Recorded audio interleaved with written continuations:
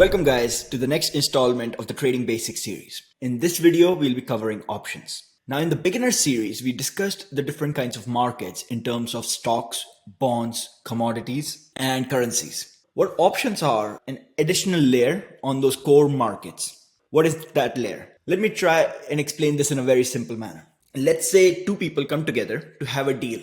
On this date, 3 weeks later, I will sell you Apple stock for $100 a share and 10,000 Apple stock. All right. You see, that's the deal. But with an option, one person gets the power to say yes or no to the deal. If he wants on the finalized date, he can say no to the deal. And if he wants on the finalized date, he can say yes to the deal. So he has an option to go ahead with the deal or not on the day the deal is set for. And that's why it's called an option, because you have a choice to go through with it or not go through with it. So one thing you have to realize is that an option is on something, right? In this case, it was on Apple stock, or it can be on a currency, or it can be a commodity like gold and oil. But the deal has to be on some core product, and the option is on something that's core, right? That's a core market. This is why options are called derivatives, because they're not standalone. They need to have a product like stocks, commodities, currencies, something that the deal can be done on. So this is the basic framework or an idea behind an option. Now in this story, think of it. If someone gets the choice to go through with the deal or not go through with the deal on the decided date, then they should pay some money to the other party, right? Because they are getting the privilege to say yes or no on the finalized date. And the other party on the other side of the trade is providing the service of being there if they say yes. So they should get paid, which means the buyer of the option, aka the person who gets to choose on the final date if they want to go through with the deal or not, pays the other person who will be their counterparty. You have to realize you get a choice, you have to pay for that choice. It's not free. And that's what an option price is. That's what's called a premium. So the buyer of the option, the person who will make the choice on the decided date, pays the seller of the option a fee for having the privilege to choose on the decided date. So this is the basic idea behind options. There are two kinds. It's called calls and puts. We'll go in the differences of both of them in the next slides. From this example alone, you should have realized that an option is defined by the core product, aka stock, currencies, commodities, whatever it is. It's called the underlying. That core product is called the underlying. It's defined by a date because you have to do the deal on a certain date. And it's defined by a strike price. What is the strike price? Strike price is the price that's decided upon in the deal. For example, on this date, I will sell you Apple stock for $100 a share. That's the strike price. It's the price that's been decided on in the contract. So let's begin with the call option. The call option on the final date, on the date of the deal, it allows the buyer of the option to say yes to buying the stock at the strike price. If he wants, he can say no. So in this case, if you think about it, why would he say yes? He would only say yes if in the deal price that's written down, the strike price is less than price of the Apple stock available in the market. So in the deal, let's say you can get Apple stock for $100 a share, but in the market right now, Apple is trading for $105. In that case, the buyer of the option would want to buy that Apple stock for $100 a share. Then go in the market, sell it at 105 and be done. Get a profit. If the Apple price in the market, if the stock price is less than 100, then the buyer of the option has no desire to do the deal because he can get the Apple stock for less than 100 in the market. Why would he want to do the deal at 100? So in that case, he would say no. What that means is that option expires worthless because on that final date, he decided not to do the deal. So it expires worthless. If he decides to do the deal, that option expires in value because that option has value because the person wants to do the deal. And how much value does it have?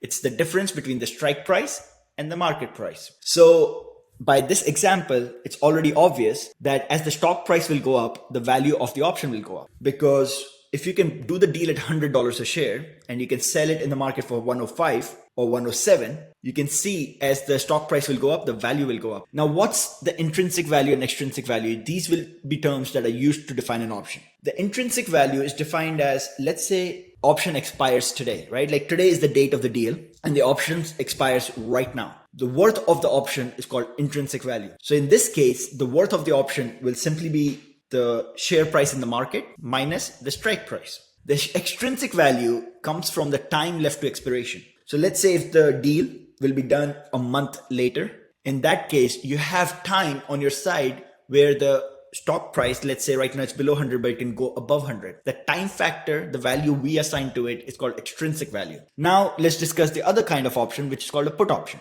In the put option, the buyer of the put can decide to sell to the other party a certain amount of stock at a certain price. So you see the difference between call and put. In the call, the person who decides to make the deal or not gets to buy the stock at a certain price, at the deal price. The buyer of the put option gets to sell the stock at the deal price. So why would he want to sell the stock? At what point does he get an advantage? That would be if he can buy it cheaper from the market. So let's say again, Apple in the market right now is at 95 and the strike price, the deal price is $100. So what the person can do is buy in the market for 95 and then go and sell right away at 100.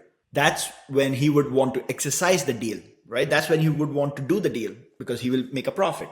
What if the market stock price for Apple is 104? Then in that case, he would not want to sell it at $100 for the deal. He would just go to the market and sell the Apple at 104, right? So the buyer of the put option decides if he wants to sell his stock and do the deal or not. By that case, you realize that the value of the put option will increase as the stock price goes down. Why?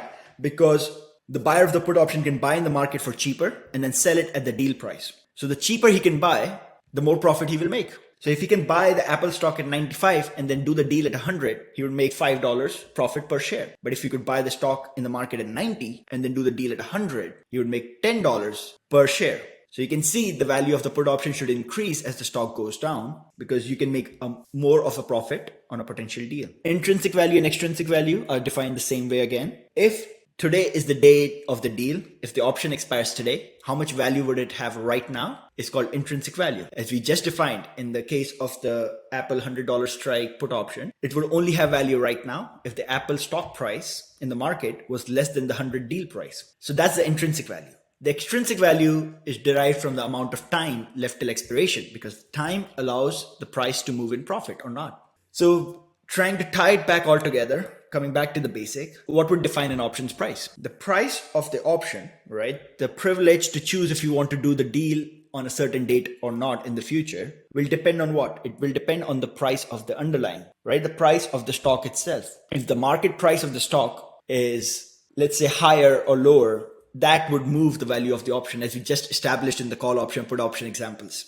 The second would be time left till expiration. The more time you have, the more potential for the option to gain value or lose value. So that would define the price of the option. And then third and final thing is implied volatility of the underlying. How much is the stock moving? If the stock is moving in 1% in a day compared to if it's moving 10% in a day, that would vastly change the price of the option. Let's say you have 1 day left till when the deal has to be done. Okay. A stock that's only moving 1% in a day compared to one that can move 10% in a day, you can see why the value of these two should be different because one will have a higher chance to be in profit when the day of the deal arrives. So those were the basic things about options. If you have any questions, you can ask them in the noob chat to me. Now, one thing I do want to mention is options will be affected quite a significant amount by economic events. And you have some important economic events every week. So that's why we have an economic events channel where you can keep track of the events that are about to happen next week. And I want you to refer to this every single week and mark down all the important dates on which something big will happen. Like last week, we had the Fed chair, Powell, talking, which moved the markets quite a bit.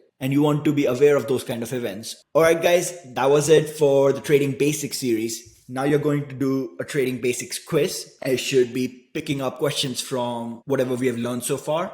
And after that, a lot more channels will open up to you, including daily analysis, options analysis, and all kinds of stuff. So if you have any questions, ask them in the noob chat. And then after the Trading Basics quiz, you can also ask me in Ask the Professor channel. I will see you guys in the next video.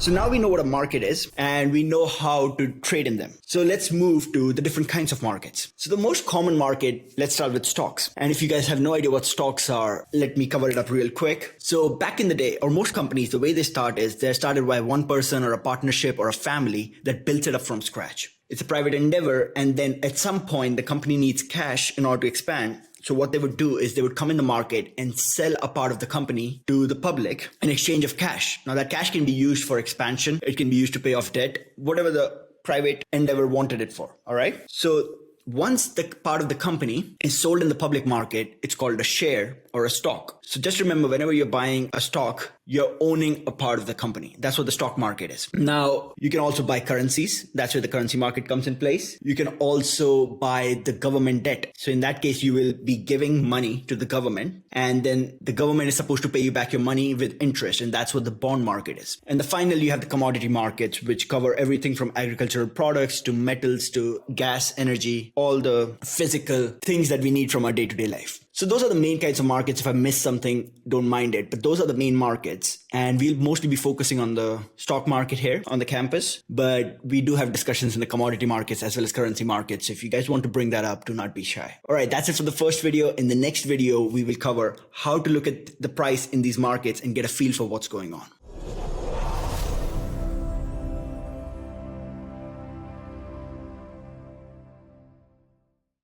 Welcome guys to the next installment in the beginner series. In the first video, we discussed what markets are and how one can trade them through brokers. In this video, we are going to discuss the very important aspect of understanding what's going on in each market, and that's through reading price charts. Now, each broker has their own charting stuff available, but we recommend to use TradingView as it's one of the best charting platforms out there in the industry. The tools available, the connections available is just amazing. So that's recommended, and it has a free option, so you don't really have to worry about the price either. Now, when you open TradingView, this is the first screen that's going to come up. You would go to these products and look at the chart. So let's see what we find out. The first chart that they open up is of Apple. Now that's not a surprise. Apple is one of the largest companies, so it's an easy one to start with. On this chart, you can see that on the y-axis here, you see the price of the stock, which is Apple in this case. And then on the x-axis down here, you see the time. This defines what the price of the stock was and at what time. On the right side of the screen, you see a watch list where right now you see stocks, futures, some currency markets, and just the prices you want to keep track of. You can obviously customize it based on your own needs. Each one of these drawings shows the price action of a day. Now, the reason it's a day is because we're on the daily time frame. You can obviously change it to 1 hour, 15 minutes, whatever you like. So each one of these drawings, which is called a candlestick, each one of these candlesticks gives you 4 data points. Where the price opened that day, what was the high of that day, what was the close of that day, and what was the low of that day. So on Friday, 3rd of Feb 2023, open price was 148.03. The high was 157.38. The low was 147.83. And price closed at 154.5. Now, if you have no idea where I read those numbers, those are on top of the screen right here. But those numbers change with each candle, which is why I kept it together. So each one of these candlesticks is telling the price action of an individual day by defining 4 important points: where price opened, where price closed, what were the high of the day and the low of the day. And that way we can have an idea of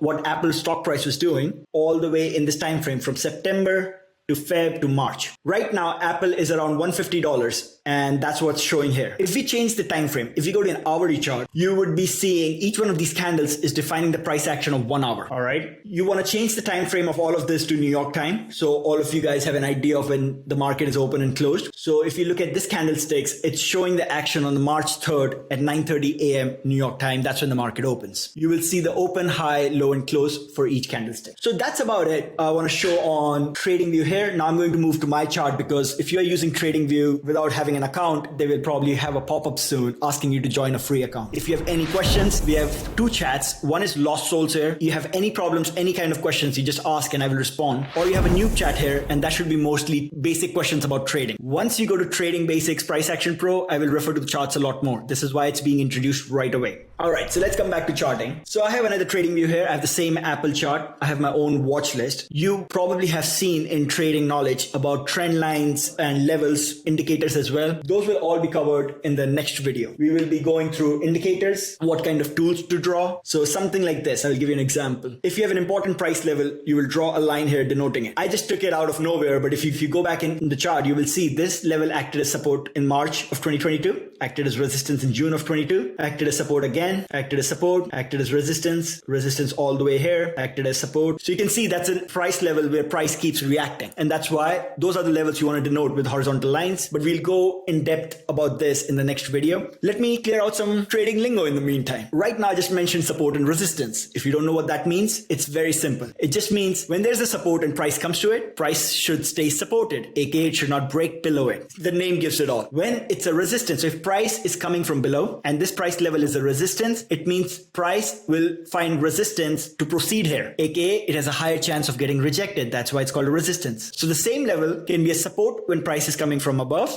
and a resistance when price is coming from below, right? Simple enough. There's another trading lingo which we will use almost mindlessly, and that's why sometimes I forget that the beginners might not know, is called going long and going short. So what does going long mean? Going long means buying something in order to sell it later at a higher price, all right? Going short means selling something in order to buy it back at a lower price. Now, how can you sell something if you don't have it? You will borrow it from your broker, you will sell it, then you buy it back at a lower price and give it to your broker. That's what's called going short. Obviously, you don't have to know the technicalities or the details about it, but that's how this progresses. All right, I think that's enough for this video. In the next video, we'll look at the drawing tools, trend lines, horizontal lines, and all of those good things.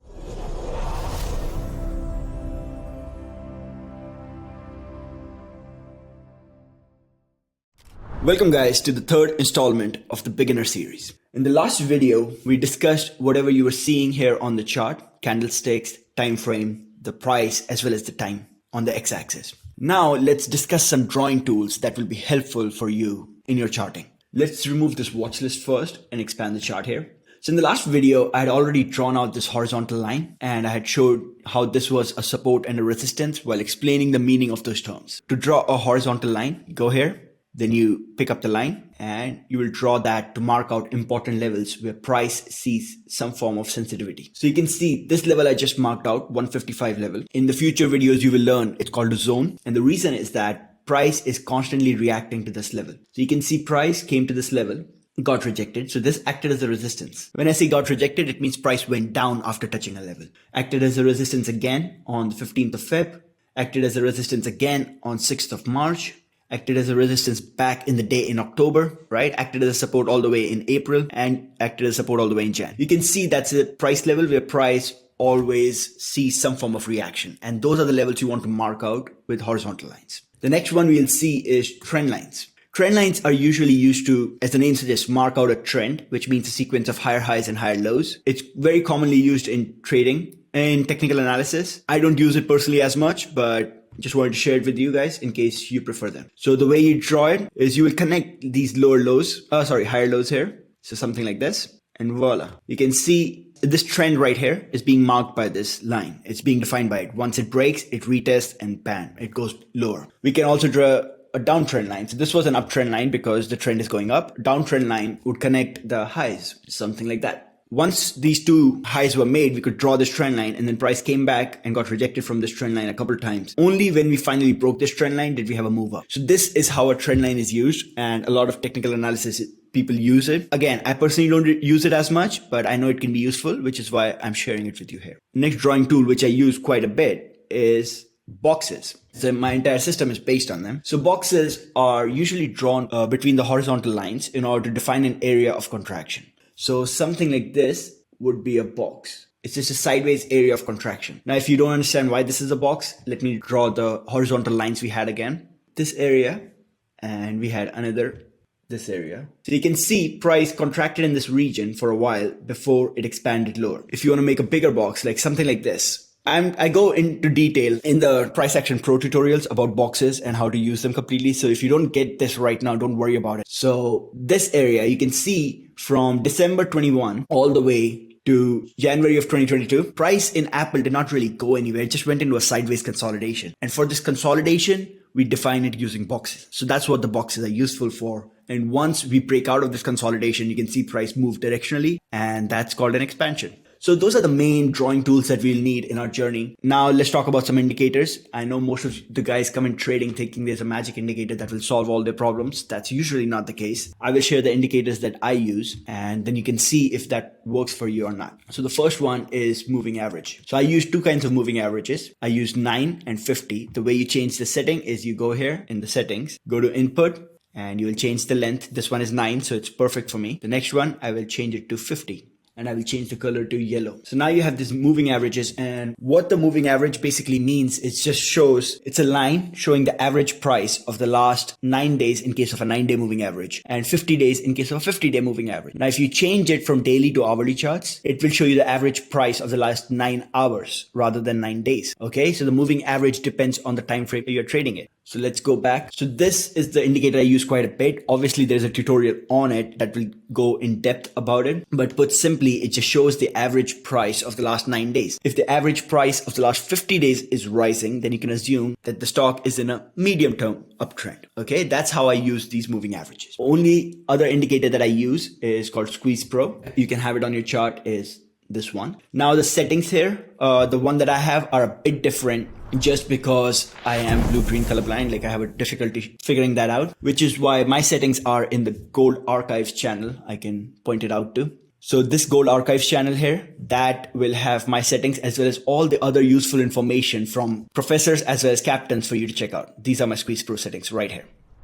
Let's go back. So change your settings there accordingly. But what these different dots on the bottom tell you is how tight the contraction in the stock is. And based on how tight it is, how big the expansion will be. Again, if you don't completely understand it, that's fine. In the Price Action Pro, I have a fully dedicated tutorial on Squeeze Pro. So you will be fine. Just, you see, I'm trying to desensitize you to the terms rather than throwing it all at you later in the course. All right, for now, that's it for the beginner series, guys. See you in the trading basics.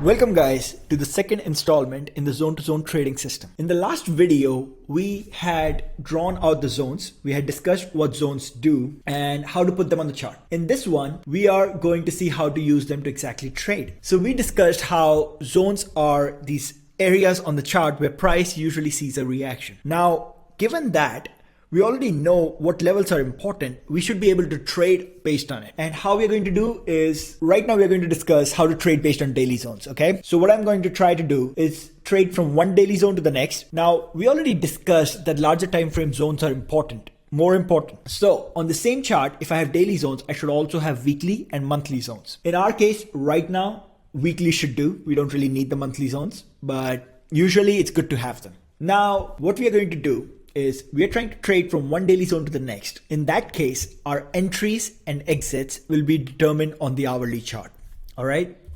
So if we're trying to trade from one daily zone to next, what we want to look for on the hourly chart is some form of consolidation around the zone and a break out of that consolidation. What do I mean by that? I mean some form of box, some form of sideways movement around that zone. So in this case, for example, you have this daily zone, right? Price came around 405.65. We know it's a daily zone. What should we look for there?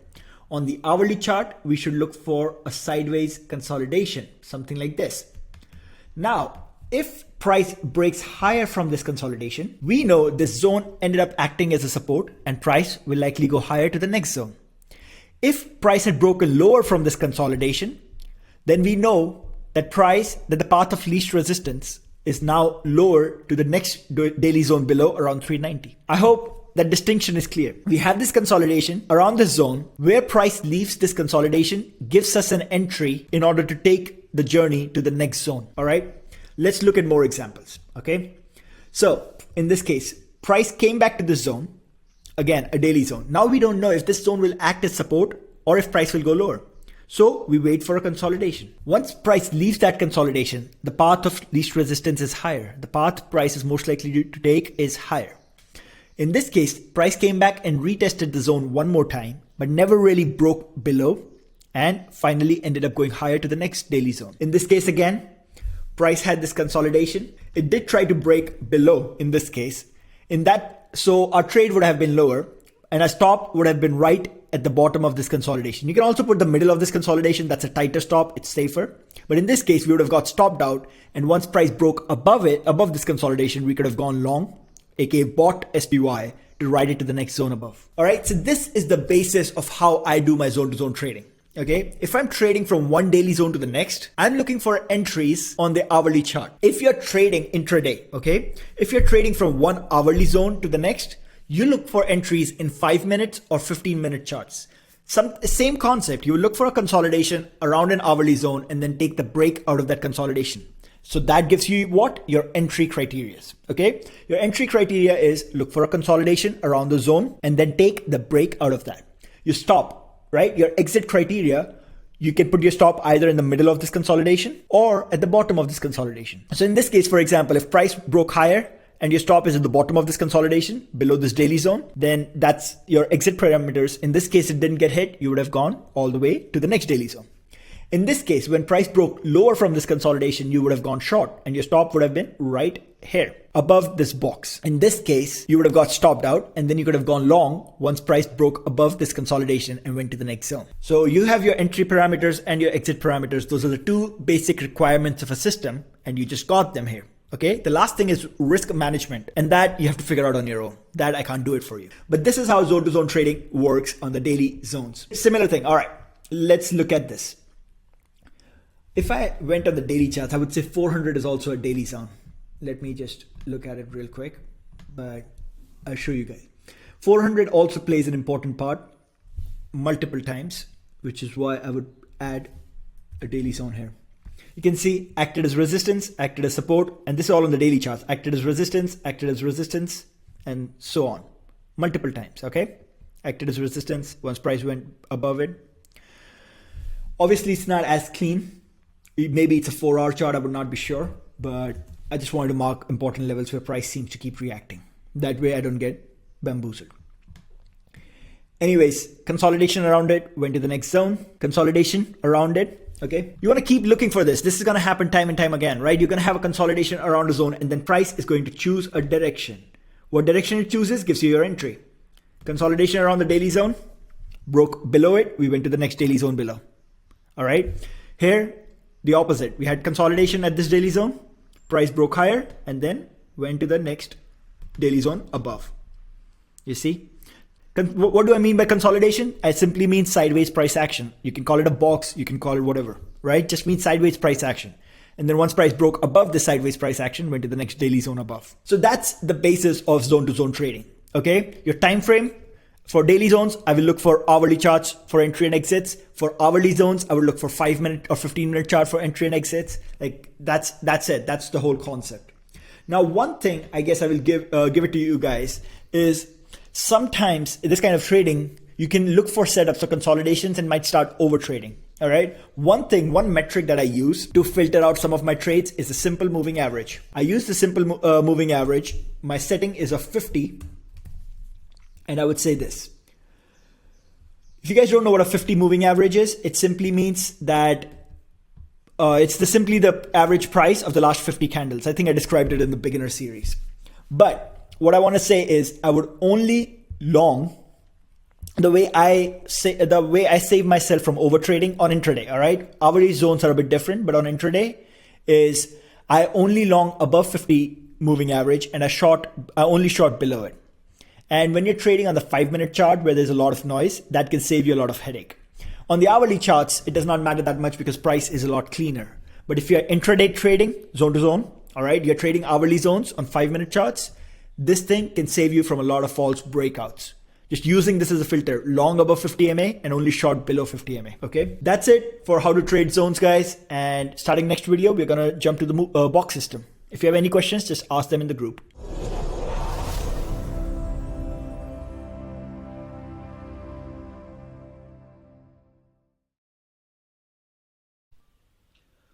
Welcome guys to the Trading Psychology and Mindset series.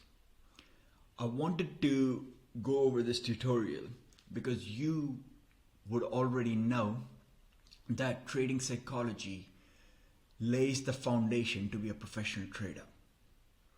90% of the students, 90% of the people who are traders are looking for a gimmick, a tactic, just a style that they can implement. But what they miss are the nuances that go into trading successfully for a living. Think of a fighter. Every fighter wants to learn how to throw a punch. But the professionals, they delve deeper into the lay of the land. For example, Bruce Lee would be thinking about the coiling action of a cobra when trying to understand the power of his punch, or about the nuances of balance and timing. That's what separates a professional from an amateur. A professional understands the lay of the land, understands the science better than an amateur does. An amateur just wants to look on what he has to do in order to trade.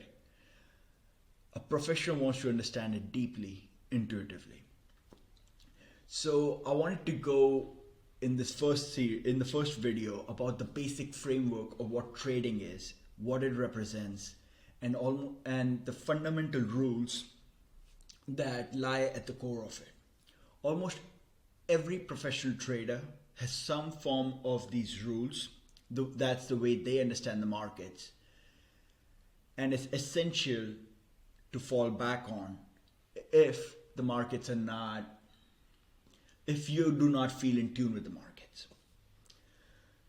So let's begin with this framework and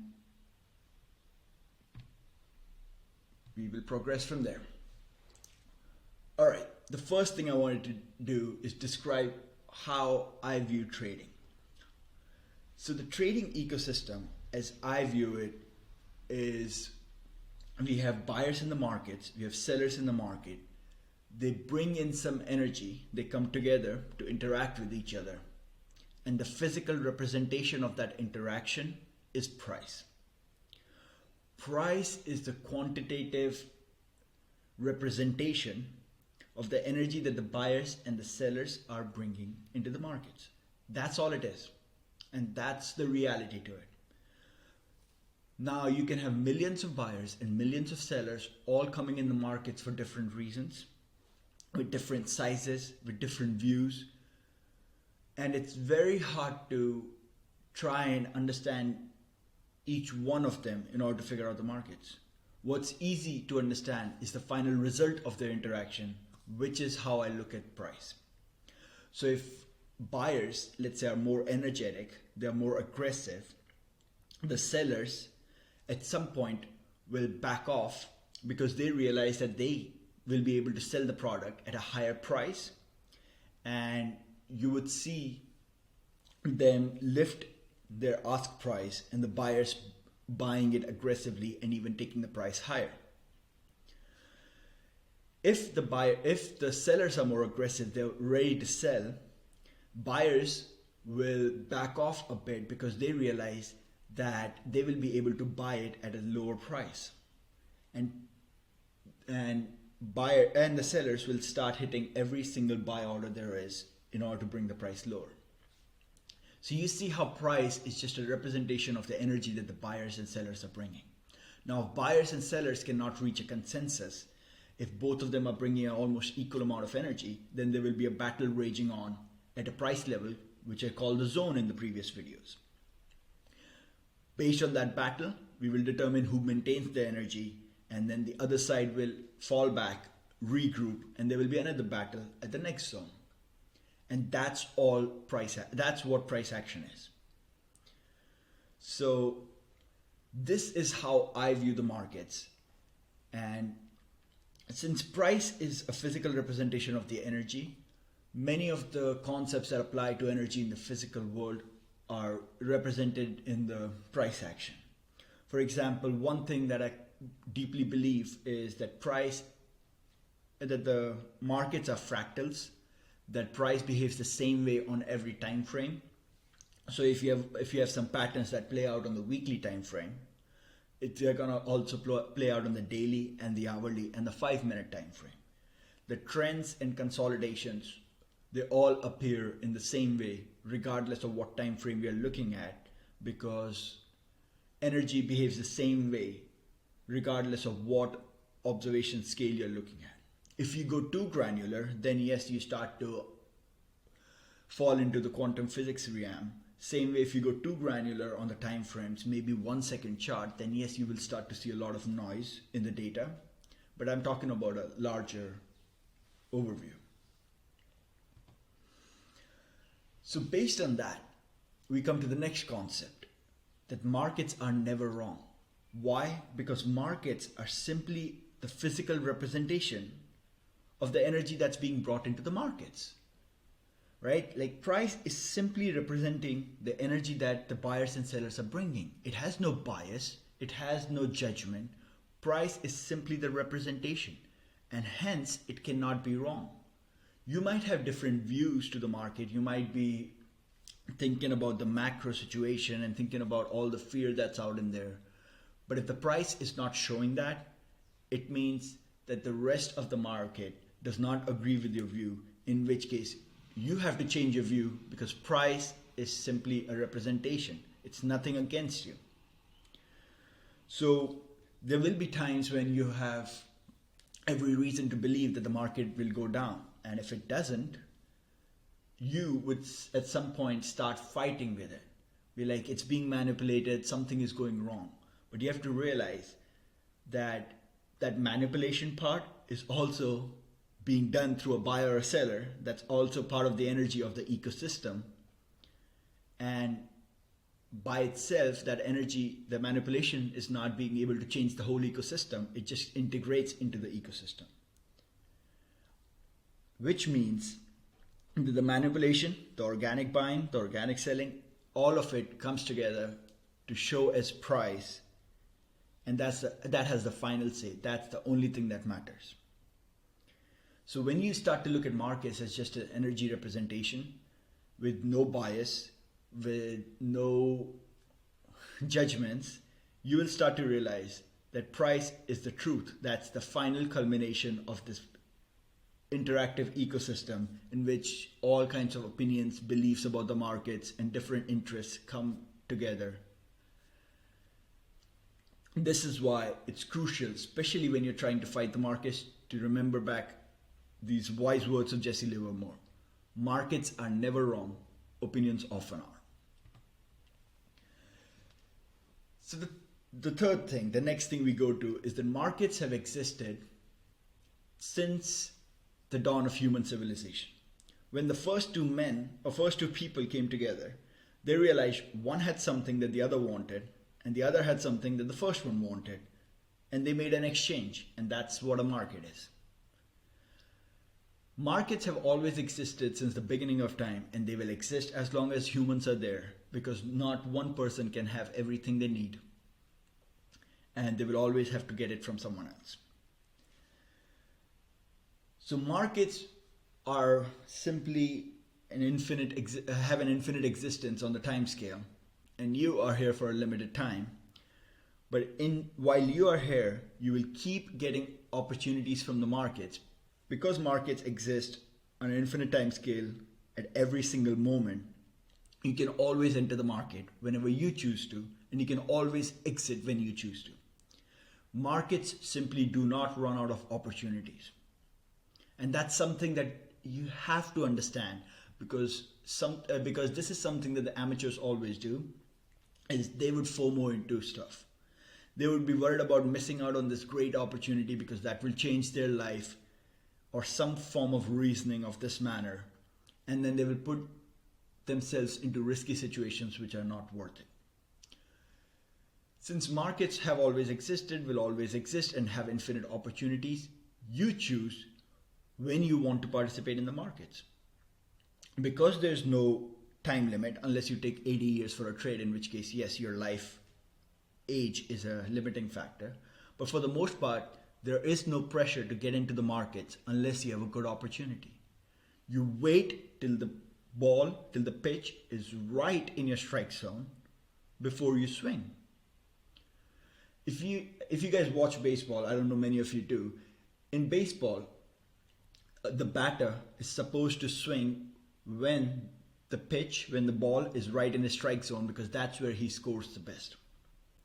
Now in baseball, you're limited in the number of balls you can get. But in the markets, you're not. In the markets, you can wait years for that beautiful pitch where you go all in. That was not to suggest that go all in on one trade where you think the opportunity is worth it. The whole point is, in markets, you can wait as long as you want to find a good opportunity, because there are infinite opportunities and they exist at all times. And you do not let markets ruin your life. You choose when to get in the markets. Don't let the markets force you to get into them. And this is something very crucial, which a lot of beginners have a problem with. They want to participate in the markets every day. Do not get into that temptation. The fourth fundamental truth of the markets is that the markets are a complex system. In the first slide, I touched upon it, how markets have a lot of buyers, a lot of sellers coming from all different backgrounds and regions with different objectives coming together in this one place and bringing in their energy that interacts in order to form price. Since markets are a complex system, it means there are a lot of different factors that are interacting. It's very hard to find the exact causal relationships in the market. A lot of amateurs think that once I understand every single reason of why things happen in the markets, I will be able to make money. So they will try and map out every single factor. For example, the interest rates, the volatility, the treasuries, the bond markets, every single thing. They try and find causal relationships on how things interact. And trust me, I went down that path when I first started trading. I would try and think about how the commodities in Australia affect the Aussie dollar and the oil affects the Canadian dollar, and how their interaction with China would matter in some other forex department. And you start to realize that those causal relationships don't work one-on-one. That's because markets are a complex system, and for humans, it's very hard to map out every second order and third order effect. Now, if you guys are aware of a bit of the butterfly effect in chaos theory, it talks about how butterfly flapping its wings in one part of the world can create a tornado in the other part of the world. Because that's how complex systems work. You can have significant effects of a small event in one part of the system. And it's very hard to figure out the chain of events that led to the significant event. One person buying some small unknown shitcoin in one part of the crypto ecosphere could lead to the liquidation of the biggest exchange in the world. How that would happen, it was very hard to figure that part out. And this is why trying to find causal relationships for every single thing in the markets, or trying to find reasons for why something happened, is bound to take you nowhere. This is why I prefer to focus on the price, because price is the final representation of all the events that happen. That complex system with all its interactions gave us an output, which is the price. And it's a lot easier to study and trade that output rather than trying to find the reason for it. However, that does not stop other people to try and find reasons for it. Why?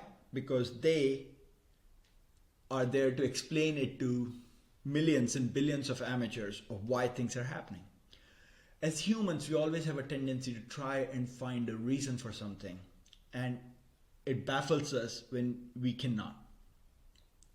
So most people in the markets would try and find reasons for why something happened in order to satisfy that need. We have this big industry, which is financial news.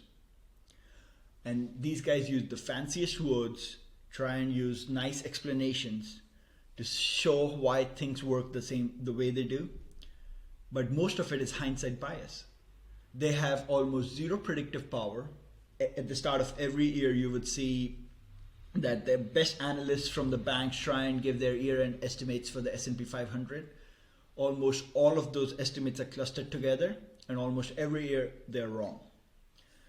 So this is something you have to realize, that the news is mostly hindsight bias. They try and explain after the event, but if they were good at trying to find the causal relationships in a complex system, they would have some predictive power, which they don't. This is why I don't personally look at the news at all. If there's a surprise news that the market had no idea about, let's say if US decides to ban crypto today, it would have a significant impact. And there's not much you can do about that kind of news that comes out. But most of the other news is something that the market already knows will come out, something like a big number print, NFP or the CPI or the FOMC meetings. So the market expects some news to come out, and the effect of the news won't be in direct relation to what the news is. it will be in relation to how the news is perceived by the markets. Let's say the market had some expectation for the news and the news came a lot better, then the market will have one reaction compared to if the news came worse compared to the expectations. So the news by itself does not matter. It's the expectations the market had in relation to that news that will affect the price impact it makes. And that's a crucial difference, because many times you would see a stock sell off after good earnings, and you would have people always questioning like, oh, the earnings were great, the guidance is great, why is the stock selling off? It's because of the expectations the market had for the earnings. If the expectations were more than what the stock delivered, then it will sell off despite good earnings and good guidance. But if the expectations were bad and then we get good guidance and good earnings, then the stock will skyrocket. So the news impact it has on the market depends on the expectations the market had regarding that news.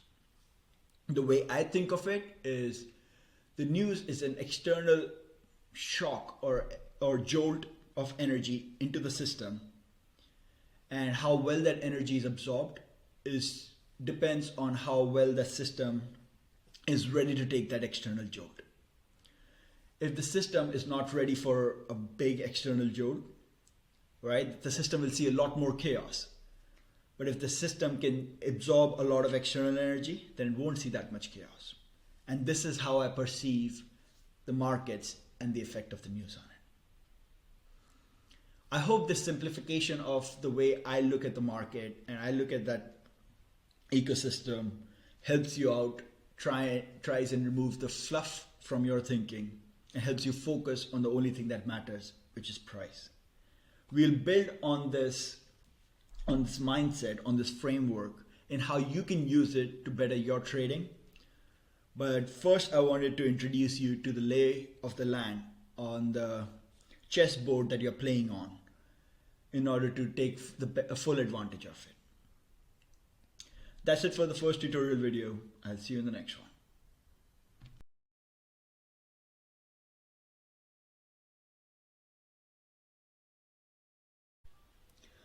Alright guys, in the last video we had discussed the moving averages. I wanted to add a couple more things about moving averages before we move to the next indicator, which is the Fibonacci retracements. So one thing I had mentioned about the exponential moving averages and how they give more importance to the recent price action.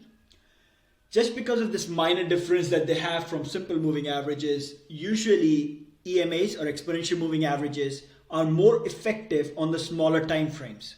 So if you're scalping, EMAs are preferred. On the larger time frames, it does not really matter. It doesn't make much of a difference.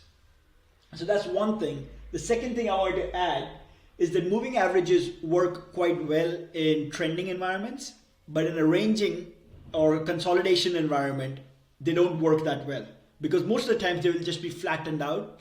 And if you're entering or exiting based on them, you might get chopped quite a bit. The last thing I wanted to say is that moving averages do not tell you when the reversal might happen. So they will keep you in a trend as long as it's going up, and then they will take you out of the trade once the reversal has already happened. Unlike RSI, where a divergence can warn you about a potential reversal, moving average cannot do that. If price is far away from a moving average, then maybe you can expect some form of consolidation or reversal. But overall, moving averages do not tell you when a reversal might happen. So now that behind us, let's move to Fibonacci retracements. So Fibonacci retracement, this concept comes from the idea that we see Fibonacci numbers or Fibonacci patterns almost every single place in the universe. If you don't know what Fibonacci numbers are, Google it a bit, learn about them, because they appear everywhere in the universe. From the shape of the galaxies to human bodies and what we find attractive, and sea animals, the shape of the leaves, almost every single thing, Fibonacci numbers are noticed. This makes market participants assume that Fibonacci numbers also matter in the markets. Now, whether that's true or not, I'm not going to debate that. They obviously don't work 100% of the times like anything else in the markets. What I can show you is how Fibonacci numbers are used, or at least how I would think of them, and then you can decide for yourself if those are for you or not. So on TradingView, if you go here, we'll have this idea called Fibonacci retracement. There's other ones too called trend-based Fibonacci extensions. Extensions are used to predict where the price might go next. But let's use retracement for now. So a retracement is usually used in a trend environment to see, let's say we are in an uptrend. So in that case, you would use retracement to see where the higher low might be made. That's where you would add to your position, or that's where, let's say, you would put your stop, something along those lines. So in this case, we are in a downtrend in Apple, and I will try and use this here. So we made these highs in August for Apple, and then we pulled back all the way to these lows. And then we start to move up again. So where would you expect price to find resistance? You would expect price to find resistance at these important Fibonacci levels. Now the most important ones, there are many numbers here, but the most important ones, or the ones that I use, are 0.382, 0.5, and 0.618. If a trend is strong, you would find the retracement only happen to around the 0.38 level. So let's say we are in this downtrend, we make this big move, then price starts to pull back up a bit. Where should it create a lower high? If a trend is strong, it would be around this area, 0.382, and then it rejects from there and starts moving lower again. If the trend is still strong, but the strength is starting to weaken a bit, it will move all the way to the 0.5 area, which is a 50% retracement of the entire move. And that's where it will create a lower high and start moving back lower again. And if the trend if it goes all the way to 0.618, you have to start assuming that the trend is weaker and we might be moving to a consolidation phase soon. So in this case, in Apple, we had this swing high, we had the swing low, and then we start to go up. So where should we expect price to find resistance? We should expect price to find resistance as these levels. So 0.382. It found some resistance around this area, pulled back, then moved up again and found real resistance around 0.5, from where it pulled back quite a bit. Now it could not make new lows, so at this point the trend is over. But you guys get this idea on how we can use these levels to figure out where price would find resistance in a retracement. Now this is a downtrend, so that's why we are saying resistance. If it was an uptrend, you would look at supports. So another example, so that's how Fibonacci retracements are used. It's a retracement, it's a counter move to the current trend we are in. That's why it's called a retracement. So that's one example. What you would use that is, let's say price retrace to these levels, you will either add to your position if you are a trend trader, or you would maybe put your stop right above this level, because if it doesn't find resistance here, it can move to the next level and so on. So that's how it's commonly used. Let's look at some more examples. So price went up from swing low to swing high here. If we have started a new uptrend, right, where should we find some support? Now in this case, let's say we are trading, we simply went from here to here, right? Maybe I should not use an example on this small of a time frame. Let's look at something bigger. All right. So let's say price went from this swing low to the swing high and starts to pull back. Where can I expect for the higher low to be made, or where could I add to this position? You would expect that to happen around the 0.38 or 0.5 level. You can see 0.5 level coincided with the support zone and price lift up after that. So hope you're starting to get, right, like in a trend, how you will use retracements to figure out where you can add to your position or where your stop should be. That's how they're mostly used. Then we have something called Fibonacci extensions. So let's say you had this move from the swing lows to swing highs. You pulled back, you found support here. Where should it go next? You would use extensions for that. That's where we have the trend-based fib extension. So this is the basic concept behind Fibonacci retracements and extensions. Play around with this indicator a bit. See if it helps your system or not. I personally don't use them quite a bit unless we are in an area where price has no previous history. So let's say if we are in all-time highs territory, then I might use Fibonacci extensions to figure out where price might find resistance. But overall, it's not an indicator I use.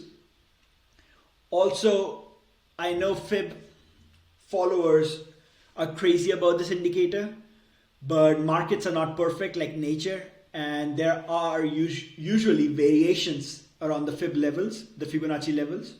So if you coincide the Fibonacci levels with some form of zone, it usually works better.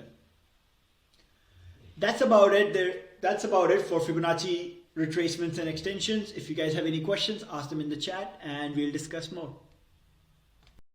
Welcome guys to the next installment in the options trading strategies tutorial series. In this one, we'll discuss butterflies and iron condors. So in the last video, we discussed straddles and strangles, which benefit if the stock price has a large move in either direction, right? We're expecting some volatility. We just don't have a bias on the direction. In this case, both iron condors and butterflies are used when we expect the price to be range bound, right? We do not expect a big volatility in either of the directions. So in that case, what are iron condors? Iron condors are simply the combination of a bull put spread and a bear call spread. If you guys remember from the previous videos, in both of these, you receive some premium. So for a bear call spread, you expect bearish prices, you sell the more expensive call and you buy a cheaper one. In a bull put spread, you expect bullish prices, you sell the more expensive put and buy a cheaper one. In this case, since you're expecting range bound prices, you put both of these spreads on, you receive the premium, and then you don't want price to leave that range that you're expecting it to be in. So let's take an example. If the current stock price is, let's say, around 45, we sell this 50 call and buy a 55 one, you expect to receive some premium from this position. And let's say you sell the 40 put and buy the 35 one, you expect to receive some premium from that position. So if the price on expiration is between 40 and 50, you keep the entire premium and are in profit. Now, let's say price did move out of the range, it goes below 40, in which case what will happen is you will suffer some losses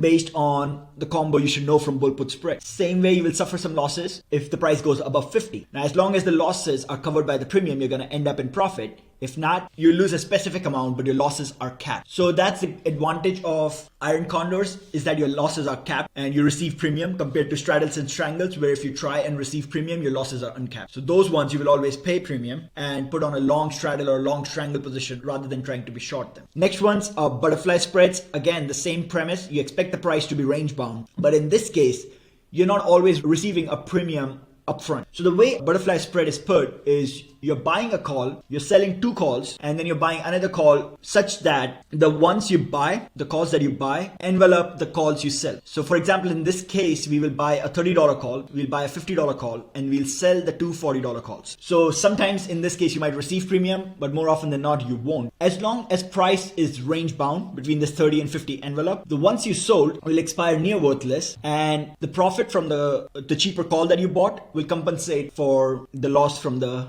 more expensive call you bought. So in this case, if price goes a lot out of the range, let's say it's below 30 on expiration, the calls you bought expire worthless, but then you will have some premium to make up. More often than not, if price goes out of the range, you will end up in a loss. If the price is within range, the $40 calls you sold would not give you enough damage, where $30 calls you bought will make up for the damage from $40 calls you sold, as well as the more expensive call you bought. So you can see the payoff structure is slightly different from iron condors. Ideally, I would suggest to put on iron condors, but this is another strategy to explore, just a slightly different payoff structure. So for now, I simply wanted to introduce all the different strategies. Now, you guys have an idea of what kind of strategies to employ if you have a bearish bias, bullish direction, if you have a bias on the volatility. And now you have all the tools in your arsenal to put the different kinds of options positions. And from now on, we'll discuss the options Greeks and see how the different positions will move based on the change in the stock price, based on the change in the time to expiration, as well as the implied volatility. All right, until the next videos, good luck guys. Try and study these different strategies and let's get it.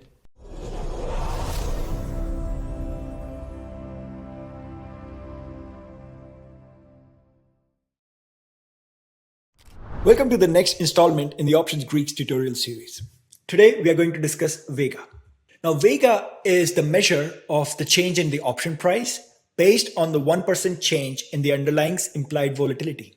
What is implied volatility? It's the volatility we are expecting in the future, all right? Now, does it have to be correlated to the historical volatility? Not really. And you see an example of that in many FOMC meetings.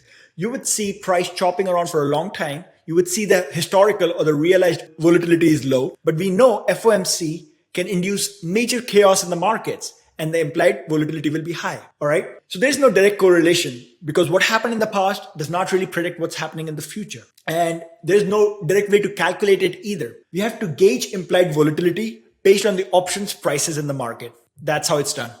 Now, Vega, the impact of implied volatility is always positive. The higher the IV, I'm going to start calling it IV. I don't want to say implied volatility every time. The higher the IV, the higher the option price. So Vega is always positive. Now let's see how Vega is affected by in the money options, far out the money options, and at the money options.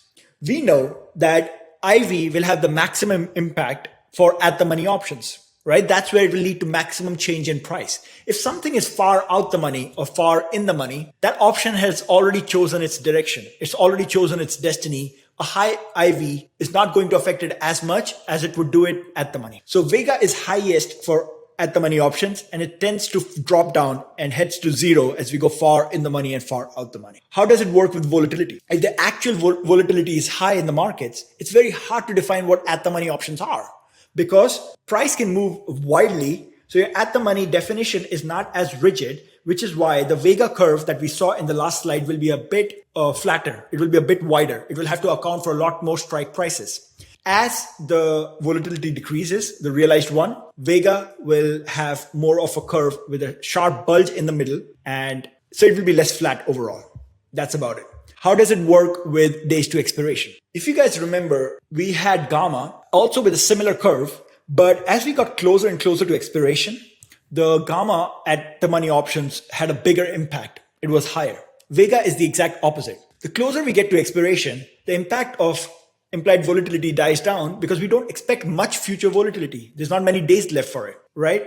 So over time, Vega curve will die out. And the farther we are from the strike price, the farther we are from at the money options, the faster it will die down. Because if the time to expiration is going lower, then far in the money and out the money options do not really care what the implied volatility is. They have already chosen their destiny. At the money options too. So the ones that are farther out, the strikes, those options will lose Vega the fastest compared to at the money options. That's about it for Vega, right? It does not really affect our decision making day to day too much. Just know that options are going to be more expensive as we have earnings or major volatility events like FOMC or CPI, and just account for that. If the IV is too high, where you do not expect that the market can make such a move on earnings, do not try and play those earnings. Because what's likely going to happen is that the earnings come out a lot more normal than the insanity market is expecting. The implied volatility is going to drop very fast and your option value will get crushed. That's called the volatility crush, vol crush. So if the IV of an earnings option play is too high, do not play it. But other than that, you don't really need to think too much about Vega. That's about it for this tutorial. And that also finishes our Options Greeks tutorial series. I'm not going to discuss Rho, which is the rate of change of option price based on interest rates. Since we don't really indulge in options that are too far out, maybe years out, we don't really need to worry about that Greek overall. All right, that's it. If you have any questions, ask me in the chats.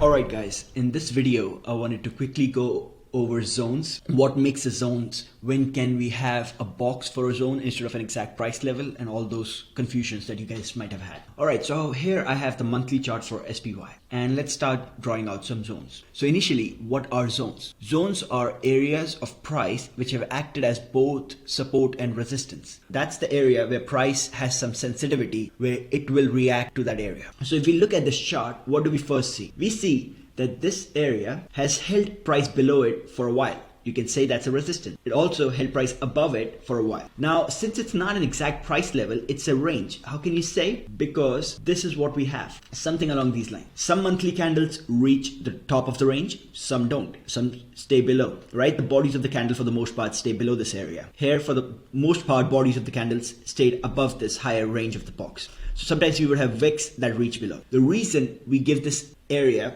importance is because this is the monthly chart, while there are events on the daily levels that might lead to us creating a wick. For example, this wick right here could be because of one CPI event that happened in August and that led to this, but price finally closed below this area. So if you're trading on the daily charts and you're drawing zones on the monthly chart, you want to realize that this area, we could wick through it, or we can wick somewhere in it and still not change the idea that we have for the monthly levels. And that's why I drew it as an area instead of one specific price level, because it allows us for the fluctuations or the noise that might happen on the smaller time frames when looking at the monthly time frame chart. So let's draw out another one. Another level you can see is here. That's where price has been limited to on the downside. So I'm going to draw it out and I will explain why this one is also a range and not just a specific level. So I drew it out something like this. The reason is, first of all right, let me show how this area acted as support. You can see all the way from July to April of 2022, price stayed above this, and since then this area has kept price below it. That's why it's a zone. It acted as a support and a resistance. This area, the reason I drew it, you can see this acted as a resistance in 2020 before we had this massive rally, and now it has acted as a support for almost 10 months, keeping price above. Why did I draw it as a range again? You can see this, the lower level kept these candles for 3 months below it, right? We might have a wick here and there, but the bodies of the candles stayed below it. And on this side, we might have a wick, or in this case, or sometimes the bodies came, but it kept price above it. So you can see it's not a specific price level, at least on the monthly chart. It is a range that's keeping price above or below it. And as we get on a smaller time frame like the daily or the weekly, we might be able to see some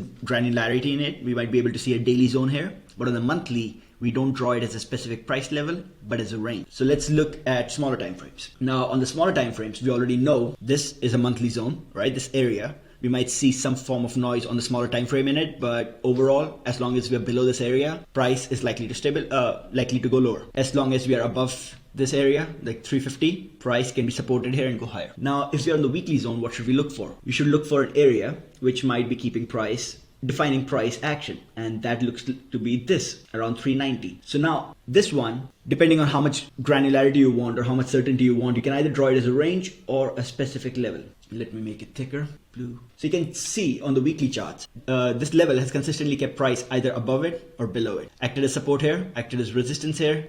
When price came back, acted as support again for a bounce. When price came back, acted as resistance again for a bounce. Same. So this line is a weekly level. Now, is it exactly 390.10 price level? No, it can be a small range around it. Like you can see these wicks here where price might wick there and come back in. So what you can do is pay attention to the bodies of the candles rather than the wicks, or you can draw it as a small range like we did on the monthly chart. It depends on how you want to perceive it. But you have to recognize that a zone is not a specific price point. It's an area around an important price level. Same thing for the daily charts. You can come back and then draw the zones based on the concepts I just described on the monthly and weekly. But I hope you're starting to see why sometimes it's better to draw the zone as a range rather than a specific price point, while at other times you can simply draw it as a price point, and that should provide enough clarity for your purposes.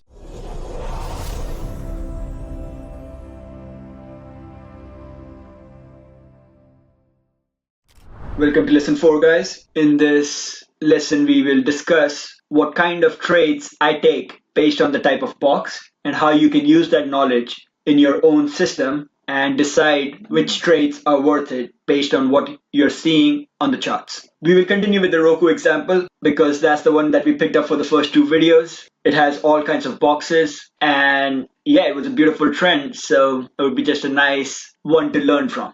So let's begin. Let's begin with the base box first. When the price has been consolidating in a huge zone for months on end, we know that the first move out of it will be explosive, right? The only problem is that we don't know when the move actually begins. There are times when the price moves out for a little bit, and then comes right back. This you can see in Square recently. You can probably also see in the Amazon base box that's developing right now, in the Shopify base box that broke out a few months back. The price goes out of these boxes and then within a day or two, sometimes even right away, comes back because it's not ready to trend yet. Most of the times what's happening is the institutions push the price back in the box because they're not done accumulating. So that's a major risk with a base box breakout. And that's why when the price is breaking out of this base box, I don't like to take naked options on it. It's just not worth it because the price can come right back or it can chop around a bit before the break really happens. It's just not a quick, fast move, which will make it worth it for naked calls and puts and be able to fight the premium burn. More often than not, I face losses when I'm taking a naked option out of a base box. So in this case, for example, when the price breaks above 170, above the base box boundaries, what I would probably do is take equities, take direct stocks, and another thing you can do is buy a bull put spread, right? Try and keep your strikes below the first zone because that's our stop. The price can still trend above this first zone. It can come back a bit and then still trend, right? The trend structure is not broken because a higher low can still be created. So if you put on a bull put spread, you will want to keep the strikes below the first zone. So those are the two possible trades I would take on a base box breakout. Now, the next thing I'll try to look for once the breakout has happened is sometimes the price will get out of the base box, and if it rises up really fast, it will move sideways for a bit. It will move sideways and consolidate and wait for the 9MA to catch up. This will lead to a 9MA box. An example is right here, between 270 and 280. You see price moved out of this 50MA box quick, moved sideways for a bit, and created a 9MA box. Well, from these 9MA boxes, you should be able to pick up naked options, right? From a 9MA box, pick up naked option for the nearest expiration, maybe at the money or one out the money, and it can be a quick trade. Maybe hold it 1 day maximum, right? Hold it for a few hours, take the quick trade, you will see 150% gain, get out. That's the goal of this. You're not there to wait, you're not there for the trend to continue, none of that. It's quick profit. So out of 9MA boxes, such as here, another consolidation right here, you should be looking at short term, very short term, the nearest expiration, long calls or short puts, like naked option. That's it. You can also take a smaller bull put spread if you want. That also works. But again, you'll have to think about quick exits and the profits are not as much as you can make from the naked option in that case. In this case, I'm discussing all about bull put spreads and naked calls just because the breakout was higher. If the breakout is lower, just do the exact opposite of what we will do when the price is going higher. That's it, right? If the base box breakout, if the price goes higher, you will go long. If it goes below, you will go short. Same for the options. All right, so now that we have discussed the base box and we have discussed the 9MA box, let's see how I will trade a 50MA box. The first 50MA box after the box breakout is a bit different from the second one, right? The first 50MA box after the box breakout, which is a 9MA box in the weekly, has a very high chance of continuation, a very high chance.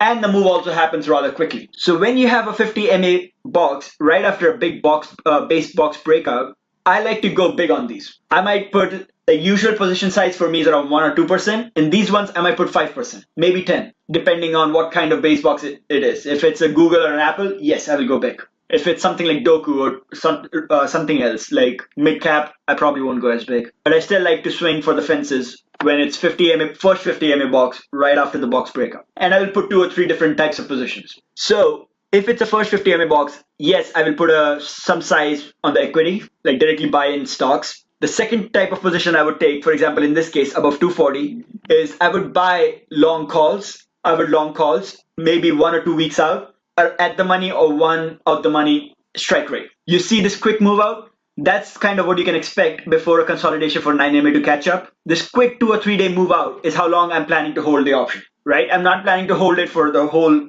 expiration period. I'm planning to hold it for 2 or 3 days. It's still more than a 9MA box where you only want to hold it for a few hours, 1 or 2 hours, maybe a day at max. This one you can hold it slightly longer. So that's the second position I would put on a 50MA box like that. The third position I would put is a bull put spread. If the box is small enough, I would put it right below the box boundary, lower box boundary. If it's a bigger box, maybe I would put it somewhere in the middle of the box, still below the first zone, but in the middle of the box in order to get a bigger premium. So that depends on the structure of the box, and that is more of a nuanced question. It depends on the situation. But these are the 3 kind of positions I would put on the first 50MA box out of a base box. For a second 50 MA box, there is a higher chance of failure, so I won't go as big. Most likely what I wouldn't do is I might put stocks here. I probably wouldn't do naked options here because there's a high chance of failure, right? If there's a high chance of failure, maybe the price comes back, chops a bit more. Maybe the price comes back and just goes down right away. In either of those cases, the highest loss possibility will be from naked options, right? Like the highest amount of premium burn. So we don't want to get involved in that. From a second 50 MA box or like a third 50 MA box, I would probably only put bull put spreads and just more equity. Again, your stops will be the first zone inside the box structure. That's non-negotiable. Where you want to take profits, that depends on you.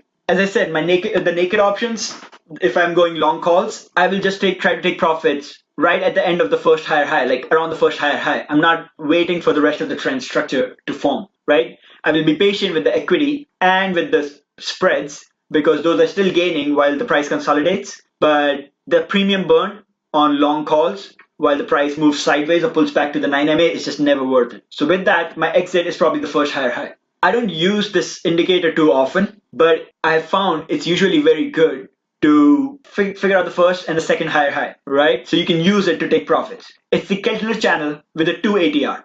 A Keltner channel with a 2 ATR, you can use that for estimating where your first higher high will be and taking profit out of long options or short options, like naked options in general. That's how I like to trade all these 3 different types of boxes. As you can see, most of my trades are happening on the daily. That's my time frame. I might go down to 4 hourly to understand the little nuances. Maybe check out on the weekly to understand what the bigger picture is. But daily is where I'm making my trading decisions. But that's how I trade this. That's all there is to it. I will see you guys in the next lesson.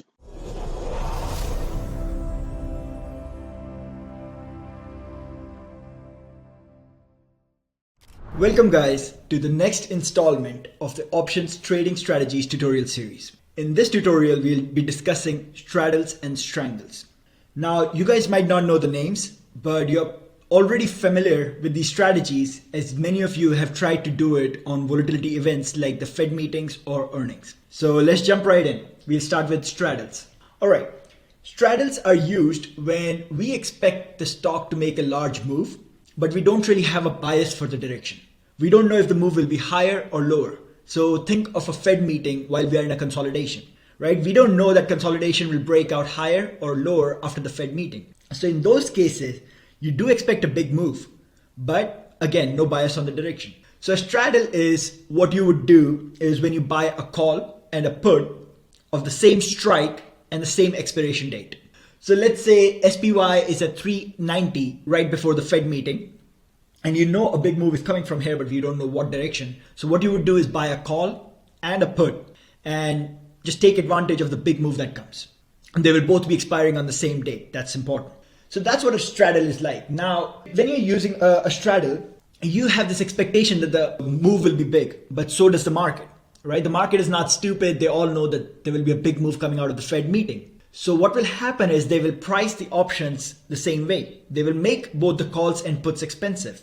So the only way you will make money is if the move is bigger or your expectation of the move is bigger than what the market expects it. So you have to check out the implied volatility of the options you're buying, of the calls and puts. And then if you expect the move to be bigger than that, then it will be a position you put on. So let's look at an example. In this case, let's say we bought a call and a put at this 40 strike. So we're looking at the payoff structure for the straddle. All right. In that case, the worst thing that can happen is the stock price on expiration date is at 40, because in that case, both put and call will expire worthless. If the stock price on expiration date is below 40, in which case the call will expire worthless, but the put has some value. And as long as the put can cover up the premium, we will be in profit. If the stock price is above 40 on expiration, then the put will expire worthless, but the call will have some value. And if it can cover the premium, then we'll be in profit. So you guys can see the maximum you can lose with this strategy is the amount of money you paid for the premium, for the call and the put. And the maximum amount you can make is obviously uncapped. At the same time, there is a limit on how much the stock can move in a given time frame. So that's what a straddle is. Now, this is a bottom straddle, is when you're long the straddle, right? Where your losses are capped and your gains are uncapped. There's another version called the top straddle, in which case you're taking the reverse of this position. So you would get paid some money, right? Some premium when the position is being placed, but your losses are uncapped. So obviously I would suggest none of you guys should do that. If you're interested in a straddle, only take the bottom straddle. The next one, strangle. Next, strangle is similar to a straddle. You're expecting a large move to happen and you have no bias on the direction. The only difference is, in this case, you buy the call and the put with different strikes. Same expiration date, just different strikes. Why would someone do a strangle instead of a straddle? Well, the amount of money you have to put on the strangle is usually less, right? If you're buying, let's say, an out the money put and an out the money call, for a big move, then you will be paying less premium than buying the at the money put and at the money call. The con is that price will have to move farther away compared to a straddle in order for the strangle to profit. So in this case, let's say we have a stock price right now at 40. Our put strike is 35 and a call strike is 45, right? On expiration date, if the stock price is between this 35 and 45 range, we lose the maximum amount. Both our call and put will expire worthless, right? So we paid less premium, but the stock will have to move farther away from 40 on expiration in order for us to profit. So you guys see the difference between a straddle and a strangle? It's not complicated. The only thing you have to remember is when these big volatility events are happening, the market is already pricing in that volatility and making the options expensive, right? So after the event has happened, that volatility is going to come down and it's going to bring the options prices down. So you have to make sure that the move that comes out of the event is a lot bigger than what the market was expecting it to be. And that's the only way you will profit. Otherwise, if the move is not big enough, then the volatility crush, because the implied volatility will come down after the event, will leave your position hanging. So that's the one thing you have to keep in mind. This is the same thing going for earnings. On earnings, if you're expecting a big move and you do get the big move, but sometimes you would open your position next, you would open your broker and your position is down. Even though we had a big move from the earnings, what usually happens is that move was not big enough to compensate for what the market was expecting.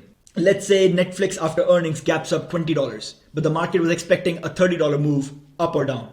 In that case, next day your options are going to be of less value than the day before, even with a big gap up. So that's something you have to keep in mind, is the vol crush. And that's why I wanted to mention these strategies, because it impacts them a lot. All right, guys, that's it for this one. In next one, we will discuss butterfly spreads and iron condors.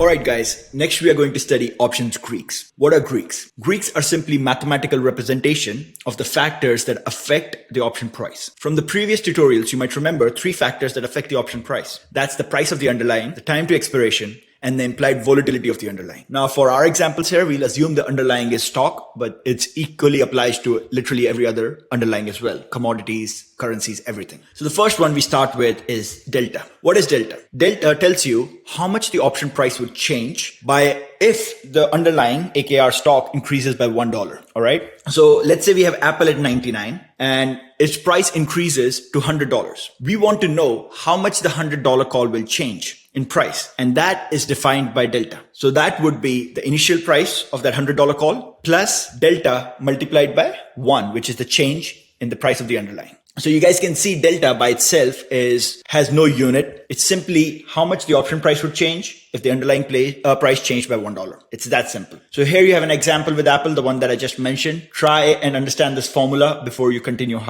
more. Now, call deltas. We know that the price of calls increase as the stock price increases. So if that's the case, then call deltas will always be positive. Their range will depend from 0 to 1 based on how far out the money they are. And that's about it. You can see here at the money, the delta would be around 0.5. Another way to look at delta is the probability that the option will be positive, profitable at expiration. When I don't say profitable, I would say it will have positive value. It will have some intrinsic value. So delta can be thought of as the probability that the option will have some intrinsic value at expiration, in which case you can see why at the money options would be around 0.5. Because there's a 50% chance that the option expires in the money. While if something is very far out the money, probability is low, and that's why the delta would be tending towards 0. If something is very in the money, the probability is very high that it will expire in the money at expiration, and the delta is around 1. So that's another way to think about deltas, and that will help you understand how delta will move based on other factors like time to expiration and implied volatility. We'll cover that in this tutorial next. But first, let's discuss put deltas. We know that the price of puts goes down as the stock price increases.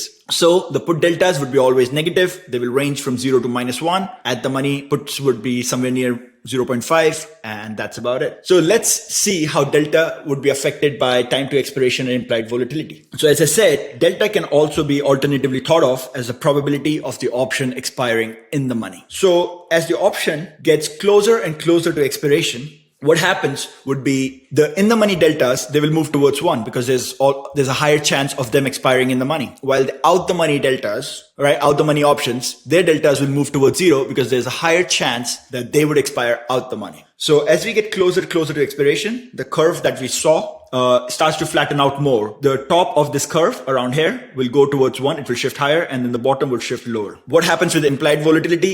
With implied volatility, the curve gets flatter. And the reason for that is we said option delta is the probability of it expiring in the money at expiration. So if implied volatility is high, many of these out the money options also have a higher chance to expire in the money. The probability increases. Why? Because volatility is high. Maybe one event, one day could simply bring this out the money option in the money. So this curve will go higher because the probability of expiring in the money on expiration becomes higher. And this part of the curves becomes lower because these in the money options can just as easily go out the money because of the volatility. So that's how delta is affected by time to expiration and implied volatility. Now, putting it all together, should be obvious what delta is. Delta is simply how much the option price would move with the change in underlying price. And the other way to look at it is the probability of the option expiring in the money. If you start to pick up options that are too far out the money, or the probability of expiring in the money is very low, then there's a high chance your option value will go to 0. And that's just something to keep in mind as you take risky options positions. All right, that's it for delta. There's not much more to add. We will see later in other tutorial on how to use it. But for now, I simply wanted you to get an understanding for it. The next one we'll discuss is theta and then vega.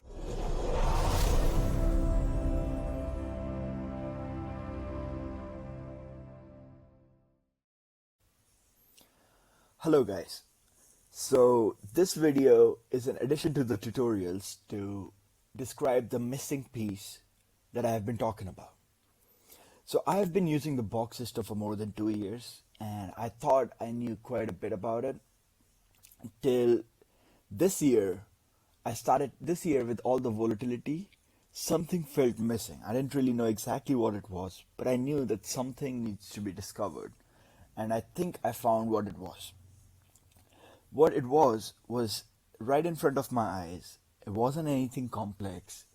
It was just the addition of the 21 MA to what we used to do before. So we're gonna use ES1 here. I'll show you multiple examples of what I'm talking about, but let me first describe what I'm talking about.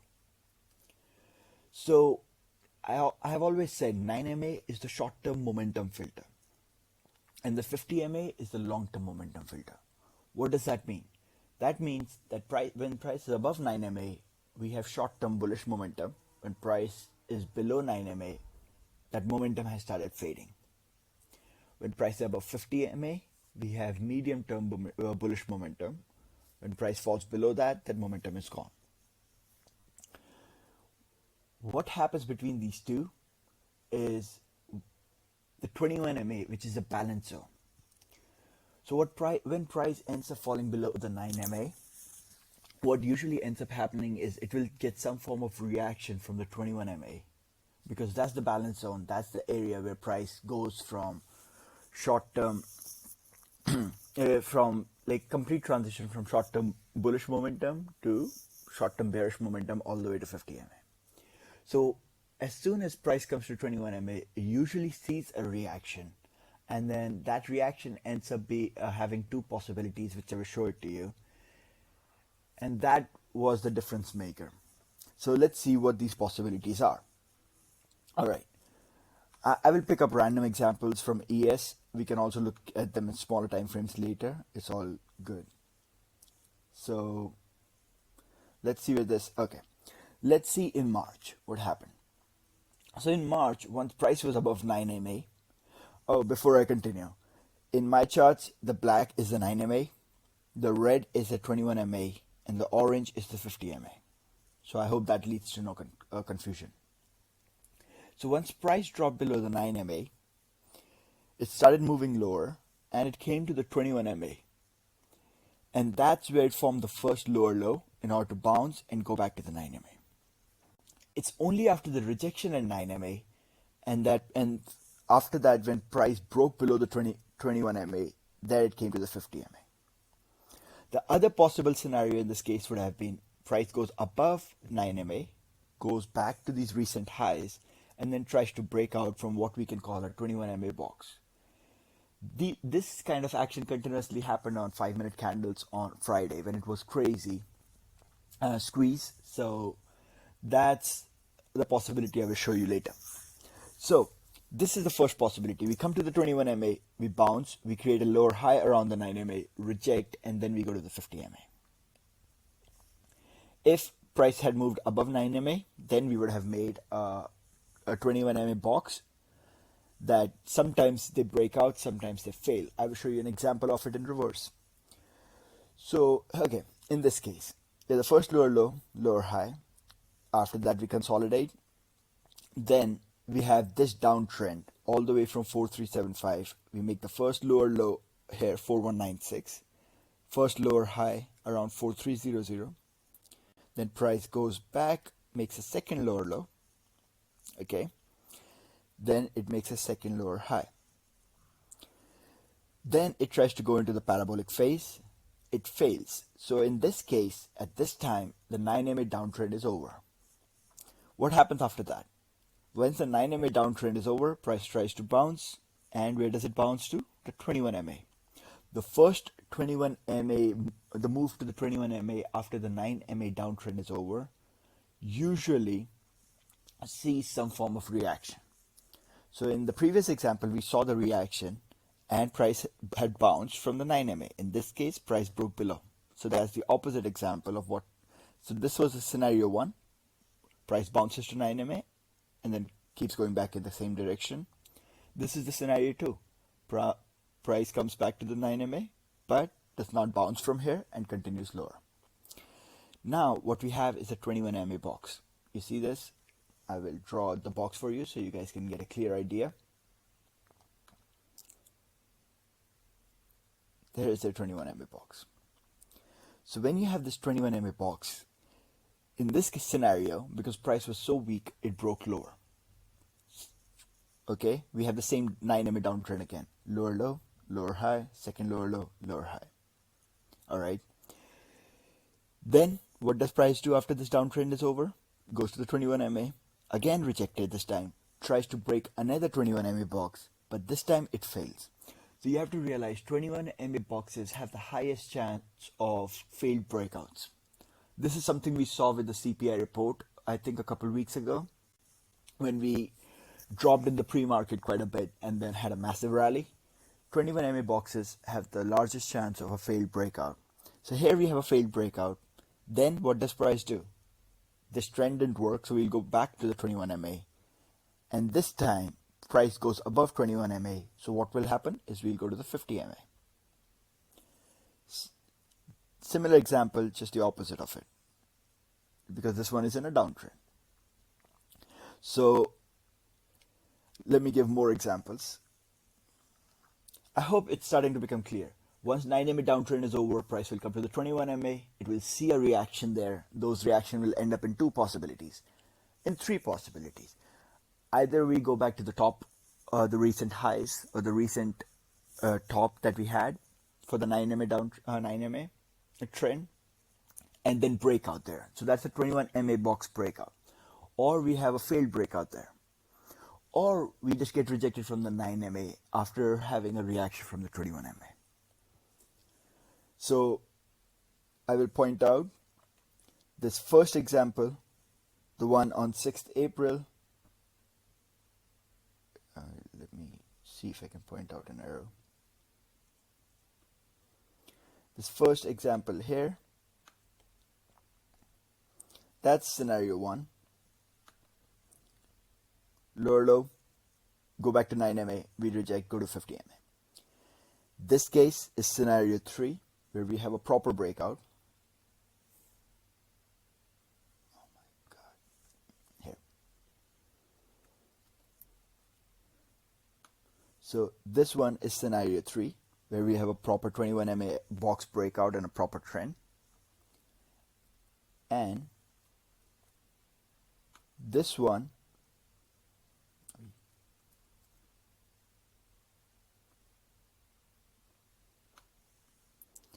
is scenario 2,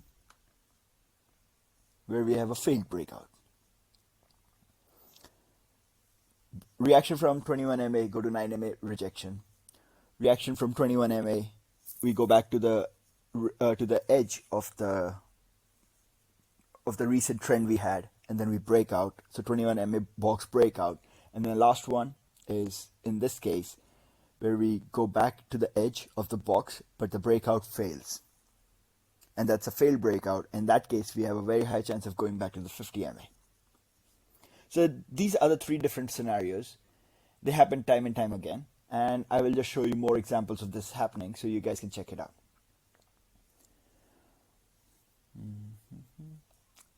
It doesn't matter. Let me just show you some examples. So, for example, the one where we had the recent downtrend. So once we broke below this 3900 area, I will draw out the base box so you guys have an idea. So we had this major base box, and I had pointed out in the last few watch list videos. Once we broke below this base box, right before FOMC, we had the first lower low here. We had the first lower high here after the FOMC. We had the second lower low here, second lower high here, and then we tried to go in the parabolic phase. That failed once we had this rally at the start of October. And if you guys remember, when this rally started, we were like, all right, this price might go all the way to the 50 MA. Our first reaction was obviously, our first resistance was obviously 380. But at that time, I didn't think about the 21 MA, so I did not think the reaction would be so sharp. I thought we would consolidate here at 380 a bit and then go higher. So what I didn't know at the time is the first move to the 21 MA after a 9 MA downtrend sees a sharp rejection. We got this rejection. 9 MA could not stop the price. We went lower and retested the recent edges of the box.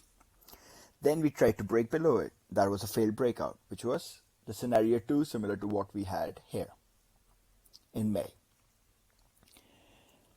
After that failed breakout, we went above 21 MA and we started consolidating. And this is when I was very confident that we'll go towards 390 area.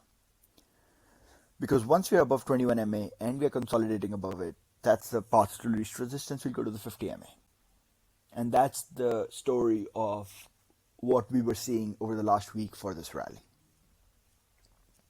So these kind of examples pop up again and again on every chart. Feel free to check it out and you will see this happen time and time again. This one, for example, we have this 9 MA downtrend. Price broke above 9 MA, went to the 21 MA, went slightly higher, got rejected, but stayed supported by 9 MA, consolidates, and then goes to the 50 MA. Now this one, the moving averages are very near to each other, so it's not as clear. But these kind of examples happen time and time again. So let me show you the major gamma squeeze that we saw on Friday, and I'll show you the 5-minute chart for how that played out.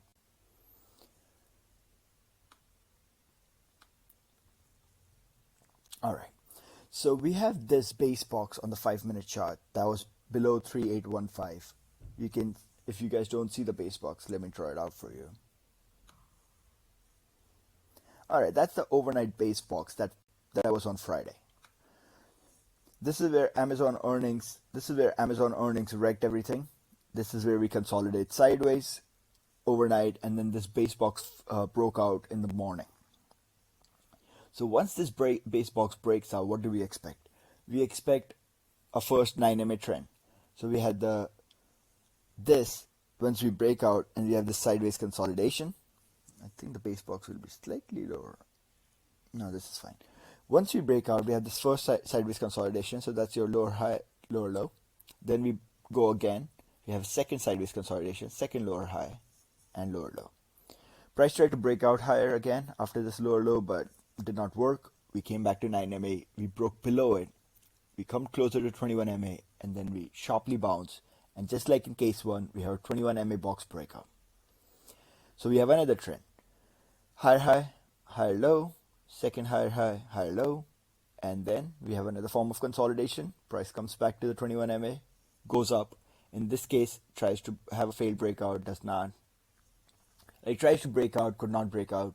That's the scenario 2. Comes back to 21 MA and then breaks out. So you have to see on when the momentum is so strong that sometimes price would not go to the 50 MA. And these are the parts that would confuse me in the past because I would not understand what is supporting the price. But when the momentum is that strong, it's 21 MA box after 21 MA box. Price came back down to 21 MA and went up. 21 MA box after one after the other. Another example of 21 MA boxes would be the Ethereum rally that we saw a couple months ago. Yes. All right. So this is the base box. This is the box we had for Ethereum. Oh, the funny thing is, okay, look at this. We had the 9 MA trend finish. Price bounces, gets rejected. 21 MA. That means the chop has begun. When I say now we know the phases of the chop, in the first phase of the chop, after the 9 MA trend, we bounce to the 21 MA. Then we see what kind of reaction it has at the 9 MA. If it does not have a reaction there, it will come back to the recent lows, which it did. Could not break below this box. So we went back above 21 MA. Kept consolidating and then finally moved to the 50 MA and started this trend higher. So once this box broke out, we have the first higher high around 1435, the first higher low here, 1335, second higher high around 1640, second higher low around 1462, and then price tried to break out of this in the parabolic phase, did not work.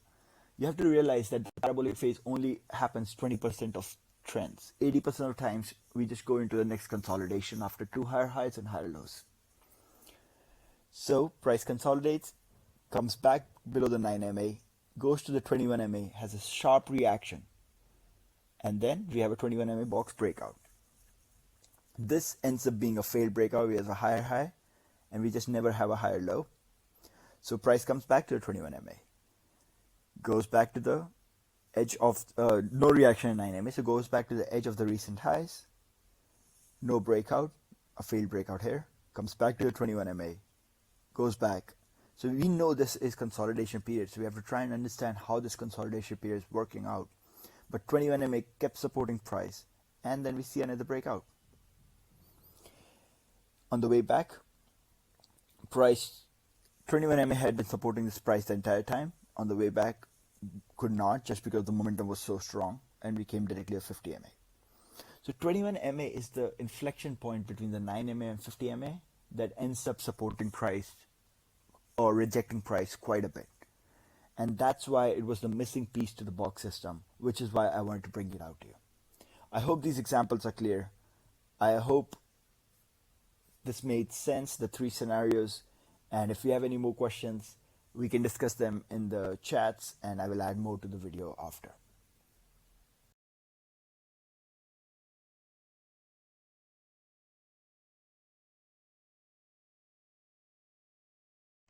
In this installment of the Options Greeks tutorial series, we will cover theta. You guys remember an option price comes from 2 factors, intrinsic value and extrinsic value. The intrinsic value is what the option would be worth if it was to expire right now. An extrinsic value comes from the fact that in the time left till expiration, an option can increase in value, and the odds we assign to it defines the extrinsic value. So what does theta do? The theta, the number that theta is, it tells you how much the option price will decrease each passing day. Why does the option price decrease each passing day? Because each day that passes, the extrinsic value, the odds that were assigned to the option increasing in value are going down. And on the day of expiration, the extrinsic value will be 0. Now, is there a standardized way to calculate theta? There is not. There is no industry standard.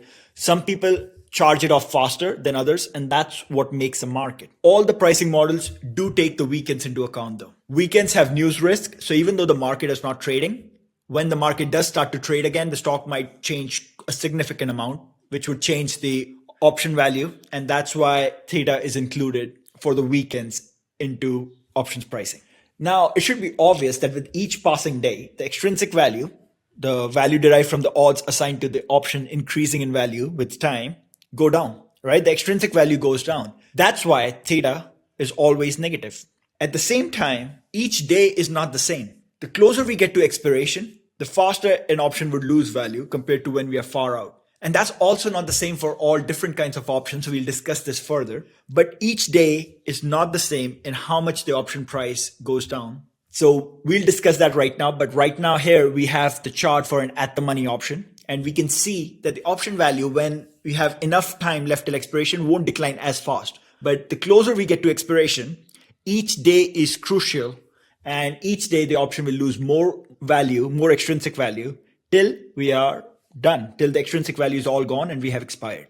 Now, I did mention in the previous slide how at the money options, in the money options, and out the money options, they lose theta value very differently. So let's discuss that. In the last slide, and even in this one, we can see that the at the money options will lose extrinsic value fastest when we are closer to expiration, right? Because at the money options still have a 50-50 chance of expiring in the money. So each day that doesn't happen, each day the option doesn't gain value due to the stock movement, we have a larger drop in extrinsic value.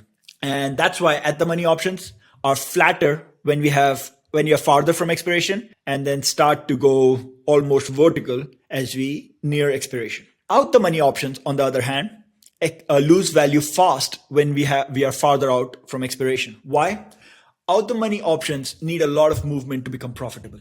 So if something is far out the money, each day when we are away from expiration, when you're far away from expiration, each day the price doesn't move in their favor, they will lose more of their value. As we get closer and closer to expiration, no one expects far out the money options to be profitable. So they don't really have much extrinsic value anyways. Most of their value, extrinsic value, is lost the farther we are from expiration. So that's a crucial difference. At the money options lose more theta when we are closer to expiration. Far out the money options lose more theta further we are from expiration. And that difference is crucial. This is the one thing you're going to take. This is the one thing you need to take when you're making decisions on what option to pick.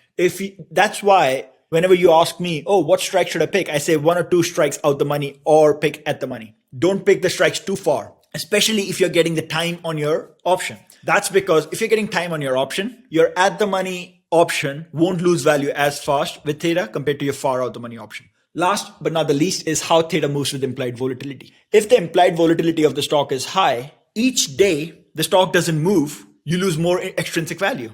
Why? Because we are assigning more value to the stock each day on how much it can go and make the option profitable. Each day is valuable because if implied volatility is high, that option can gain massive value in one day. On the other hand, if implied volatility is low, the chances of the option gaining massive value in one day will also be low. So each day that passes by, it doesn't make that much of a difference compared to something with high implied volatility. And that's why the theta number is higher. Well, in this case, it's negative. So it's lower the higher the implied volatility is. More extrinsic value is assigned if the implied volatility is high. So each day that passes by, that extrinsic value drops further than it would if the implied volatility is low. That's about it in terms of theta realm. 2 things you have to take from this tutorial if you take nothing is your option loses value with time. And the second thing is options, depending on the characteristics, if they're at the money or far out the money, they have their theta burned in a different way. And you have to be aware of how they burn differently in order to make the right decision when trading. Now, if you have any other questions, feel free to ask them in the chats and I will help you out.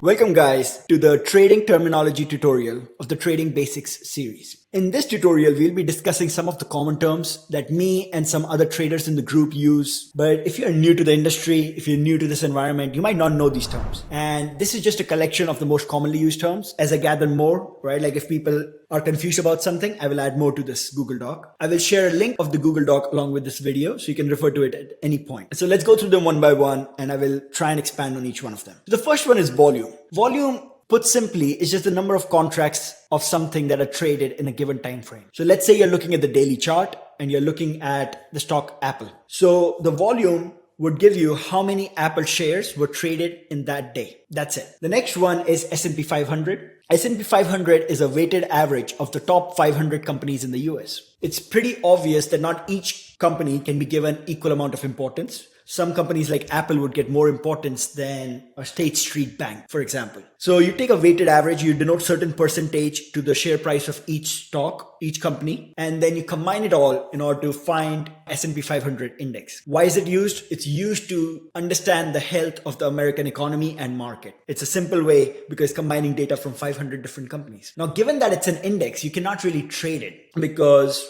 there's no way to trade. It's just a calculation, right? So the way you trade the S&P 500 is through an ETF called SPY. Now, you don't really need to understand the intricacies of ETF or who owns that. You just have to understand that you can buy SPY and participate in S&P 500. Then you have ES, which is S&P 500 futures. That will come later. You don't really have to worry about yourself about futures right now. Then you have NASDAQ 100, which is another index. It tracks the top 100 companies that are not finance related. So think of your healthcare stocks, think of your technology stocks. Most of them come in the NASDAQ 100. QQQ is the ETF that allows you to trade NASDAQ 100. You cannot directly trade an index. You have to trade it through a medium, and QQQ is your medium. NQ is similar to ES. It's the futures on NASDAQ. Now comes the more important terms, day trade. A day trade is when you enter and exit a trade on the same day. Why is that important? It's important because in the US, there are some regulations to protect small time traders from themselves, and the government wants to define it that way. Oh well. It's called a pattern day trader rule. It means as a person, you took, I think, 4 or more day trades within a 5 business day period. Once you do that, and if you don't have $25,000 in your account, they will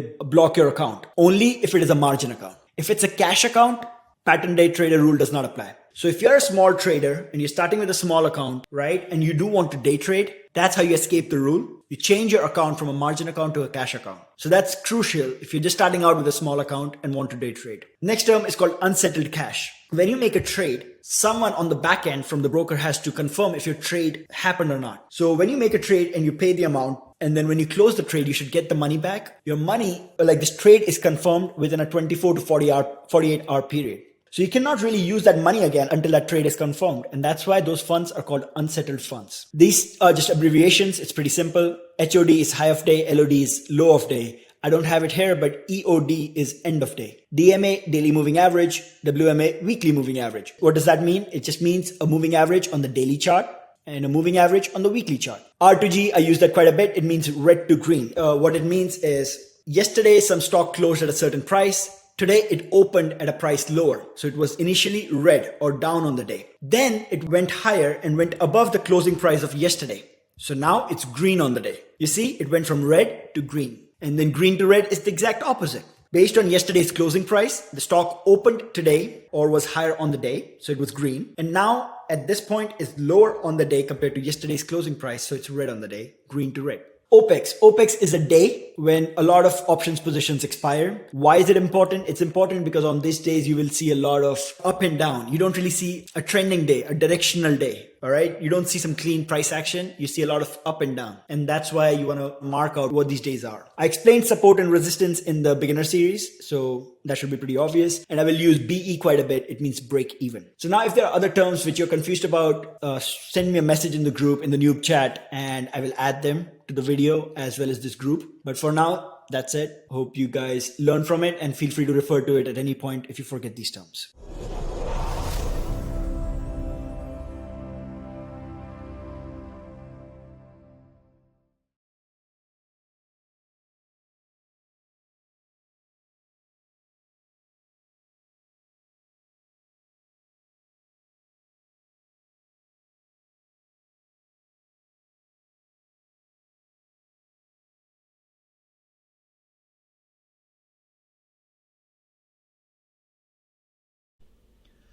Welcome guys to the second video of the Trading Psychology and Mindset series. In the last video, we established the fundamental truths of the market. We understood what the market ecosystem was, how the news affects it. We understood that the market by itself is not biased or judgmental towards a particular set of group of people or events or anything else, which is why the market can never be wrong. It's only a perception of it or a view of it that can be wrong. We figured out that markets are infinite. They have always existed and they will continue to exist. So it's on us to choose when to participate. And we also figured out that markets are a complex system, so it's hard to understand exact causal relationships in them. So those were the facts of the market. That's the basic framework. In this video, we'll bring back the focus to us on how we should participate in the markets and the mindset we should carry in order to be successful in this game called trading, or any game of chance for that matter.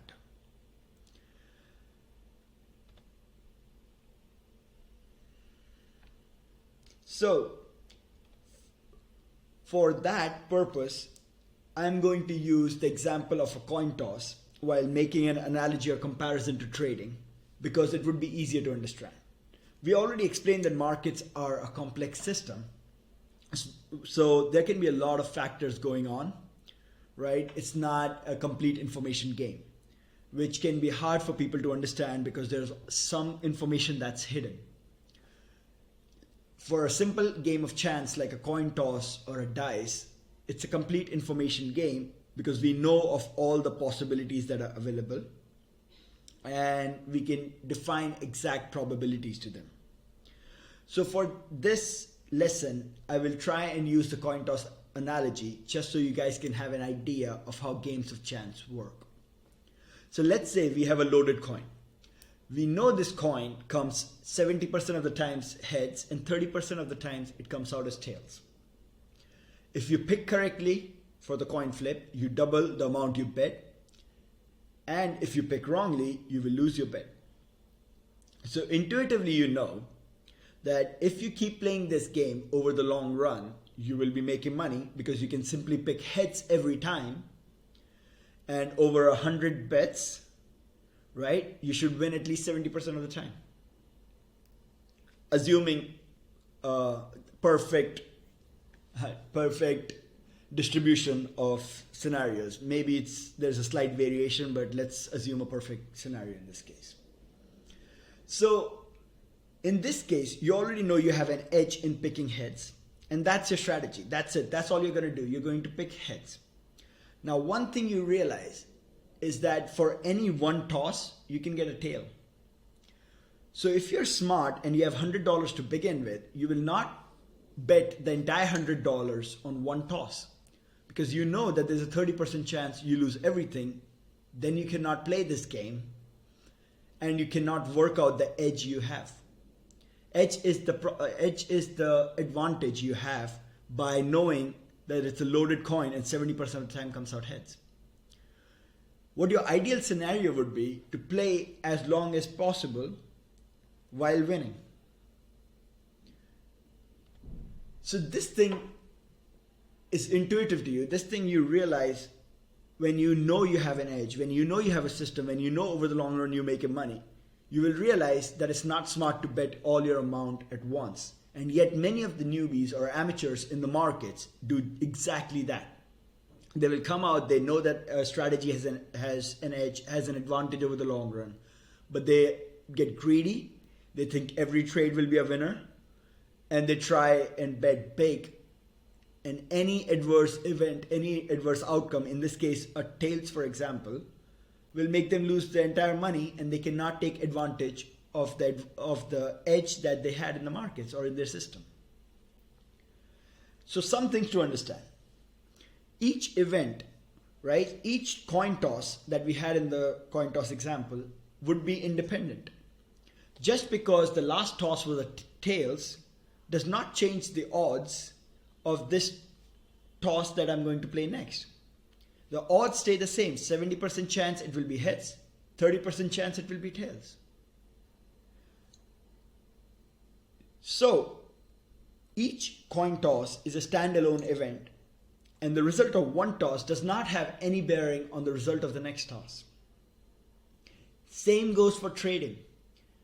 Let's say you found a system, you found a setup that over a long number of trades, right, has a 70% win rate, and the risk reward is 2-to-1, right? That's an amazing system, right? Like you would kill for a system like that. So you have a 70% win rate. Even if you have the risk reward 1-to-1, that's fine. It's still a system that should make money over the long run. In this case, you have to realize that one trade does not have any bearing on the result of the next trade. I'll give an example, all right? I just chose a bull flag breakout. I'm not saying it's a profitable system. Maybe someone found a bull flag setup that has a high win rate and risk to reward, right? It has a positive expectancy over the long run, aka over the long run, if you keep playing it, you will make money. Now, if you took a bull flag breakout of Tesla and it failed, that does not affect the result of the next bull flag breakout on Apple, right? Each trade is standalone in that system. But most newbies, most amateurs, what they do is after every single time they lose, they're like, oh, maybe I did something wrong. Maybe my system is not perfect. I need to make some changes. And yes, no system is perfect. No system will have a 100% win rate. But after every loss, if you start to doubt your system, you will not be able to take advantage of a system that's proven to be making money, right? After every coin toss, let's say you pick heads every time, and in 2 in a row, you lost because it was tails. Does that mean you flip to tails even though you know it's a loaded coin, which should come heads 70% of the time? No. You should stick with heads. That's your edge. That's your advantage. So realize that every trade you take is standalone. It's an independent event. How it works out or doesn't work out does not affect the probabilities of the system and of the next trade that you will take. So what that means is the idea of being right or wrong on a trade is asinine. There is no right or wrong. It's a game of probabilities. What you have in your control is when to enter and exit the trade. What happens to the trade is not in your control. There can be millions of reasons why a trade doesn't work out. We discussed it in the last video. It's a complex system. Right? In a complex system, to find exact causality is very difficult. And once you put on the trade, and maybe it was the perfect setup, there could be a million reasons the trade didn't work out. Maybe Powell comes out and says some dumb stuff. It can ruin the best technical setups we have. And our strategies account for that because none of them have a 100% success rate. Let's say if a strategy, the coin toss one, has a 70% success rate, for 30% of the cases, it won't work out, and that's fine. Does that mean you picking heads every single time is wrong? If you make a mistake in one coin toss, does that make you right or wrong? Should that affect your reputation, your name? No, because it's a game of chance. Over 100, over 1,000 trades, you're bound to make money. So one trade working out or not working out does not have to be defined as right or wrong. It's just an event. It is just one occurrence of something that happened. It does not define you as a person. It does not define you as a reputation. Your name is not at stake there. There is no idea of right or wrong in that case. It's a game of probability. You have a setup that works. You have a system that works. You enter. If it works, great. You move to the next one. If it doesn't, great. You move to the next one. That's how it is. So as men, we always have this idea that things are right or wrong, and we have to get this out of our head. That's not how trading works. A trade occurrence does not define you. And just remember that. So that's where the idea comes out of small versus large sample size. As I mentioned, over 1,000 coin tosses, for example, you will see the distribution pretty much what you expected, around somewhere near 700 heads and somewhere near 300 tails. But if you have 5 coin tosses, right, maybe you see a large deviation from that 70% heads, 30% tails expectation that we had. That's because over a large sample size, over multiple occurrences, the numbers start to converge with the probabilities that we had. over a small sample size, over a small number of occurrences, the probabilities do not converge. The observed probability, right? The observation does not have to converge with the theoretical probability. So the only way to judge your system or judge your strategy is to have tested it out over a large number of trades. You can do that when you back test, right? If you look at historical data and you see how many times it works out. You can always do it in multiple ways. Let's say you're creating a system, so you choose a certain time frame. You create a system based on that, right? That's your data on which you create the system. Then you can test it on data that's outside that time frame. So let's say you create a system on the markets from 2014 to 2020.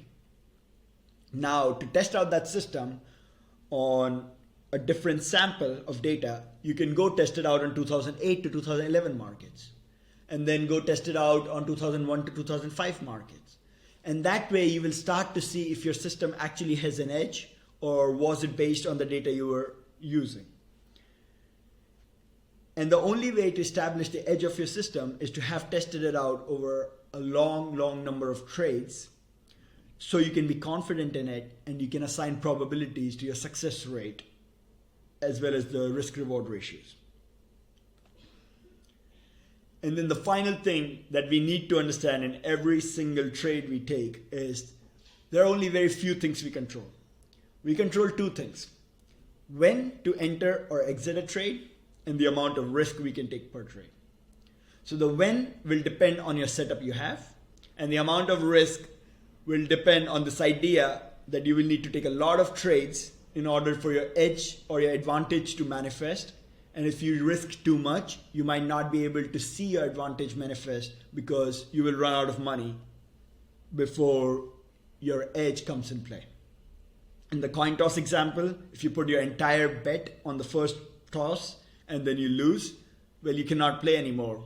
You ruined an advantage there. But if you bet small amounts and can play over a long period of time, you are bound to make money.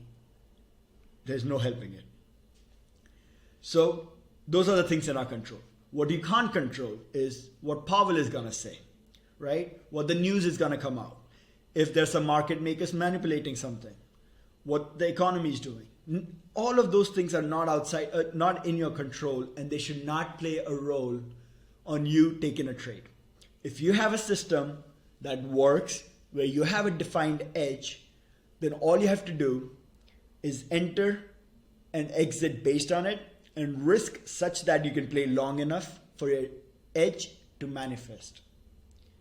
And those are the things that you have to keep paying attention to. You have to keep reminding yourself, anyone who survives in this game long enough is bound to make money. Your first goal is survival, protection of your capital. Your second goal is to increase your capital. Those who risk too much always go out first. There's an old saying in the markets: there are many old traders and there are many bold traders. But it's very hard to find a bold, old trader. Most of the traders who are cowboys, who are maniacs, they do not last in the markets. So always risk such that your advantage can manifest and you can play for a long time. With all these thoughts, I will finish off this video and we'll continue the psychology and mindset series next time.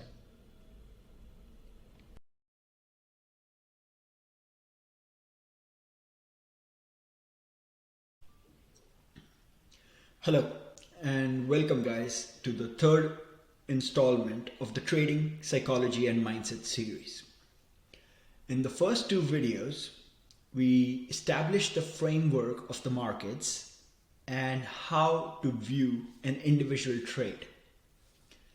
In the third installment, which is probably the most important one of all of them, we are going to discuss the habits, the three most important habits of any successful trader. If nothing else, these are the three things you want to focus on in good times and in bad, especially during the bad times, because These will be the only factors, only habits that bring you out of a funk. So without further ado, let's begin. Let's discuss the 3 core habits first, and then I will delve deeper into them. So starting next week, the 3 things you absolutely have to focus on and judge yourself on are these. First, do not take a trade until a setup meets all your entry parameters. Now, what's crucial in this is the entry parameters. The only way you can have this habit is if you have clearly defined entry parameters. If you enter a trade based on a feeling or random setups or someone said on something on Twitter, then it's not consistent and it's not something you can analyze or improve upon. As long as your entry parameters are variable and not consistent, you will not improve because there's nothing to improve upon. So you need to have clearly defined conditions that need to be met to enter a trade. And this will be important as we review our trades, because then you can change your entry parameters to become better. But if the entry parameters are vague, then you cannot review them and you will be stuck doing the same mistakes again and again throughout your life as a trader. So that's the first condition.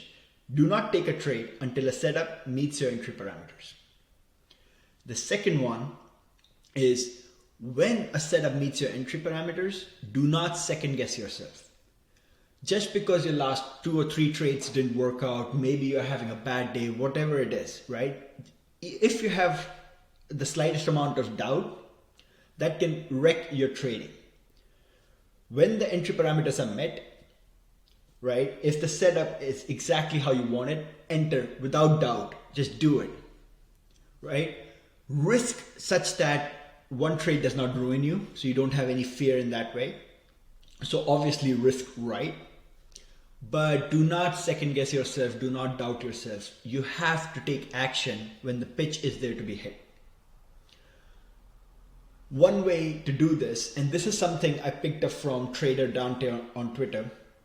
So most of these habits actually I picked up from Trader Dante a few years back, and they have been absolutely essential in changing my trading journey. So credit to him for making this so clear for me. One thing that he suggests, which is quite useful, is negative visualization. What does that mean?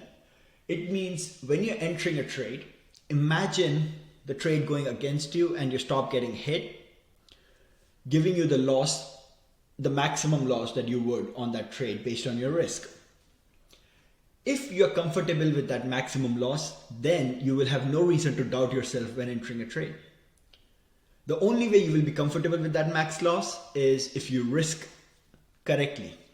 If you're risking your entire account and you visualize losing the entire account, you would not take that trade. So doing this, like a small thing, will help you be at peace when you're taking the trade, because it will help you risk the correct amount. So this is something you can try, is before you enter the trade, imagine the trade hitting your stop loss and how much you would lose. And if you're comfortable losing that amount, then you will be able to take the trade in a calm manner, only focusing on the price action and not your P&L. So that's the second condition. When the entry parameters are met, take the trade with full confidence. Don't doubt yourself. The third and the most important one of these habits is the weekly review of your trading. And this one I will go deeper in this video, because this will be the way you change your trading journey. So the weekly review has 3 core components, and we are going to discuss them one by one. The first one will be the trade assessment. So you are going to check out all the trades of the week before and see what worked well and what didn't. How to do that, we'll go into the next video. The second step, next slide. The second step of the weekly review is self-assessment. In this portion, You will look for recurring patterns that appear in your trades. These are the patterns you will realize when you assess your trades. And then the third one is to find your blind spots in the market. You're going to study the biggest movers of the market that you had no idea about, that were not on your radar. Because what hurts people the most in their journey is the opportunity cost of missing out things that they had no idea about. It's not what you know that kills you. It's what you don't know is where you're missing out. So that would be the third aspect of the weekly review. So let's go through them one by one. Trade assessment. You are going to assess your trades, the ones that you took, on which ones worked well and which ones didn't. You want to think of this in three ways. Was there a setup that worked well or didn't? Was there a market that worked especially well, and was there a market that did not work well? And the third one is the time. Was there a day or a particular time that worked well for you? So these are the metrics on which you will assess your trades. How will you assess your trades? Is you will see if your timing for the entry and the exit was good. Did you enter too early or too late? Did you exit too early or too late? So that will be the timing assessment for your trades. The third one would be to the risk versus reward. Did you only take good risk versus reward trades, or did you take bad ones? Bad ones would be something like risking $2 to make 50 cents. Unless your win rate is absolutely amazing, where you win 95% of the times, that's usually not a good proposition. Capital risk. When you took the trade, did you risk too much or too little? And the last one you have to assess is, did you take trades that were not part of your plan? So this will comprise of everything that you will use to assess your trades. And why this is important is because that's the foundation on which the self-assessment will take place. The self-assessment will take place in order to see if there are any recurring patterns in your trades. If there's something that consistently goes wrong or something that consistently goes right. For the things that consistently go right, you want to think about how to enforce those patterns, how to keep them going. For the ones that go wrong, you'll have to solve those problems, and the way you do that is by defining the problem, correctly defining the problem, right? Be as precise as you can be. Then find the cause of that problem. Why is that problem happening? And once you know the cause, then write down an actionable solution to that problem. It's like, this is what I will do to solve this problem, and do it. And this is how you will solve the negative patterns that are coming back in your trading. Do this process over time, and you will weed out most of the bad things and keep all the good ones, and you will have a quantifiable way to see your progress as a trader. The last one is study outside the box. Now, I didn't say think outside the box, because the market is already telling you which were the biggest moves of the last week, right? So market is already telling you what you missed out on. What I want you to do is study those moves and see if there's a way you could participate in that, so that you don't miss them out in the future. So this is the third component, where you're removing your blind spot in the markets and expanding your horizons.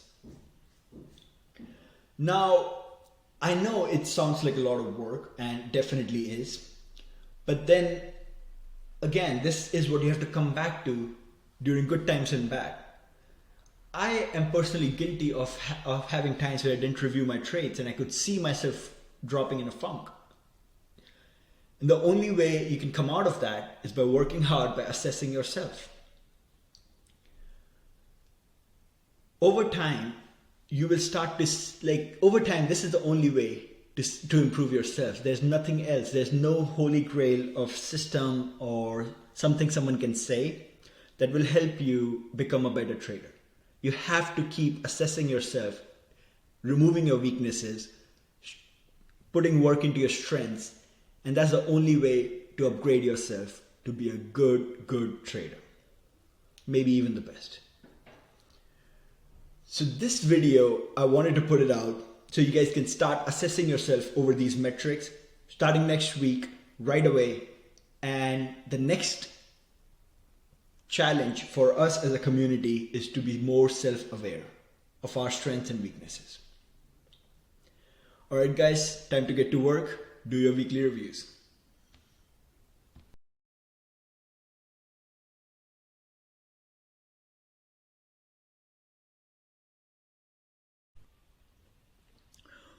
Welcome, guys, to the next installment of the Trading, Psychology and Mindset series. So far, we have discussed the basic framework of the markets, how one should view an individual trade, and the habits of a successful trader. The next two videos will deal with mathematical concepts that are absolutely essential to master if you want to be a good trader. You don't even have to go into the exact numbers. You simply have to have an intuitive idea for these concepts, because that will help you adapt your habits to be a successful trader. The first concept is called conditional probability. I assume at this point you guys all know what probability means. It means the likelihood of a certain event happening if we had a large enough sample size. For one common example is if you flip a coin, the probability of it being heads is 50%, the probability of it being tails is 50%. So let's see what conditional probability is. In a universe, let's say whatever experiment we are doing, we might have a certain number of possibilities, which is called the universe of possibilities of that experiment. If we put a condition on that universe, then the number of possibilities reduce. I'll give certain examples to show what that means. Let's say you have a deck of cards, you have 52 cards, and you will calculate the probability of picking out an ace. So that would be 4 divided by 52, that's 1 by 13. Now, let's say I put a condition. I put a condition that I've already taken out a card from the deck that was an ace. Now, what's the probability of the next card being ace if I pull it out from the deck? In this case, based on the first event, the number of possibilities reduced because we only have 3 aces left in a deck of 51 cards. And the probability of picking out an ace now is 3 divided by 51, that's 1 out of 17. So you can see how putting one condition changed the odds, and that's what conditional probability is. Another example, let's say you have a crazy friend who decided to play Russian roulette. He puts a bullet in one of the chambers and the gun can have 6 bullets total. So he puts 1 bullet and the other 5 chambers are empty. He spins the chamber and shoots. The gun comes out to be a click. The chance of that first shot killing him was 1 out of 6. Now he throws the gun towards you, and if you shoot, the chance of the gun killing you is 1 out of 5, right? Because you already know that one of the chambers was empty, the one that he shot. So the bullet has to be in one of the remaining 5 chambers, and your odds of dying just increased to 1 out of 5. So you can see, based on the condition that the first shot did not go off, the probability of the second shot going off increased. And again, a condition, we put the first condition that the first one didn't go off and changed the odds of the next event. That's what conditional probability is. I hope you are starting to get this idea. The basic idea is that as we get more information, the odds change and we have to adapt with that. So let's go into some of the mathematics behind this. For those who are not mathematically inclined, it doesn't matter. I will try to simplify it as much as possible. But this is the core theorem of probability. Think of how you have Pythagoras theorem for geometry. Bayes theorem is the core foundation of probability. So let's say we have this universe called U. That's all the possibilities that are available. You have a set of event called A and you have B. And then there's an intersection where you have A and B happening at the same time. Now, if you want to calculate the probability of A happening, given that B already happened. So this A slash B means probability of A given that B happened equal to. Now, in the denominator, because we already know the condition that B already happened, our universe went down from this entire thing to just B. So in the denominator, we'll have probability of B happening. In the numerator, we will have the intersection of A and B. Because we are calculating the probability of A, given that B already happened, that will only happen in this area, the yellow area. So the probability of A intersection B divided by PB, probability of B happening, is our conditional probability. This should make intuitive sense. Our universe went down to just the probability of B, right? Our universe went down to the events happening in B, and then what we're trying to calculate is A happened, given that B happened, is both of them have to happen, so that's in the numerator. Now similarly, probability of B given A, it would be A intersection B divided by PA. And just some mathematical movement, we have PA intersection B equals to PB given A multiplied by PA. And we plug that into the first equation and we get this, which is the Bayes theorem. PA given B equals to PB given A multiplied by PA divided by PB. Now you guys, math aside, you guys might be asking, why is this important? Why are we playing around this way?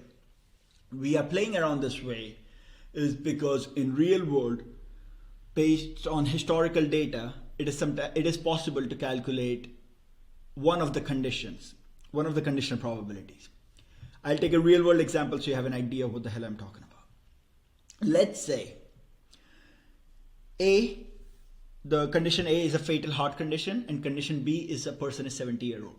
So let's say I'm 70-year-old and I go to the doctor and I ask him, like, what's the probability that I have a fatal heart condition? Now you should intuitively know that your age matters in heart conditions. So that's why we're giving a conditional probability. We know the condition that I'm 70 years old. What's the probability that I have a fatal heart condition? Let's see what's on the right side. On the right side, we have probability B given A. That's probability that the person is 70 years old, given that they have a fatal heart condition. Now, in real world, you would have data on people who get heart conditions, and that data would be distributed based on age. So you can easily find the probability that of a person being 70 years old, given that they have a fatal heart condition, right? That can be calculated based on historical data. You multiply that by the total number of people that do get heart conditions, and then you divide it by the probability of a person being 70 years old, right? We reduce the universe to the person being 70 years old because that was my first condition. I'm 70 years old. And on the top, we get the probability that we have a person has a fatal heart condition multiplied by that the person is 70 years old, given that he has a fatal heart condition.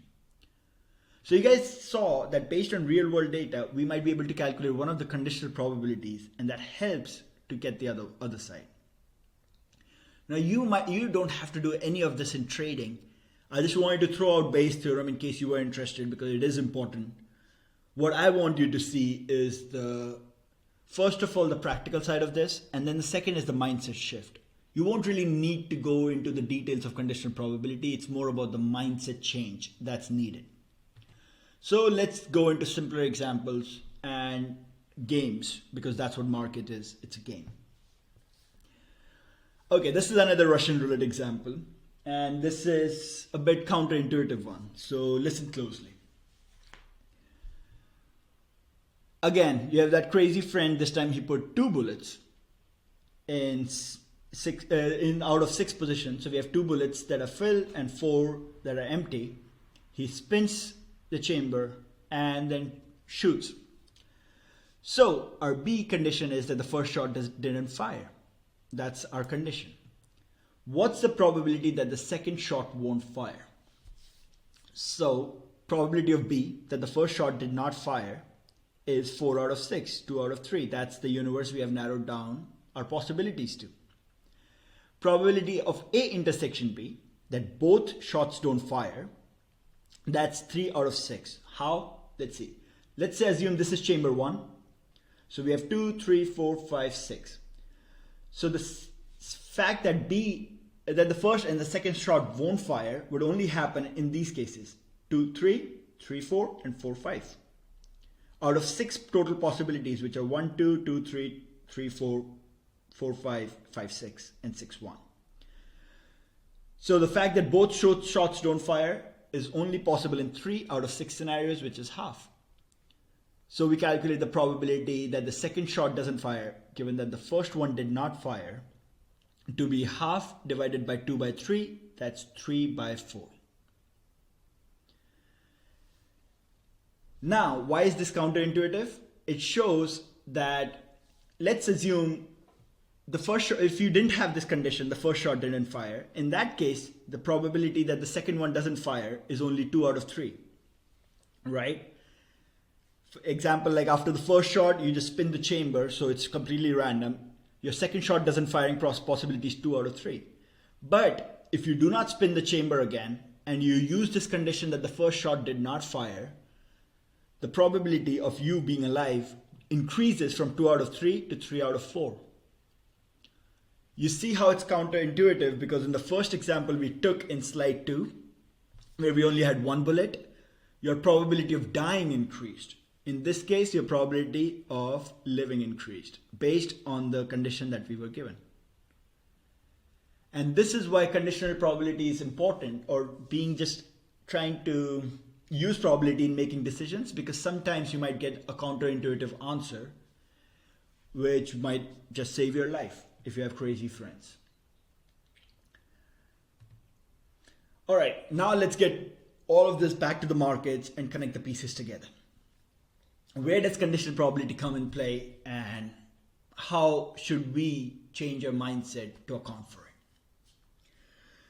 The clear-cut example is failed breakouts and breakdowns. Let's say this is a solid resistance, right? And price has been coming and getting rejected a bunch of times. So once price breaks out of it, our probability of being bullish of additional price increase is high. Now, if this breakout failed and we get this reversal, that's a condition, that's new information, and that's just changed the probability of how bullish we were. As long as we were above this resistance turned support, we were bullish, right? The probability of us going higher was high. When this breakout failed, the probability shifted based on this condition that we got a failed breakout, and that has to make us change our positioning. And that's how it's important. You have to realize that the probabilities change based on new information, new data, and be constantly ready for it. Now, in this case, we are not using Bayes' theorem. We don't really care much about the historical data, none of that stuff. But you need to have a basic idea of why conditional probabilities are important. A new condition, a breakout failed, changes everything. If you get a reversal candle at major levels, here, we just broke above this resistance, but then we got a reversal candle, right?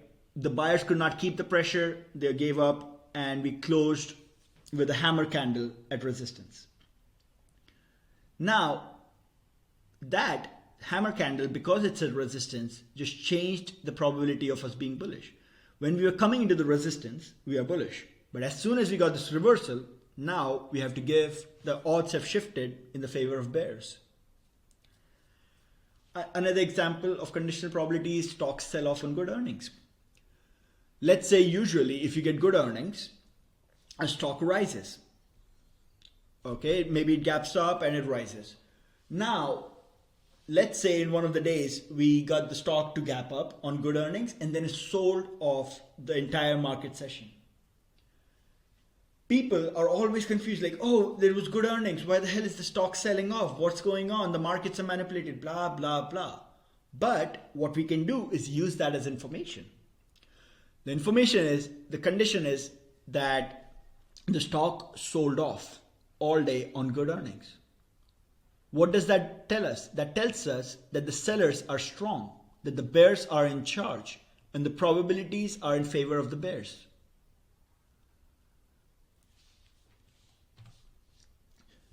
So now let's tie it back to why this is in Psychology and Mindset series. It's because you have to internalize these ideas, which are that probabilities in the markets are always adjusting based on price info. Probabilities in markets are always adjusting based on what's going on in the market. How do we know what's going on in the market? Is through price. So if a stock is bullish, but then it goes to a resistance and reverses hard, our probability of being bullish has changed now dramatically. Now we are more bearish.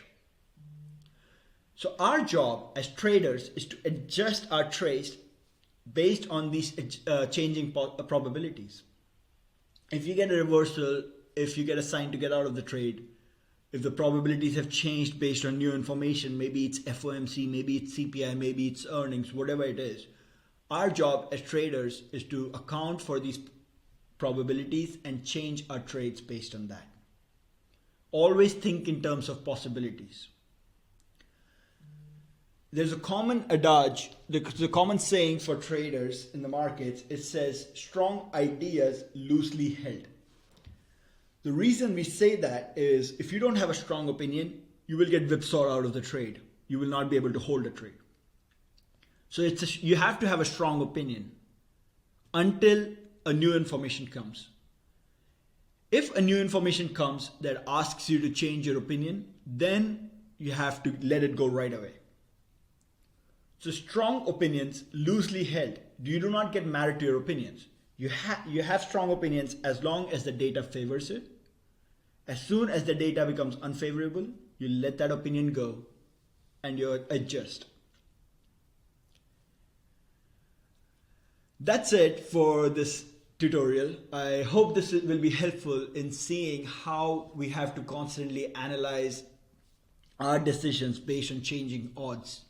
Markets are not like life, and I know humans love to think in definitive terms, especially men. We like to think this is how things happen.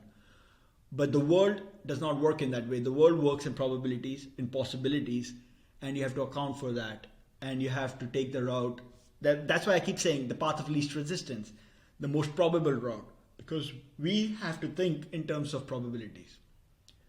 Sometimes the least probable route happens. You have to be prepared for that. And you have to account when that starts to happen, how do the probabilities change? All right, guys, if you have any questions, feel free to ask me in the chat, and good luck. Welcome, guys, to the next installment of Trading Psychology and Mindset series. In the last video, I had mentioned that we will discuss a few math concepts that are essential for any trader to recognize in order to be profitable. So we already discussed conditional probability. This video will discuss the math behind being a profitable trader. It will discuss the reward to risk ratio, your win rate, and what it really entails to see if your strategy is profitable or not. So first we will discuss with the expected value of a trading system. You guys might have heard me saying that some strategies plus EV or minus EV.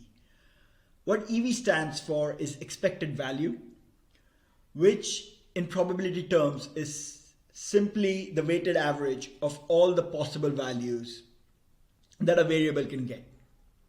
In our case, that variable is profit and loss, P&L. So the possible values will be either a reward, which is a profit, or the risk, which is a loss. So the EV of any trading system will be defined as probability of a win multiplied by the reward plus probability of a loss multiplied by the risk. What is the reward? The reward is the amount you make when the trade is profitable. So that would be your exit minus your entry. And the risk is the amount you will lose if the trade goes against you. That will be your entry minus your stop loss. Or stop loss minus entry in order for the risk to be a negative amount of money. So let's discuss the term that is thrown around quite a bit. It's called reward to risk ratio. We already discussed what reward and risk are. Reward is the amount you make on the trade. Risk is the amount you're risking. So from the equation that was mentioned in the last slide, if you want to be break even, at least to be break even, if you want to calculate how many times I should win or what should be my probability of winning so that I don't lose any money, what we can do is put 0 in the place of EV for the system. So that's what I did here in this equation. And with some basic algebra, I found the minimum probability of winning required in order to be at least break even. So the P win turns out to be 1 divided by 1 plus reward by risk. That ratio, reward by risk, is called reward to risk ratio. Now let's see what this equation really gives us, because that's what's insightful. Here it is. This is the chart we have between the required win rate and the risk to reward ratio. It shows that you only need 1-to-1. So let's say if you're risking $100 and your reward, if your trade goes with you, is $100, then you only need to win 50% of the times. If your reward to risk is 2.5, right? Like you risk $100, whenever you win $250. Then you only need to win 28.5% of times in order to break even. So you can lose 2 out of 3 trades, even more than that, and still be profitable. So this is essential because as traders, especially amateurs, most of them think that they need to win every single trade. And we already discussed that in the second video on how to view an individual trade. You view it as one of the next thousands of trades you're going to take. So if you're taking thousands of trades, and if your trade, the risk to reward is 1 to 2.5, you have to win less than 1 out of 3 trades in order to be profitable. And that's the something that most amateurs get wrong. So here you can see, based on your strategy, if let's say you only have 1 trade working out of 10, but if your risk to reward is 1 to 10, you will be profitable. So memorize this chart, or at least study it, because it shows you that in order to be a profitable trader, you don't really need to be winning all the time. You can win less than half of your trades and still be making money. Now this is the most important slide. This was going to be a quick video. It's just a concept that most people don't think about. We need to introduce it to your heads. But this is the most important slide in this video. It's what are the mindset implications of the basic math we just did. The mindset implications are, you need to backtest your system to determine what the win rate and the reward to risk is. So you have to backtest your system and see how many times you actually win. Do it over different economic regimes and maybe calculate an average. Maybe there are economic regimes where, let's say, inflation is high and the markets are breaking and your system doesn't do well. In that case, you have to recognize that and not trade. So your probability of winning will be 0 because you're just not trading, but at least you're not losing. Right? So you have to figure out your system, how it does in different economic regimes, and what is the average probability to win, and what's the reward to risk is when you do win. Then, and this was important when I said log your trades, review your trades, because you have to see if when you play live, when you actually take trades, does the numbers, do the win rate and the RR, reward to risk, do they match what you had when you were backtesting? Because when you are backtesting, we don't really have skin in the game. So we can hold a trade to its final destination where we get the reward to risk, what we have calculated in our head. When you have skin in the game, maybe you're not letting your trades run to their full potential. Maybe you're not winning as much because you're entering more trades than your system suggests.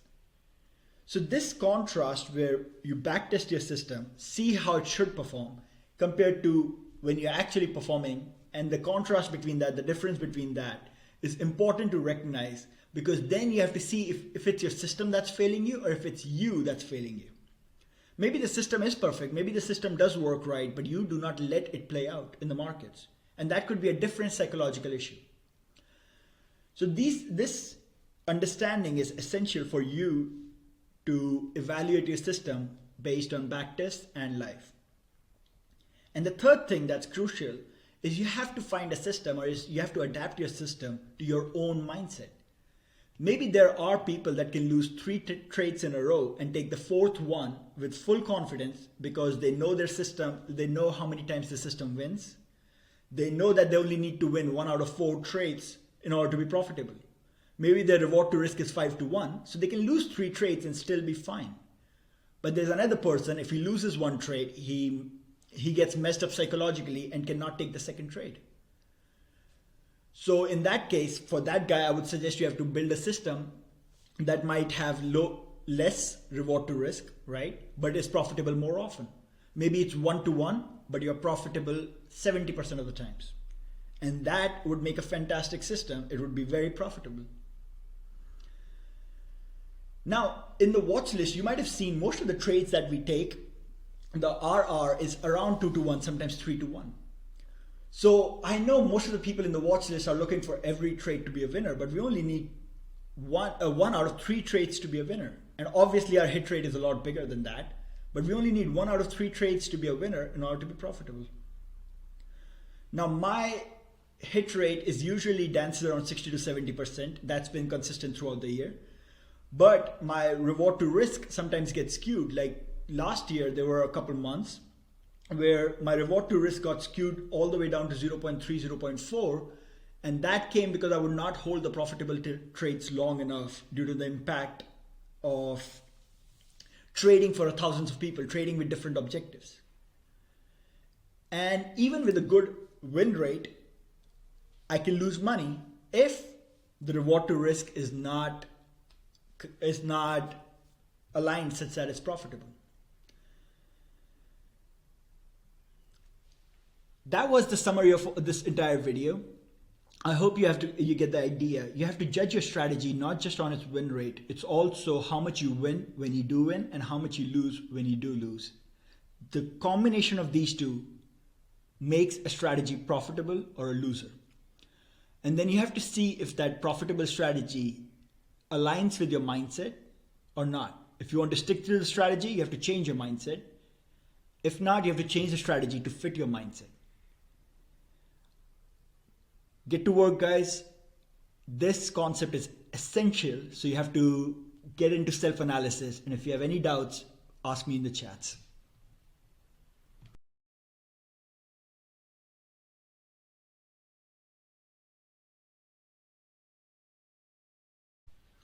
Welcome, guys, to the last installment in the Trading Psychology and Mindset series.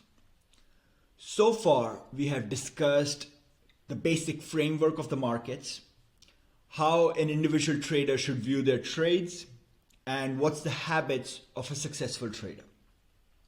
We have also discussed the mathematical concepts that a trader needs in order to be profitable consistently. Now here, in the final video, we will discuss the most common errors that traders make, and how you can use that is when you review your trades every weekend, you can classify or categorize your errors and see which department most of them fall in, because that will be the area you will need to work the most on. So let's begin. We'll start with discussing the 4 major trading errors that traders make, and then we will go in depth with each one of them. So the first one is this idea of a free trade. This is when a trader would move their stop to a break even and think that now he's in a free trade he cannot lose.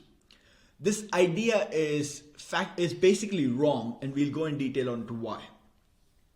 The second one is having a strategy that does not align with your personality.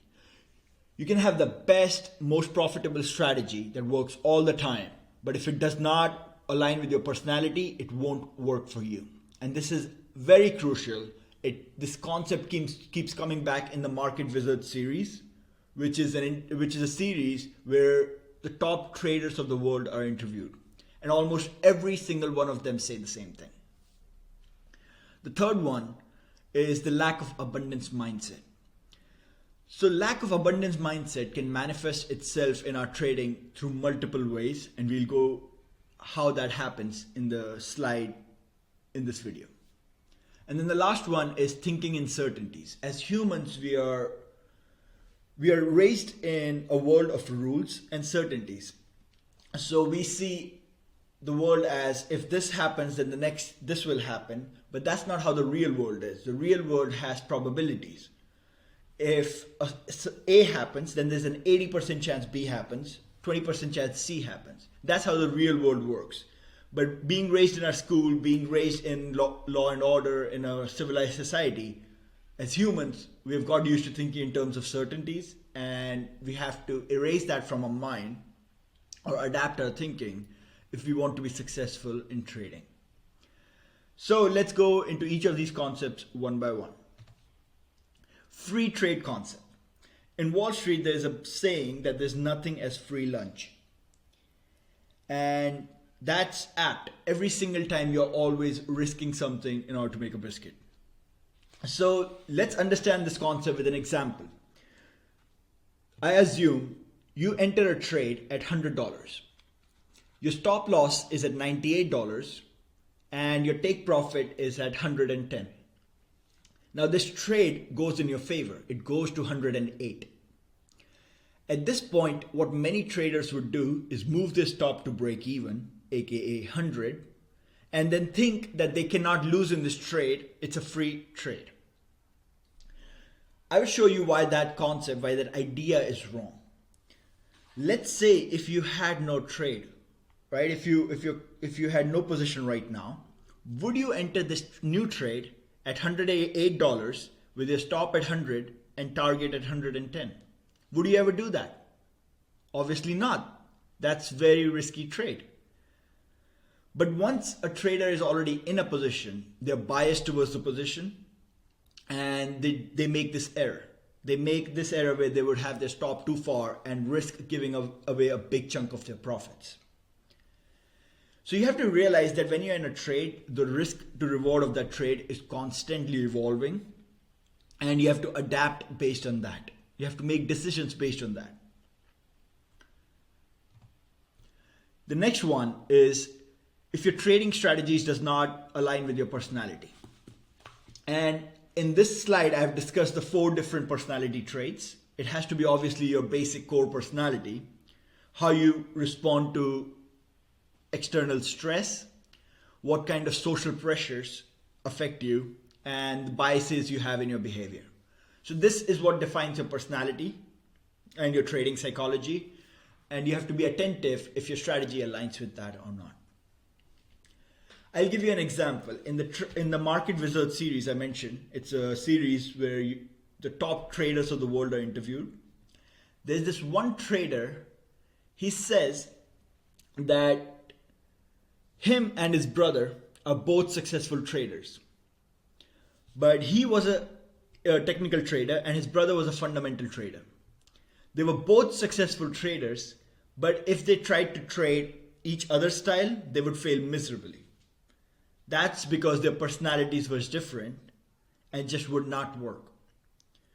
So this is why I'm encouraging you guys to review your trades, make a system that works with you, that works with your personality, because that's the only way forward in the long run. The third concept, the lack of abundance mindset.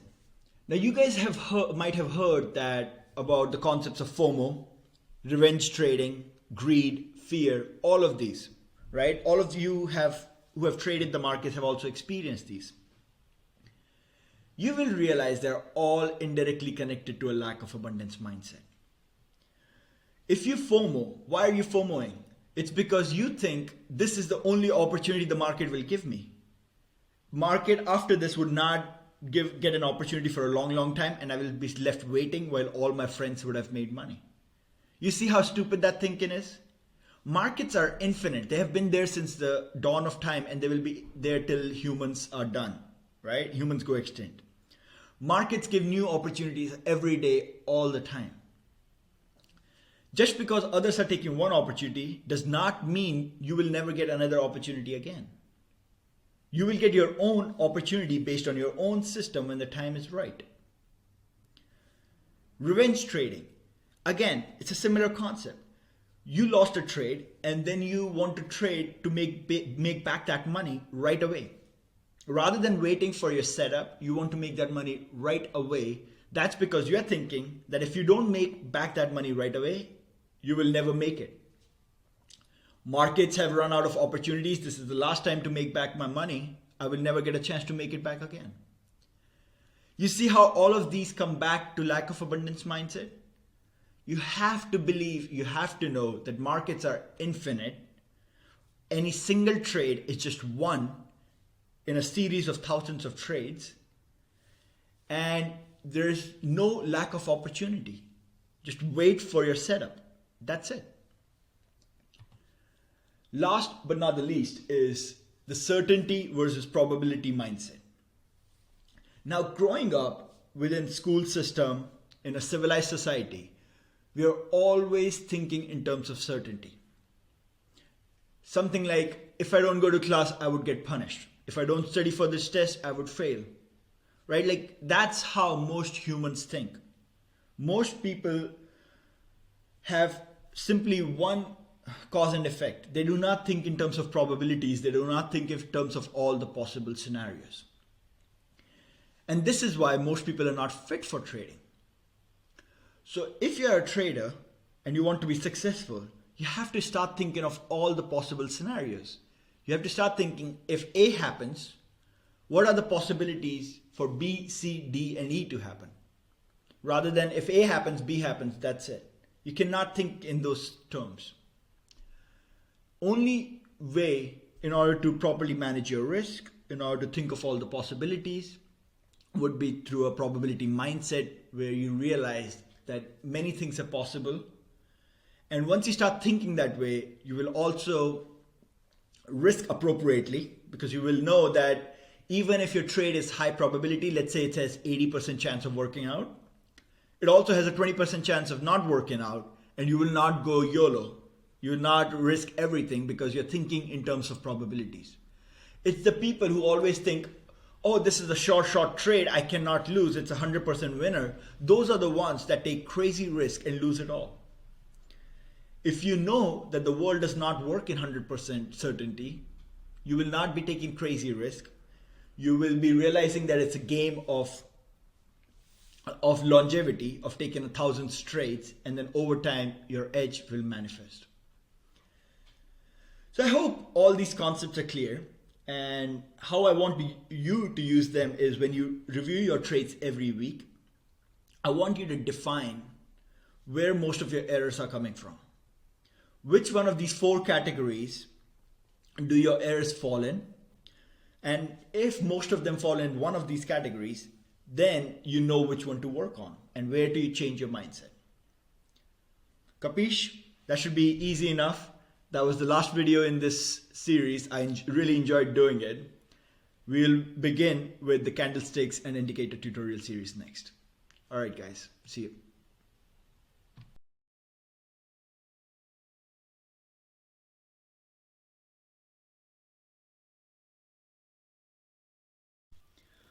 Welcome, guys, to the new candlesticks and indicators tutorial series. We'll begin this series discussing candlesticks and how to use them. So regarding candlesticks, we'll have 2 videos. This will be a 2-video tutorial. The first one will discuss the basics of candlesticks and the most common patterns.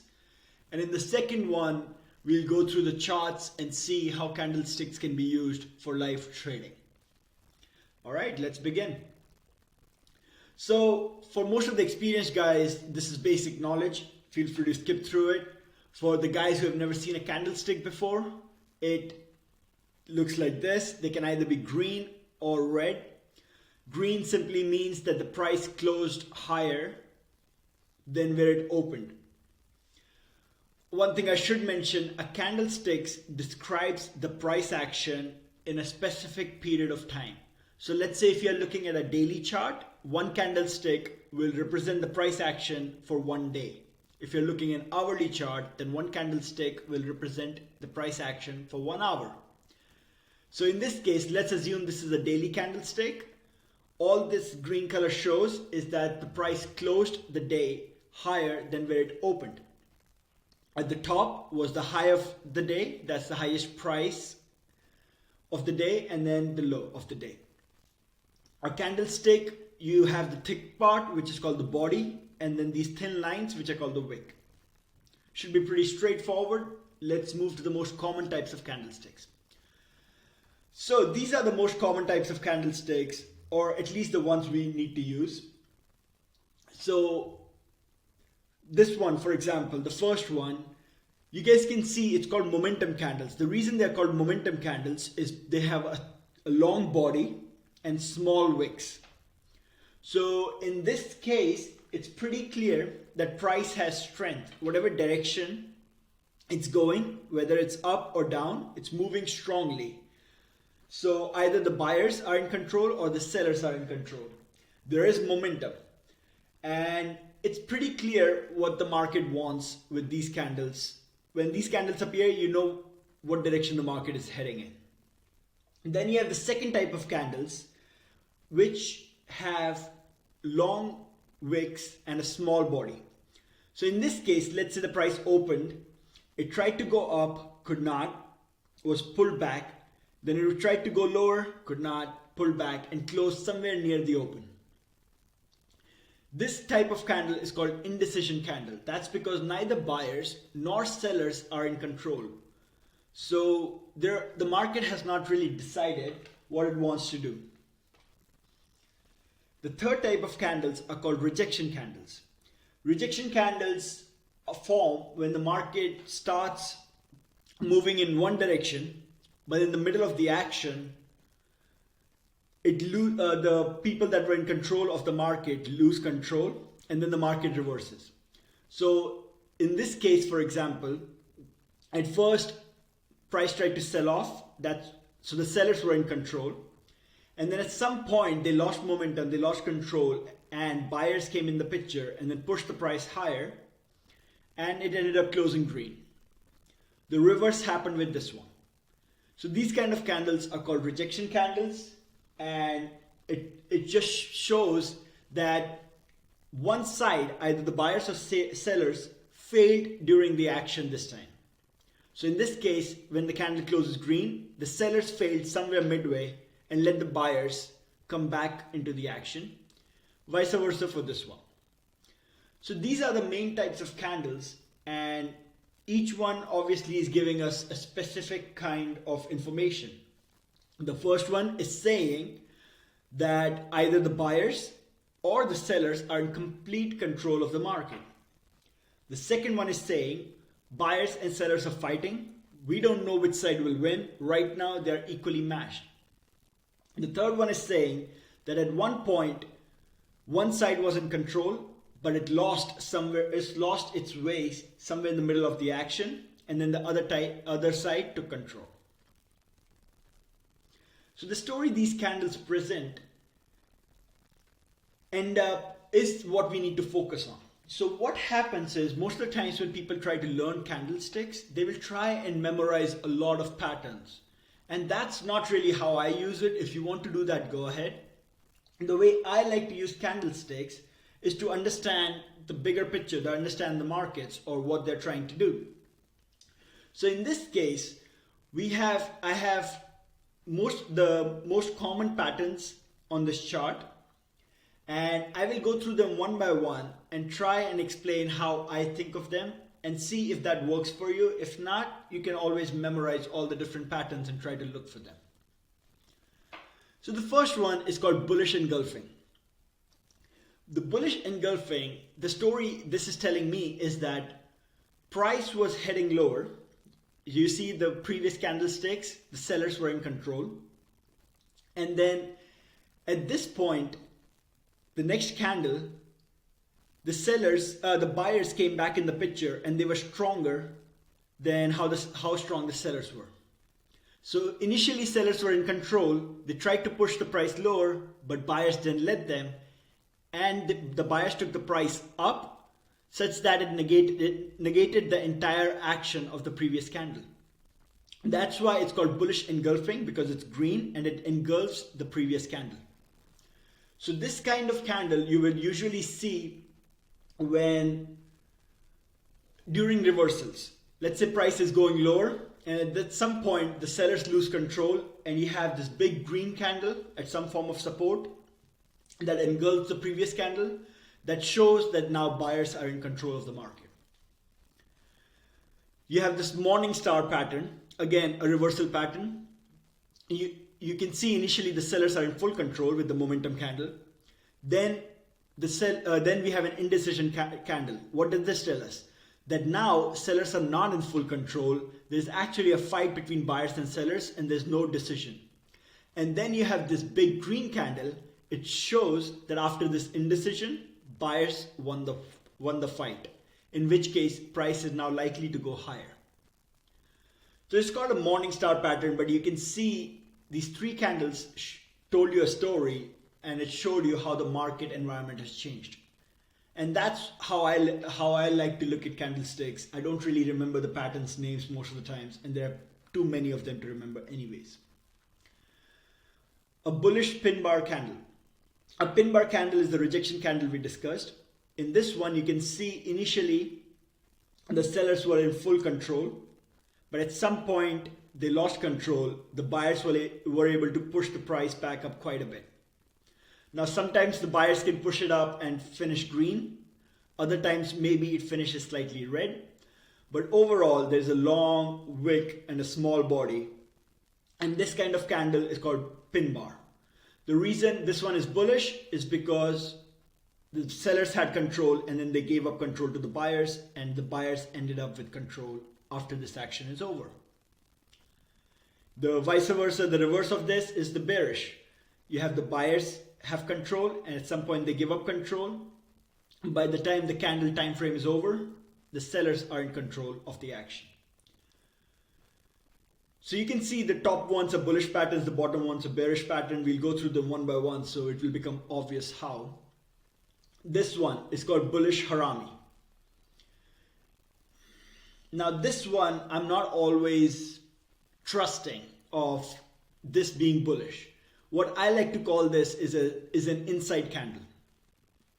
Now usually when this candle is red, and if the inside candle was red, that would ideally lead to a continuation down. That's called an inside day. That ideally leads to a continuation down. But if you have a big red candle where sellers are in control and you have a green inside candle, that increases the chances that we might reverse. So as I said, I don't like to call it bullish or bearish harami. I just like to call it as an inside day, because I still keep in mind that maybe this control of buyers, it could be on low volume. It could be on just lack of action. So here we have sellers in complete control. Here buyers gained control, but they could not break it out yet. So we just have to keep in mind that this is still an inside day. It can go up or down. Obviously the chances of up increase once this inside day is green. Now bearish engulfing, the opposite story of what we had with bullish engulfing. You have buyers in control and at some point they lose control. You have bears print a momentum candle that engulfs the previous candle, aka the bears gain control at this point. By the way guys, I use bears and sellers interchangeably, same for bulls and buyers. I hope that should be obvious.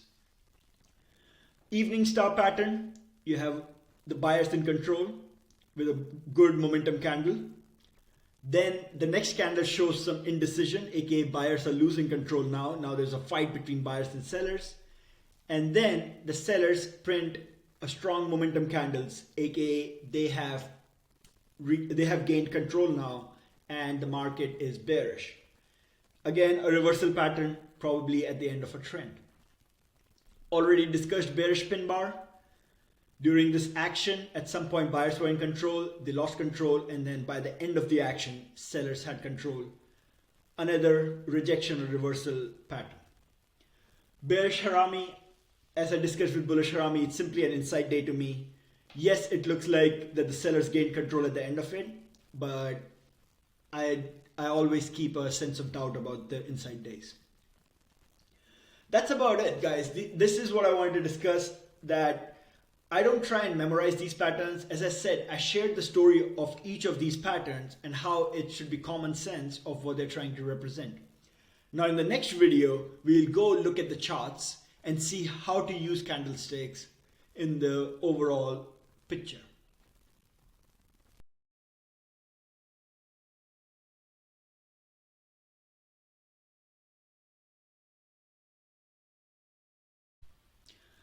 Alright guys, let's start our discussion about indicators.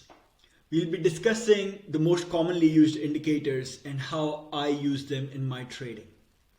Before we go further though, I do want to emphasize that indicators are simply a helping aid.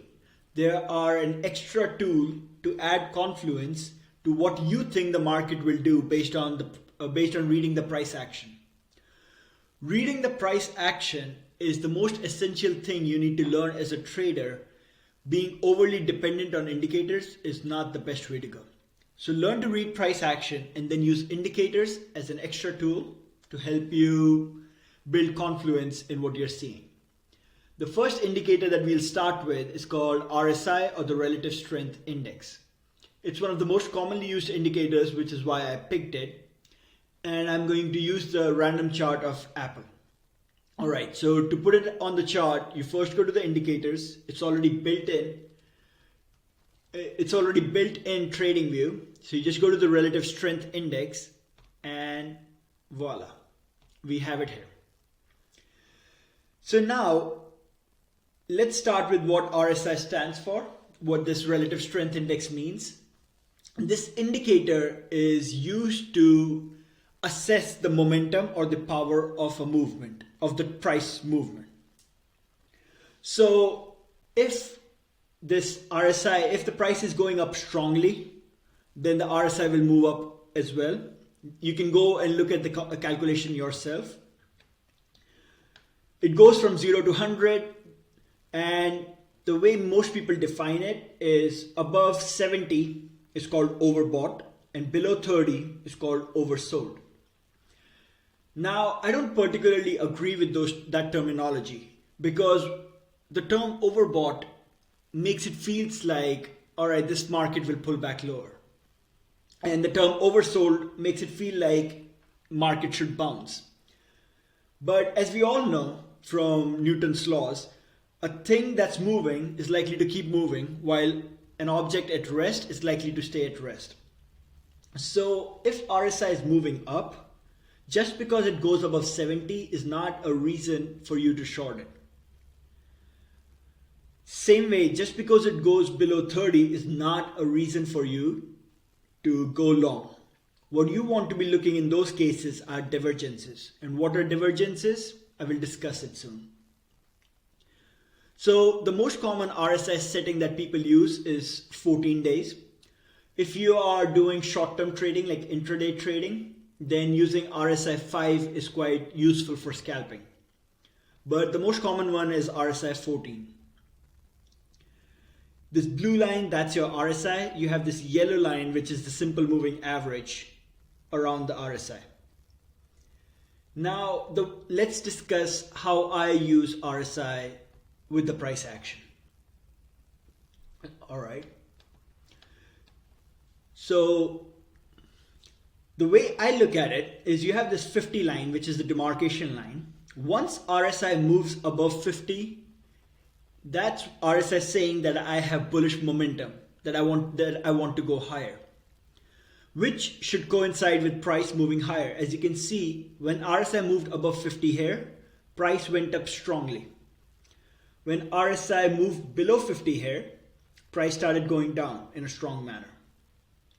So above 50, look at this. Once RSI went above 50, price had strong bullish momentum. So once RSI crosses above 50, you can say that bullish momentum is picking up. And once RSI crosses below 50, you would say bearish momentum is picking up. That's the first thing. That's how I like to use RSI, is with this demarcation line of 50. Now, the second use of RSI is something called divergences. When I said earlier, just because RSI goes below 30 or is called oversold does not give you a reason to buy. Same way, just because it went above 70 does not give you a reason to sell. In order to do that, in order to do a counter trend move or a counter momentum move, what you want to be looking for are divergences. What is a divergence? A divergence is when the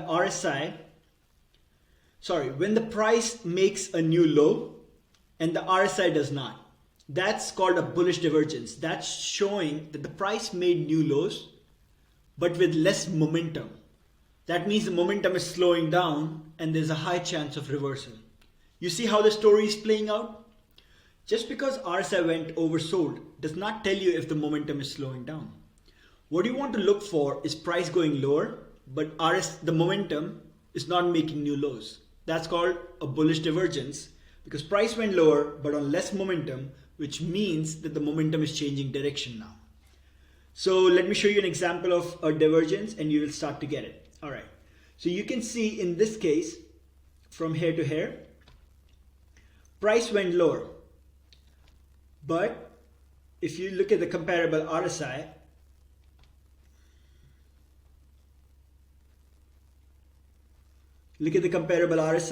RSI here was 28.53 and RSI here is how much? 42.48.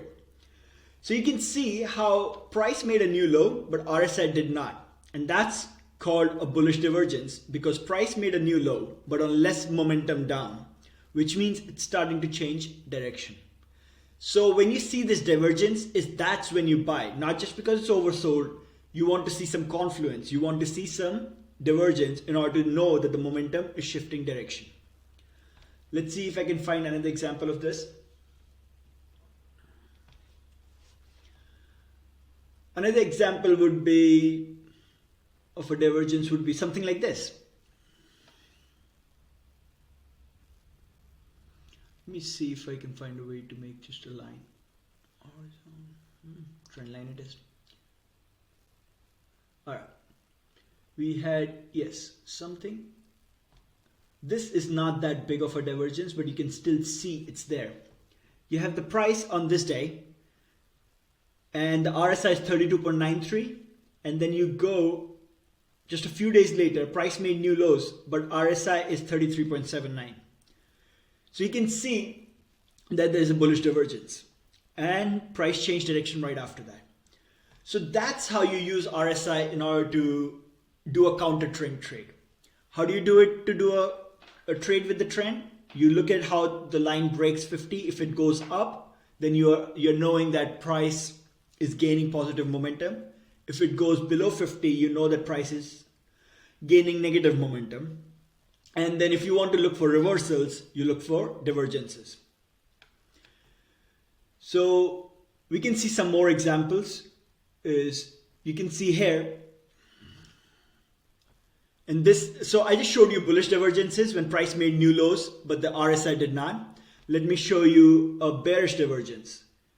A bearish divergence would be something like this. So you can see from this day, December 13th to January 4th of 2022, price made a new high, right? But RSI did not. On December 13th, the RSI, even December 12th, December 10th, the RSI is at 78.69. But when price made new highs, the RSI was at 66.60. So you can see the RSI went lower, but price made new highs. That's called a bearish divergence. I hope you're starting to see how to use RSI for understanding momentum and for expecting reversals. That's how it's used. Now there's another concept called hidden divergences. They're not used as often, but what that means is a hidden divergence would be something like the RSI made new highs, but the price did not. So what it's telling you is, let's say price is going up, all right, and RSI is going up. Good. Now, at some point, RSI made a new high, which means the momentum is strong, but price could not make a new high. So what that tells you is that even with a stronger momentum, price could not go and make new highs. So after that, what's likely to happen is that the market will lose hope in the bullish momentum and start reversing. So that's called a hidden divergence. It's the opposite of what we discussed with the regular divergences. Now they're not used as often, but I wanted to mention that just in case if you hear about it. It seems like that's it with RSI. It's not that complicated. It's pretty simple tool to use, and if you're looking out for reversals, it's a great way. So when I mention, many of the stocks are making new highs but on divergences, that's what I mean. Another tool that people use instead of RSI is called MACD. It's called Moving Average Convergence Divergence. There it is. Similar to RSI, the structure is a bit different. The way it's calculated is a bit different, but the idea is still the same.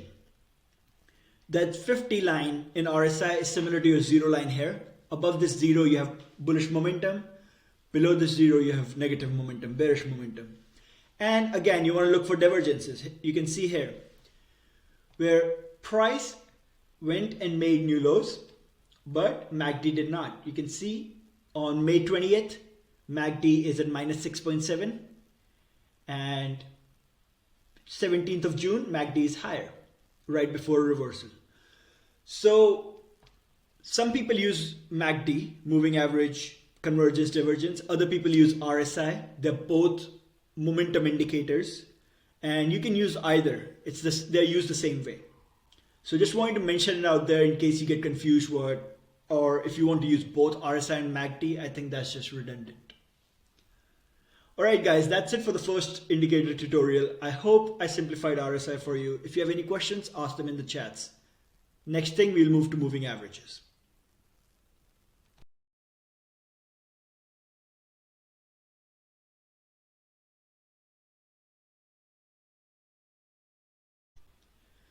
Alright guys, welcome to the second indicator tutorial video.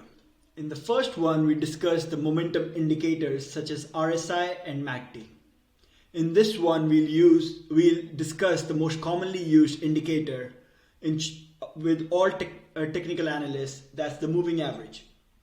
To get it on the chart, just go to the indicators and type up moving average.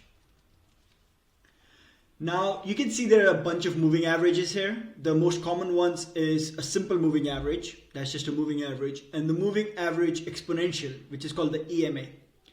The difference between the two is the moving average weighs the impact of all the candles or all the price action equally, while the exponential moving average gives more importance to the recent price action and less to the one before that. Once I explain how the simple moving average works, you guys will have an idea of what I mean by giving importance to all the candles equally. So, a moving average is simply the average price of a given period of time in the past. So if you go to the settings here, currently the length is 9. AKA this moving average is tracking the average price of the action of the previous 9 days. Because we are on the daily time frame, so it's previous 9 days. So you can change that to whatever length you want. The most commonly used are 9, 20, 50, and 200.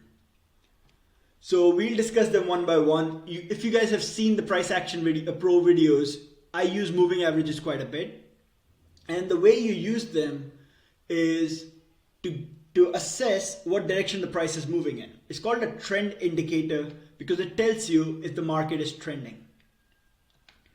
So let's look at an example. Here you have a constantly rising 9MA, and as long as this 9MA keeps rising and the price is above this, you have to assume that the price is in an uptrend.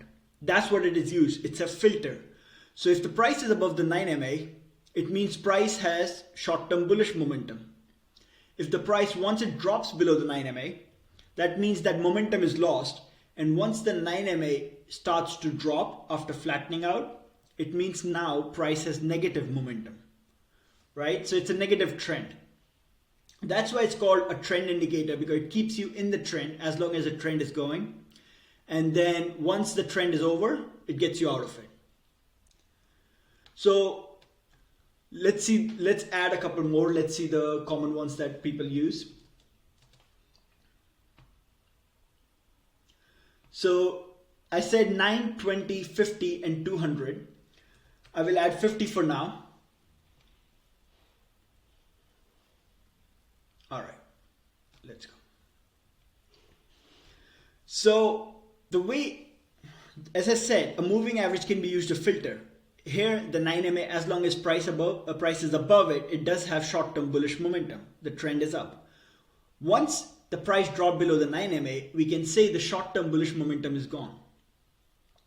50MA is obviously tracking the price over the last 50 candles.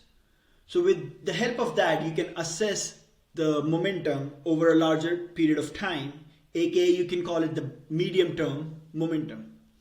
So as long as price is above the 50MA, it has medium-term bullish momentum. And once it's below it, it has medium-term bearish momentum. The reason 50MA is used a lot is because most of the hedge funds, they work on larger time frames, they work on the weekly charts, and we have around 50 weeks in a trading year. So it gives them a good picture of how the market is moving with respect to the year. So if you guys will notice, large hedge funds use 50MA quite a bit. 50MA corresponds roughly to the 200-day moving average. So it's the 50MA on the weekly chart is around 200MA on the daily chart. And if you guys have read any financial news or listened to any technical analyst, you will hear them speak about the 200MA on the daily charts quite a bit. It's a very important line, and that's how they assess the market, if the market is bullish or bearish. So you can see here, as long as Apple was over the 50MA for the longest time, it just kept going up. While 50MA was flattening here and Apple was moving to the side, you can say it's just chopping. So the big boys, the hedge funds, they make decisions using the 50MA. And this is another reason why you will see moving averages on the charts all around. One thing you can say is when price is quite extended from the moving averages, let's say 9MA or 50MA, you should expect some pullback. So in this case, for example, you have price kept going in a straight line up above this 9MA, became quite extended from the 50MA, and then we saw some form of pullback. And the same way here, you have price having short-term bullish momentum for a long time. Once it stalled and then price broke down, it pulled back to the 50MA. So you will see over the long term, 50MA ends up being a magnet for price to return to. Same way, it also ends up being a support. As I just mentioned, a lot of hedge funds use the 50MA on weekly charts to put on the big positions. So you can see how many times you will have the 50MA acting as a support and the stock just running above it.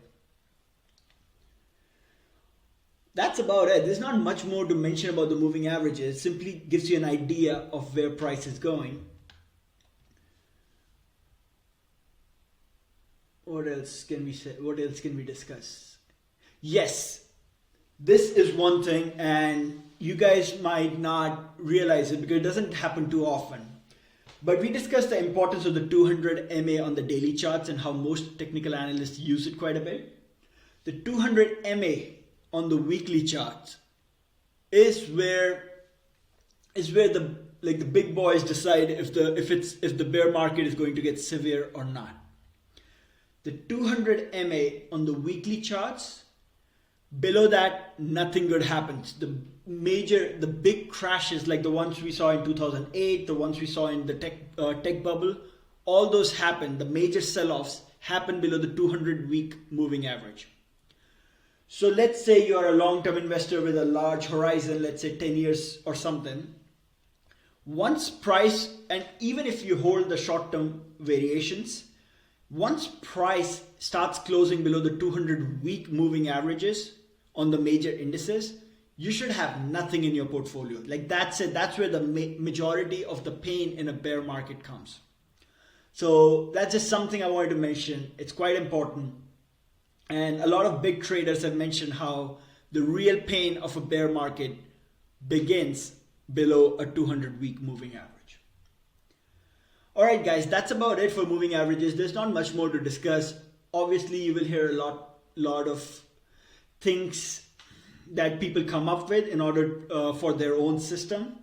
But just keeping it simple, keeping the knowledge there, mentioning the most common ones, and then just play around with the different settings and see which one aligns with your strategy in order to keep you in a trend when it's moving in your favor and get you out of it when it's not.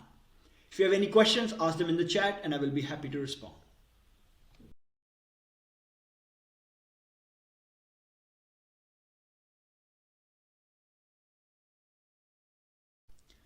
Welcome guys to the Options Trading Strategy tutorial series. In this series, we will discuss the different ways you can combine options for different trading styles to have different objectives, and how the complex world of options can be modified to meet your requirements. So far, what you guys have been doing is simply buying calls or puts, but the options world goes a lot deeper than that. And we will learn about it all through this series. At this point, I assume you guys know what calls and put options are. And if you don't, then go back to the trading basics tutorial, to the options tutorial in the trading basics series and have a refresher. Now that you know what they are, let's proceed. So in the first slide, you guys saw that I wrote player versus casino. Let's establish that framework. So from a basic understanding of options, you guys know that there is one person who buys an option and he has the right to execute that option. What that means is he can either buy or sell a stock on a specified date for a specific price if he wants to. If he doesn't want to, he won't do it. That's the privilege he gets. To get that privilege, he has to pay someone to take the other side of the trade. That payment that the person gives is called premium.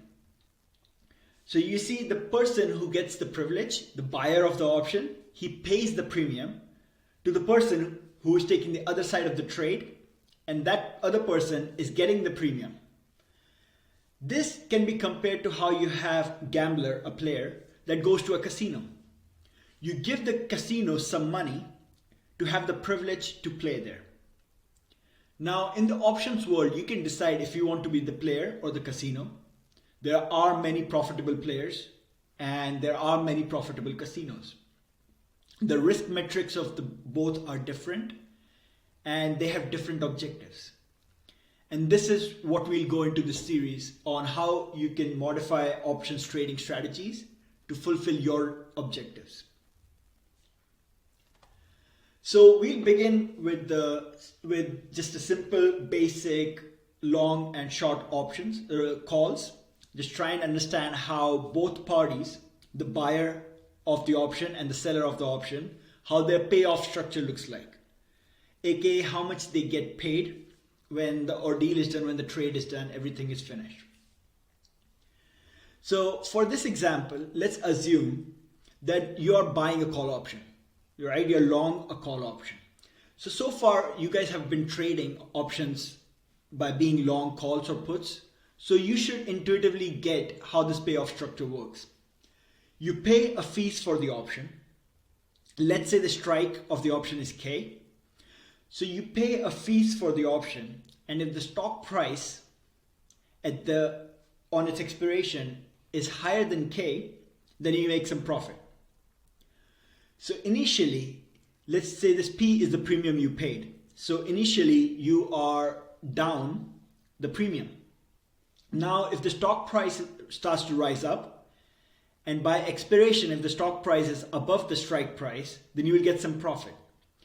Now if that profit is enough to get you in the positive, then you will have a positive payoff. If not, you will have a negative payoff, but the worst you can do is lose the entire premium, and that's the worst, that's the max loss you can get.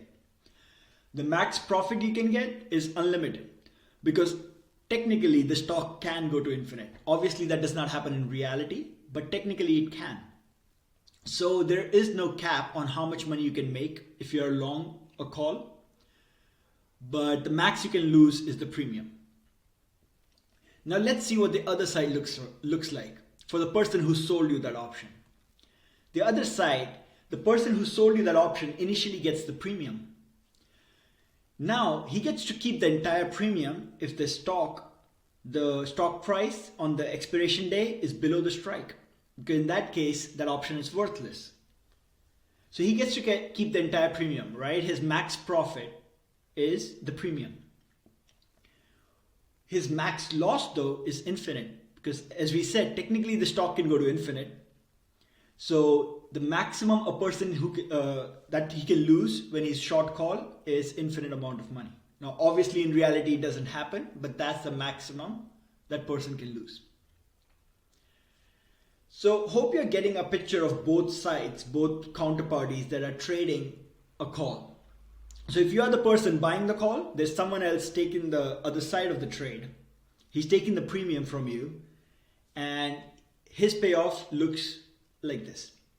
Now let's see how it looks like on the put side. If you're long put, right? If you bought a put on a stock, then initially again, you will be giving out some premium, right? And then what you want on the expiration date is the stock price to be less than your strike price. So if the stock price on the expiration day is greater than your strike price, then the maximum you will lose is the premium you paid. That's your max loss. Your max profit though is assuming that the stock you shorted goes to zero. Your max profit will be based on the difference between zero and your strike price. So you have a capped max profit, but obviously it's not realistic to assume that the stock price will go to zero, but you can profit a lot more while you have a specific amount you can lose. That's your premium. For the person on the other side of this position, the one who shorted the put, the one who sold you the put, initially he gets the premium. So initially, if the stock on expiration date is above the strike price, that person will keep the full premium, the option will expire worthless, that's it, that's his payoff. But if the stock price starts to go below the strike, then the person can lose a max amount, and that max amount will be the difference between zero and the strike price on that option. So I wanted to put this out there and show how if you're just doing a call or a put, you have these different payoff structures for the counterparties.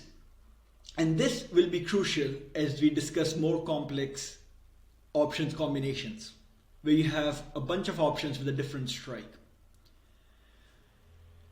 Try and understand this intuitively. Get this in your head, because it will be useful as we go through the next tutorials. That's it to start you off. Let's move to the next one. Welcome guys to the second video in the options trading strategies tutorial series. In the first video, we discussed a simple call or a put trade and what the payoffs look like for the counterparties involved in that trade. Now we are going to delve into trading strategies that will have a combination of different kinds of options. The way I will do this is I will have a tutorial describing the strategy and then a follow-up tutorial where the strategy is used on a chart for real-life trading. I wanted to do it this way so it's not a lot of information just being dumped on you. It's easy to understand step by step. Let's start with the first strategy called bull spreads. The reason we use bull spreads is when we expect bullish action. That's what the bull is for. What is a spread? A spread is when you put on a trade where you have two or more options of the same type. So let's say you pick a stock and you put on a trade where you're dealing with calls of the stock, just different calls of the same stock or different puts of the same stock. It's called a spread. The first one we'll discuss in bull spreads is the bull call spread.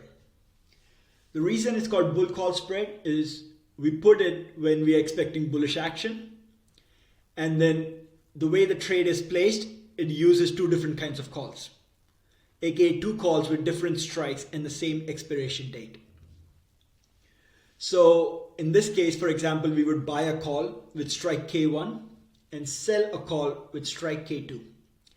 And the K2 is greater than K1.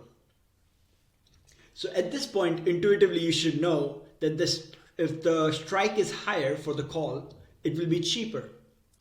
So if you're buying a more expensive call and selling a cheaper one, we will be giving out some money to put on this trade. Hence, in this kind of trade, we are paying a premium to have the privilege of trading. Now, in this example, let's say we have a stock and we buy the call with the strike 40 and we sell a call with the strike 45. Let's say the price of the call that we bought was $4 and the price of the call that we sold was $2. So in this case, the total premium we have to pay at the start would be $200, which is right here. Now, if on expiration day, the stock price is less than 40, both these calls will expire worthless, the one we bought and the one we sold. So the maximum that we can lose is $200. If the stock price is between 40 and 45, the call at 45 that we sold will expire worthless. We don't have to worry about it. The one that we bought at 40, that will have some value. That value would be the stock price minus 40. So if the stock price is more than 42, we'll have some net profit. Otherwise, we would have a net loss because we still have to make up for the $200 premium that we paid. Now, if the stock price is above 45 on expiration, in that case, our profit from this $40 call, the 40 calls would be stock price minus 40. And the loss from the call that we sold would be stock price minus 45. So the net that we make from the combo of these options would be $500. And then we have to pay off the $200 that we paid in premium. So the net profit would be $300 if the stock price on expiration is above 45. If you guys didn't get that, write it down on a piece of paper because this you need to start to understand intuitively.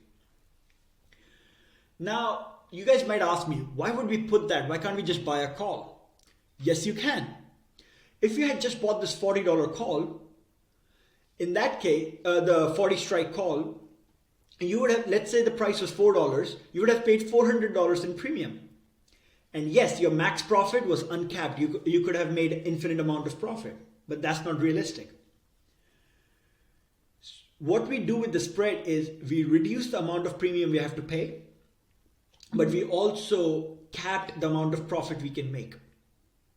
So you're giving up some reward for the potential risk, for some reduction in risk. And that's the reason bull call spreads are done. Now this situation is where you're the player. You're paying a premium to play the trade. What about being the casino? In this case, you will get a premium for the trade. So bull put spread is, again, you're expecting bullish action. That's why you have the bull here. But the spread is placed by using puts. So same way, you're expecting bullish action. What you do is you buy a put with a strike K1 and you sell a put with a strike K2 where the strike K2 is greater than K1. Now in this situation, at this point, again, you should intuitively know that the higher the strike for the put, the more expensive it would be, which is the opposite of what we had with the call. So you're selling a more expensive option and you're buying a cheaper option. So the net, you will get some money to put on the trade. That's the premium you will receive to put on the trade. Let's see how the payoff structure for this trade would work out. Again, let's say the $45 put is for $4, the 45 strike put, and the 40 strike put is for $2. So initially you sold this $4 option put and you bought the $2 put.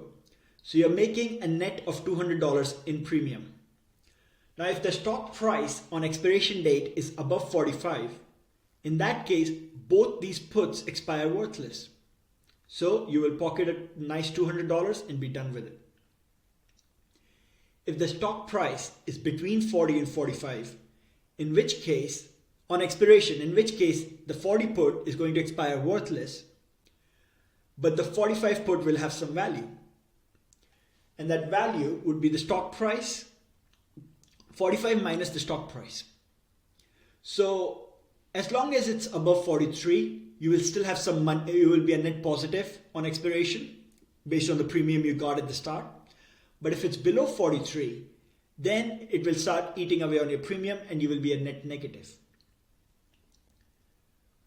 If on expiration the stock price is below 40, in that case, the put that you bought, that will have a value of 40 minus the stock price, and the put that you sold will have a value of 45 minus stock price.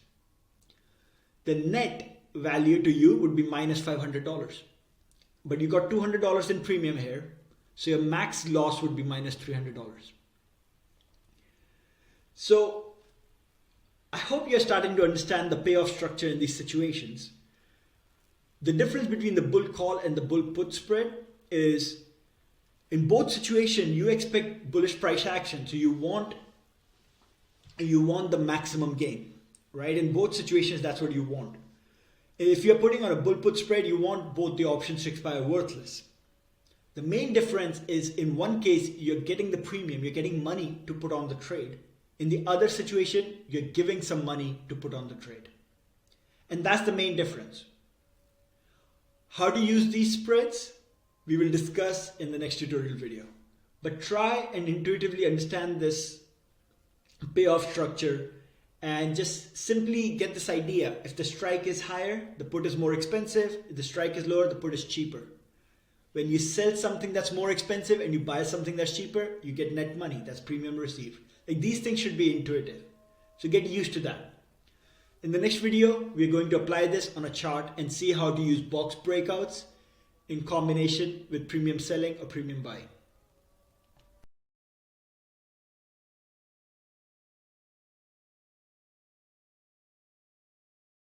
Welcome guys to the next tutorial in the options trading strategies tutorial series. Today we are going to discuss bear spreads. So a quick revision on what spreads are. Spread is when you create an options position which combines two or more options of the same type. So aka if you, let's say, buy a call and sell a call, that's something of a spread. So bear spreads are the ones that are used when you expect bearish price action. The first kind is called bear put spread. The reason it's called bear put spread is bear because you're expecting bearish price action, put because you're going to combine puts to create this spread. And in this kind of spread, we pay premium. Let's see how. So usually when you're seeing a box breakout and you're expecting a price to go lower, you will simply buy a put. But in that case, you pay the premium. Yes, your gains are uncapped.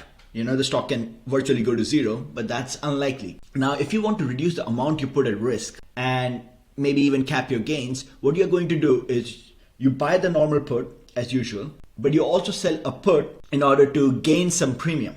So that reduces the amount of risk you put in initially, and it caps your gains, but it reduces your risk. So let's look at an example. Let's say we have a stock that just broke down, and let's say the stock price right now is 45.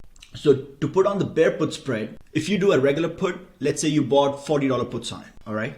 You paid some premium and you know your max gain is uncapped because the stock can go to zero. Now, let's say you do not want to pay that much premium. You want to reduce the amount you put at risk. What you can do is you sell a $35 put on the position. So what that does is it brings some money back in, and the amount you pay for premium is reduced overall. So let's say in this example, the stock price right now is 45. We bought the put at, with strike 40. We sold the put with strike 35. And in overall, we paid $200 of premium. Now, what would be the payoff on the expiration date for us? On the expiration date, if the stock price is above 40, then both the puts expire worthless. In which case, we simply lose the amount we paid in premium, which would be $200. It's done. If the stock price is less than 40 but above 35, in which case this 35 put will be worthless. We just pocket its premium, and this $40 put will have some value. So that will help our payoff increase, and after a certain amount it can be positive. In this case, above if the stock price is below 38, it will be positive. Why? Because from the $40 put we will be able to make up for the premium, and then whatever we get below 38 will be the positive amount that we pocket. And if the stock price on expiration date is below 35, in that case we net this total amount, because we have the $40 puts, we sold the $35 puts, so we net this entire $500 worth of value. And since we initially paid $200 in premium, the final payoff for us would be $300. So you can see how our payoff got capped once stock price goes below 35, but our premium, the amount we paid, is also capped.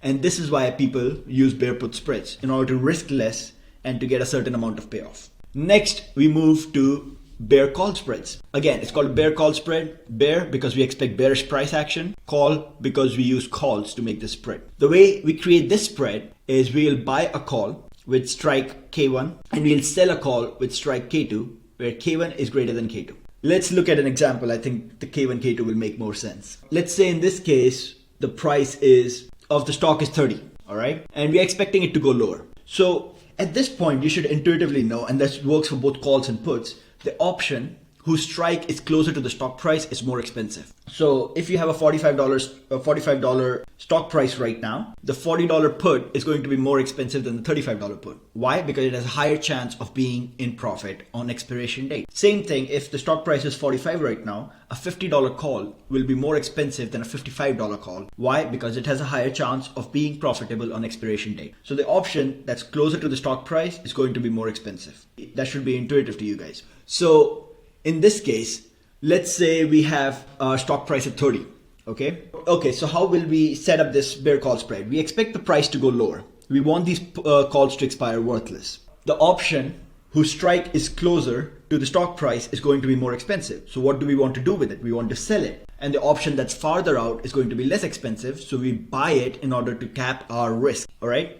Because if you sell a naked option, your loss is uncapped. Your risk is infinite and you don't want to do that. So you want to cap your risk. How do you do that? By buying another option that's cheaper. So you will cap your risk that way. If the stock price is 30, what we are doing is we are selling this $35 call. It's more expensive. We are buying this $40 call, which is cheaper. And what that does is overall, because we are selling the more expensive thing and buying the less expensive thing, we are getting premium in order to put in this position. All right, so initially, if the stock price on expiration is below 35, then both these calls expire worthless and we pocket the entire premium that we were paid. All right, because we're expecting bearish price action, so we want these calls to expire worthless. Now, let's say the expectation we had was bearish price action, but price started to rise a bit. Till when will we be profitable? We'll be profitable, we'll have some premium left as long as stock price is below 37 on expiration date. If the stock price at 37 on expiration date, then this entire premium of $200 is lost and we would have a break-even position. Above this, what happens on expiration date is this $35 call is valid.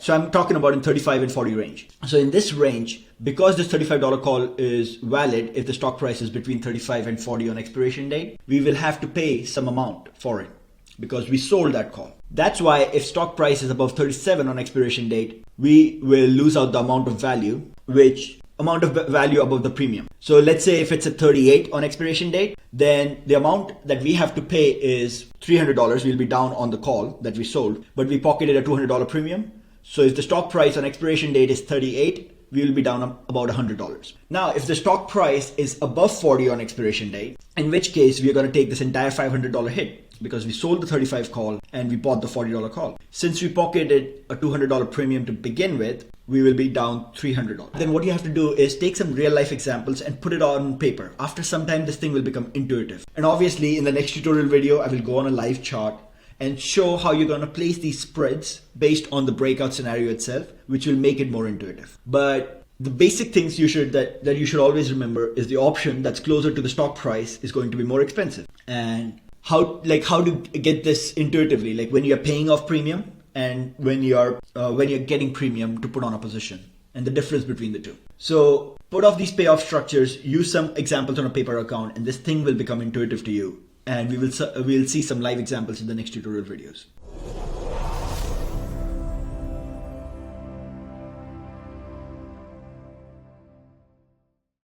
Welcome guys. In this video, we'll quickly cover the differences between the 9MA and the 50MA and the base boxes. In this example, we have NVIDIA base box. So this first thing, this one right here is a base box. Why? You have the 9MA and the 50MA flat in this area. We see for a long time NVIDIA went nowhere, and this on the weekly chart. So that's about a 2-year period where it went nowhere, and then it finally breaks out. Once it breaks out, what happens is the 9MA trend begins. What is the 9MA trend? You would see two higher highs and higher lows, which will be supported by the 9MA. So we have the initial breakout, and then you see this first sideways consolidation, right? That's the first higher high and higher low being created, this first sideways consolidation, while the 9MA rises into the price. That's a 9MA box. It's a sideways consolidation while the 9MA catches up to price. Once the 9MA catches up to price, we go back higher. We make a second higher high and second higher low here. We have this another sideways consolidation into the 9MA, right? So we have another sideways consolidation as 9MA is rising to catch up with the price. And in this case, we finally have a parabolic phase. Now, parabolic phase only happens 20% of 9MA trends or 20% of trends. But in this one, we have a parabolic phase, which is right here, these 4 candles. In a parabolic phase, the low of the current candle should not go below the low of the previous candle. So that's how you define a parabolic phase. So we have this 4 candles here, and in this one, we go below the low of the previous candle, and the parabolic phase finishes, and that gives an end to this 9MA trend that started with this breakout. So once this 9MA trend finished, what happens? We need a longer consolidation, which is what we get here. We have this sideways consolidation as 50MA catches up to the price. That's why this is a 50MA box. You can see the sideways consolidation as 50MA catches up with the price, and once it catches up with the price, we break this box out, and that's why it's a 50MA box. Hope you guys see the difference. In a 50MA box, what you will usually see is that the 9MA has flattened out. Just wanted to make it clear the difference between 9MA box. You have price consolidating sideways as 9MA reaches up to price. In a 50MA box, 9MA has flattened out and price is consolidating sideways as 50MA reaches the price, and then we go higher.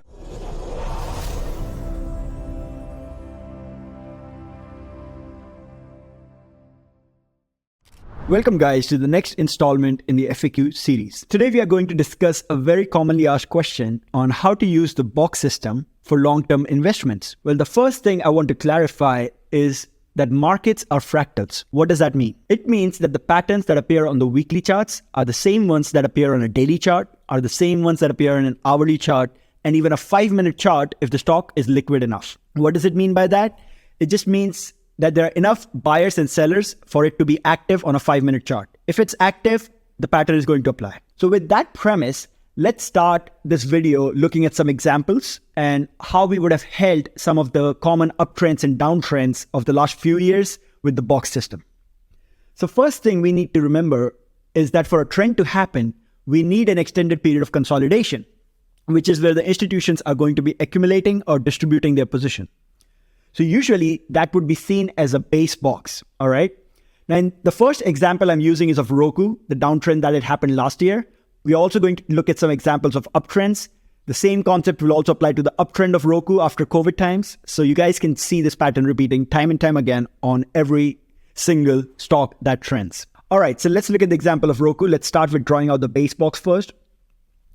We know Roku consolidated for a period of time in this area all the way from, let's say, around January of 2021 to November of 2021. So it had this year-long consolidation period, just sideways movement where price did not really go anywhere. All right, we have this time where price did not go anywhere, just sideways. So that is a base box on the weekly chart. How do we know it's a base box? You can see the flat 9 MA and the crossing 50 MA. All right, so when this price would have broken down the box, we can anticipate a downtrend has started. Now, what is a downtrend? A downtrend is a sequence of lower lows and lower highs. In this case, if a downtrend has started, then price should never really go above the previous swing high. This right here, around 350, is the previous swing high. Why is it a previous swing high? Because the two candles, left and right of it, do not make a new high. All right, so that's why a swing high. A swing low, for example, has the two candles to the side of it. They do not go any lower. So that's a swing low right here. All right, so now the downtrend has started. Our initial stop is above the swing high, because if a downtrend has started, price should not really go above this high anymore. So we shorted, let's say, on this breakout and start riding it lower. Price makes a lower low and then bounces to make a lower high. After that, once price breaks below, we have confirmation that this is a lower high. We would move a stop here. So initially a stop was here. Now we are riding this downtrend. A stop would move above the new swing high right here. So above 264. Then price went lower, made a new lower low, bounces to make a lower high. And then once the lower high is confirmed, the next candle breaks lower. We would move our stop from the previous swing high to the new swing high right above it.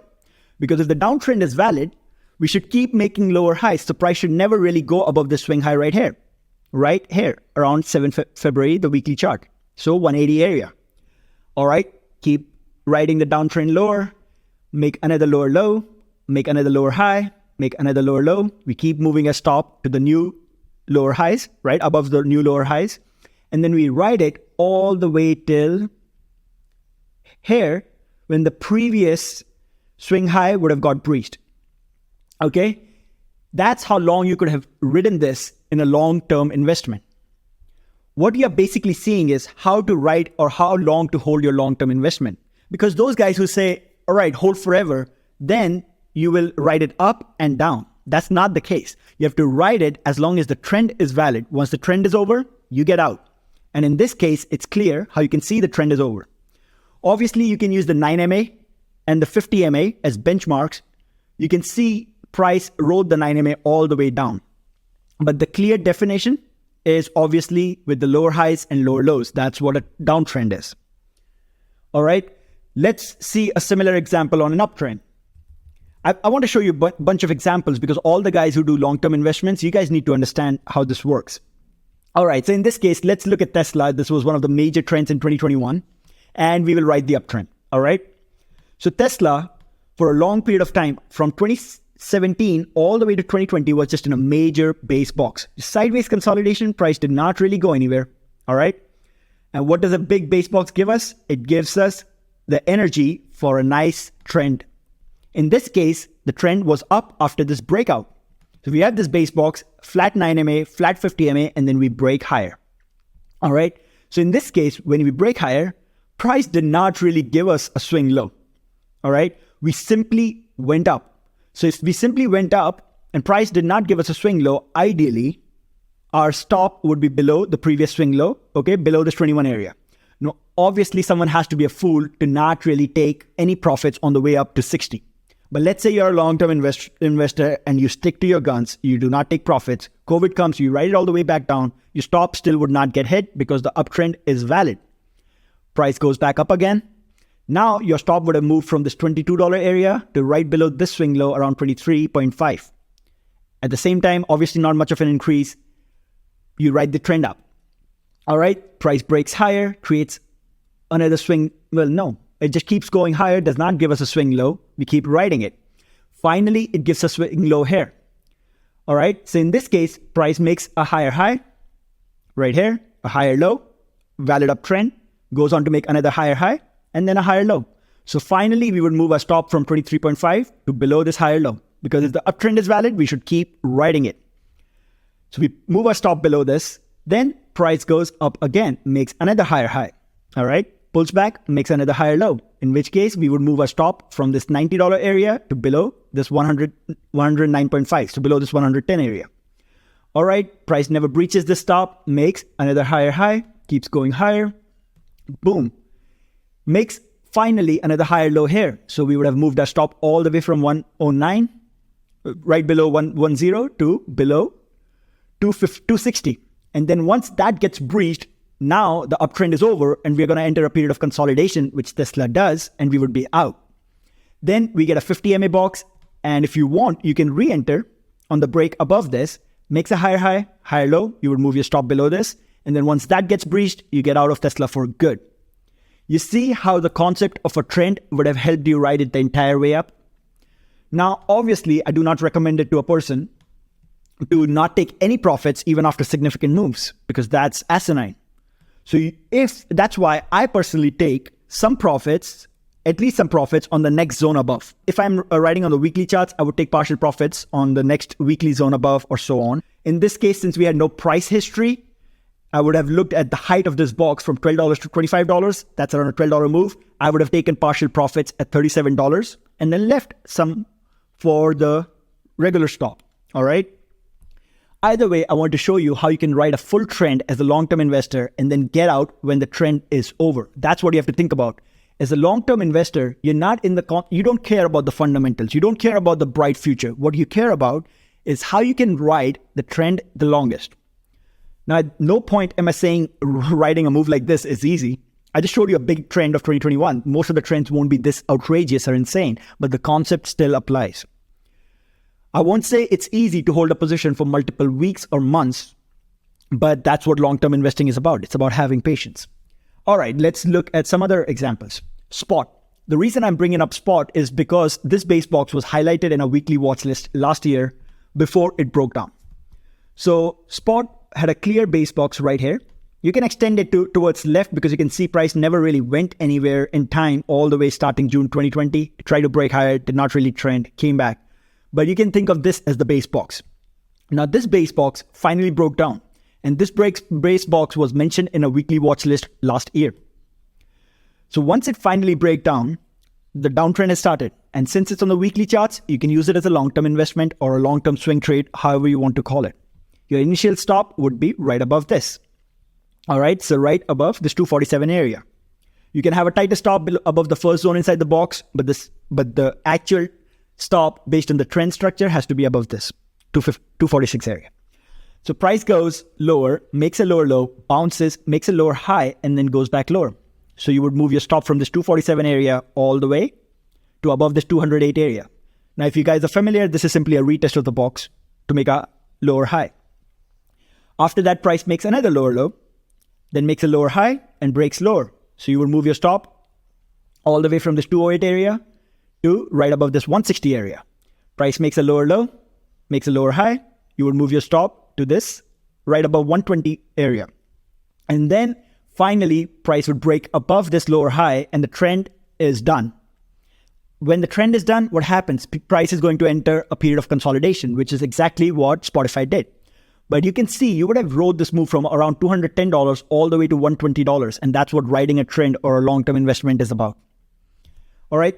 I'm just showing you multiple examples so you guys get this concept. It's a very simple concept, right? Markets are simple. It's the execution which is the hard part. To be patient to ride this entire thing is the hard part. But let's look at another example. You can say, what were some other big trends? Nvidia, maybe. You can talk about the recent Nvidia big trend. Okay. So Nvidia had this base box. Now, obviously, Nvidia is a crazy example. I can show you Apple too. We had the Apple base box on the weekly watch list in March. So you could have done the same thing. But let's say Nvidia had this base box, all right, consolidated for almost around a year, maybe 10 months. You can even make it tighter, probably around here. But let's say $200 to be safe.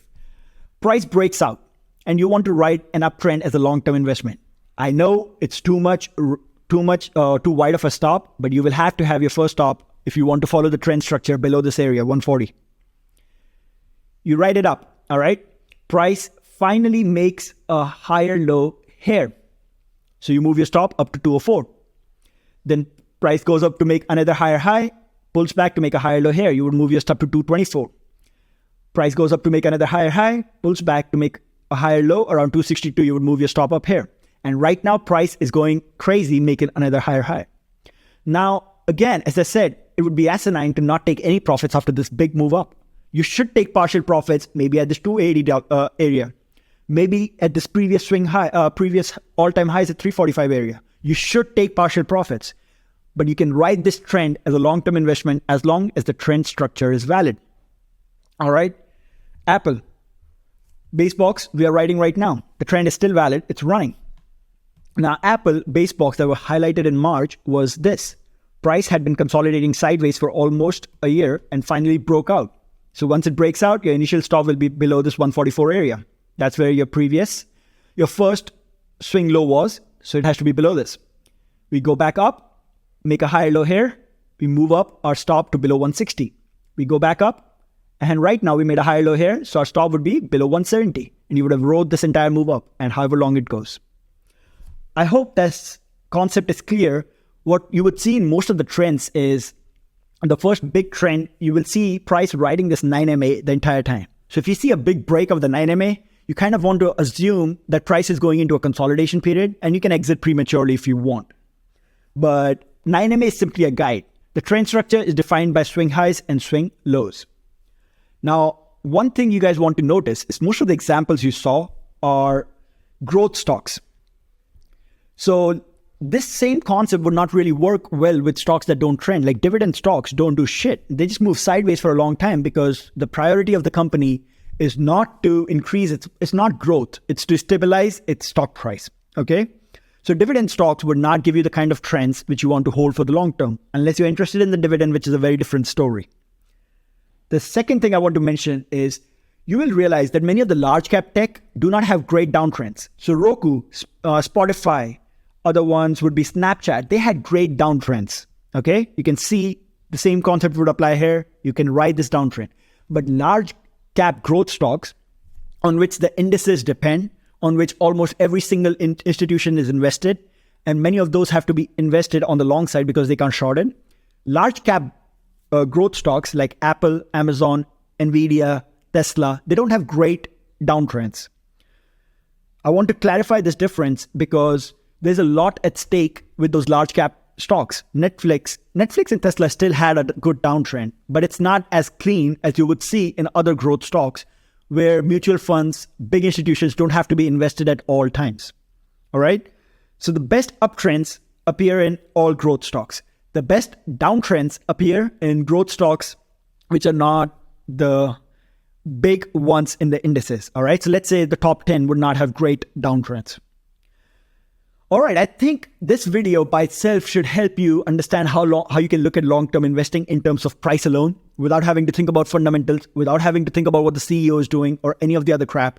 Just using price alone, you can ride trends for a long time, and that's the best way to do it. All right, guys, if you have any questions about this, just ask me inside the group, and see you all later.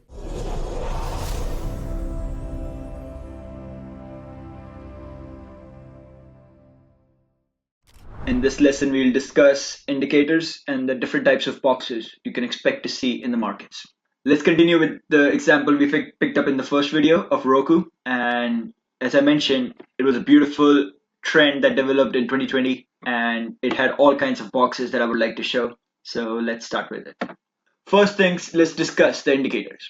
The two main indicators that I use are the 9-day moving average and the 50 moving average. You can use simple moving average, you can use exponential moving average, you can use weighted exponential moving average. It doesn't matter. They all are similar. Besides, indicators are exactly that. They're hints for decision making. They're not foolproof methods. I use simple moving averages, the 9 and the 50. You have to realize that markets are fractals. What happens on one time frame is similar to what happens on the other time frames. You will see the patterns that develop on weekly, they will develop on daily, they will develop on hourly. Maybe not in the minute or seconds because that's too much noise, but for the most part on higher time frames, the markets are fractals. So these 9 moving average and 50 moving average will be important on all time frames.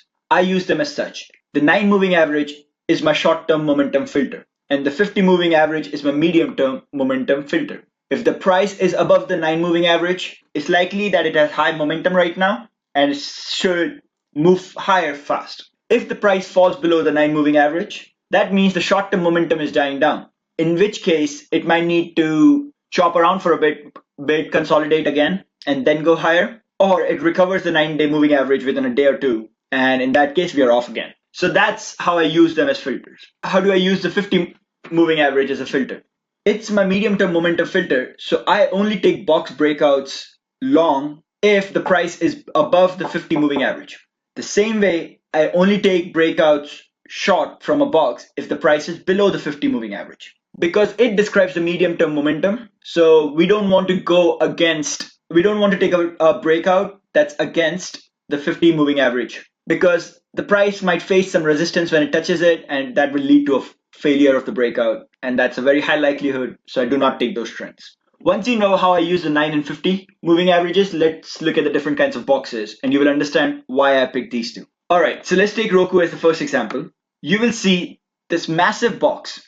Alright, let's begin with this. There are 3 types of boxes that I look at. One is this, a base box. A base box develops over a few weeks to a few months. Sometimes it's over years. That's a box developing on a weekly or a monthly time frame instead of a daily time frame. But base boxes can develop for a long time. If you want to see a base box that developed over a long period of time, look at gold from 2011 to 2018.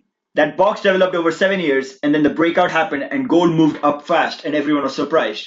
Why are you surprised? The price was consolidating in a region for 7 years. That's a lot of energy. That energy needs to be released. The price has to start moving. You can start thinking of price within these boxes as a coiled spring. The more it consolidates, the more energy it collects. So the bigger the box, the bigger the breakout will be. The longer the price will run because it has more energy. All right, so this box developed over months. That's a base box. You see, from these comes out the most beautiful trends that run for a long time. Once the price starts trending, we saw the trend structure in the last video. The price ran, then the trend structure broke down, and then it had to consolidate again. We were in a non-trending phase. So what usually happens after a base box is once the price breaks the trend structure, it starts consolidating again. It waits for the 50 MA to come and push it higher. That's what I've seen. You will see the 50 MA on the daily corresponds approximately to 9 MA on the weekly. So what you're actually seeing here is the 9 MA on the weekly pushing the price higher. So the second type of boxes, which we usually see, are 50 MA boxes. That's 50 MA on the daily. That's the one pushing the price higher. So it's consolidation, waiting for the 50 MA to come up, and boom, we go higher.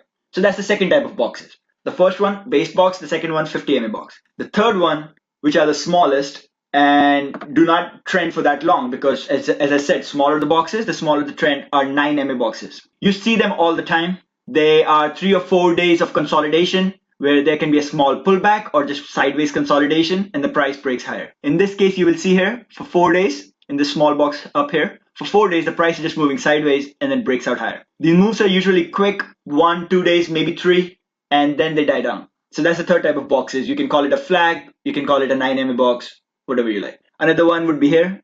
You see the price went higher quickly, so it moved sideways for the 9 MA to catch up, and then it went higher. Sometimes it's a flag. The price went high quickly, then it came slightly lower to touch the 9 MA, consolidated before it went higher. So that's the third type of box. It's a 9 MA box or a bullish flag, whatever you want to call it. So the 3 types of box we saw are the 50 MA box, the base box, and the 9 MA box. The most reliable ones in the breakout scenario are the 50 MA box. The problem with base boxes is sometimes the price can go out for a little bit, come back, and keep chopping. But for 50 MA boxes, the first 50 MA box after a breakout, that's extremely reliable. The price just goes, as you can see in this Roku example. Another interesting case would be to look at Google. It has had 50 MA box after 50 MA box all of last year and this year, and that's what the price has been doing. I will draw some so you can get an idea. Okay, I don't know why the trading view is not letting me draw a box, but you can see between 1806 and 1700, you see a box here. It broke out. Then you see another box, broke out. All of these are 50 MA boxes. You see the 50 MA pushing the price higher? Google has done that all last year and this year. It's just 50 MA box after 50 MA box. Another one here, 2204 to 2400. Price went higher, retested it, boom. So now that we know the indicators I use and we know the different types of boxes, in the next class, in the next lesson, we'll learn how to trade each kind of box. Which option trades, which stocks, how to pick them, which option trade is better for which type of box. One thing I want to mention is, as I mentioned, markets are fractals. The 50 MA on the daily corresponds approximately to the 9 MA on the weekly. Similar way, the 50 MA on the hourly corresponds approximately to 9 MA on the daily. So when you're looking at a 9 MA box on the daily, that's a 50 MA box on the hourly. So you can look at it that way, and if multiple time frames have a point to in one direction, we'll make a decision in that direction. Bye. All right, that's enough for this class. The next class, we'll see how to trade each kind of boxes. See you then.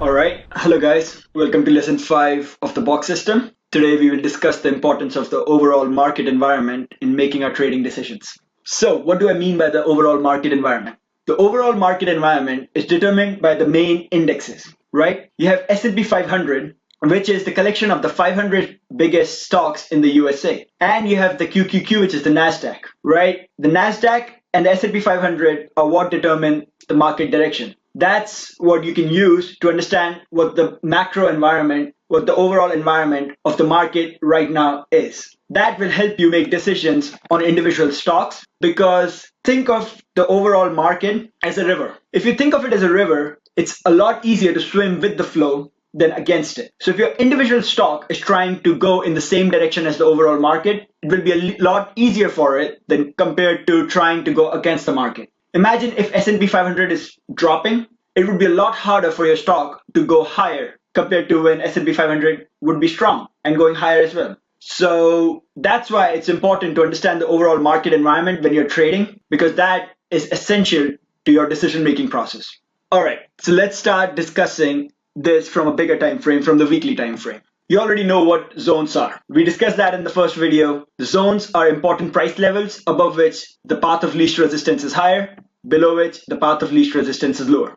So let's mark a weekly zone that's of immediate consequences. It's around 423. You see, acted as a resistance for a bunch of weeks. As long as the price was below it, path of least resistance was lower. Once price crossed above it, it acted as a support on a retest and the price went higher. So if the price comes back here, it is likely to provide some sort of support for the price. And if the price stays above it, well, the path of least resistance will continue to stay higher, which means don't start taking any big short positions, any long-term short positions. The reason I've marked this zone will come into play later in this video. You will understand. So when I'm trading week to week on a daily chart, the most important thing to consider is a daily zone where SPY is, right? The current important zone right now is around the 451.5 level. Price has stayed above this zone for about 6 days. It has bounced off of it a few times. Once this zone breaks, the path of least resistance will be lower to the next zone, which will be around 446. Let's say around 446. So what I have seen in my trading is, as long as SPY is above its highest zone, the likelihood of a breakout working out for us is higher. When SPY is below it, that likelihood drops. How much does it drop? When SPY is above its latest zone, 8 out of 10 breakouts will work. When SPY is below it, maybe 5 will work. So you have to pay attention to this thing. If you cannot define zones easily, or if you're not interested in that, a quick hack is the 9 MA, right? If the price SPY falls below 9 MA, I stop taking any new breakouts. That's it. Any of the trades that I already have, if they're not acting right, I will start cutting them. It just means I'm going in the defensive mode. I'm not saying I'm going short. I'm not saying I'm bearish on the market. I'm just saying the market is supposed to have some chop because the short-term momentum is dying down, and I'm going on the defensive mode. That's it. So once price falls below 9 MA, I get less aggressive. Usually corresponds with the first zone as well. So you can use the 9 MA as a proxy for it, right? After that, more often than not, the 50 MA comes to the rescue. The 50 MA comes to the rescue. As you have seen since October, the rally, 50 MA has saved it about 8 times. So the positions that were working fine, even though SPY fell below the 9 MA, that I am still holding, if SPY stays above 50 MA, I will keep those positions, right? I will, unless they break the trend structure. As long as they're acting right, I will keep them. Once they stop acting right? Once SPY falls below 50 MA, I will move to all cash. Now it's time to sit back and relax and understand what the market's about to do. What is the next step? The next step is to look at the weekly zone, and only when we go below the latest weekly zone will I start shorting. Will I start having medium to long term like swing shorts. I won't start shorting till the price is figuring itself out above this zone. Only below this zone is when I will get bearish. That's the importance of the first weekly zone. So those are the things I'll look at. You will understand the market environment is very important in our day-to-day trading decisions because you want to make trading easy, almost second nature to you. In which case, you want to make decisions that come naturally. Take trades in the direction of the market. Don't try to fight the market. It is usually stronger than you. Over the long run, it will hurt you. All right, that's all there is to this video. I will see you in the next lesson.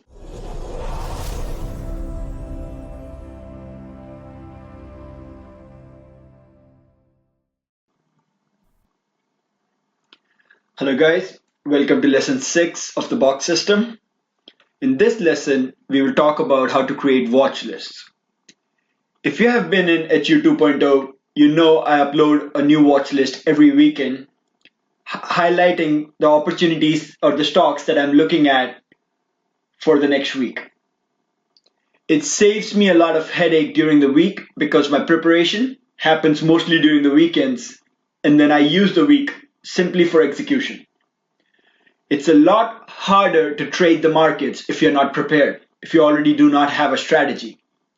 It's a lot easier when you already have the strategy, you know what you will do when the situation arises, and when the time comes, all you have to do is go ahead and do it.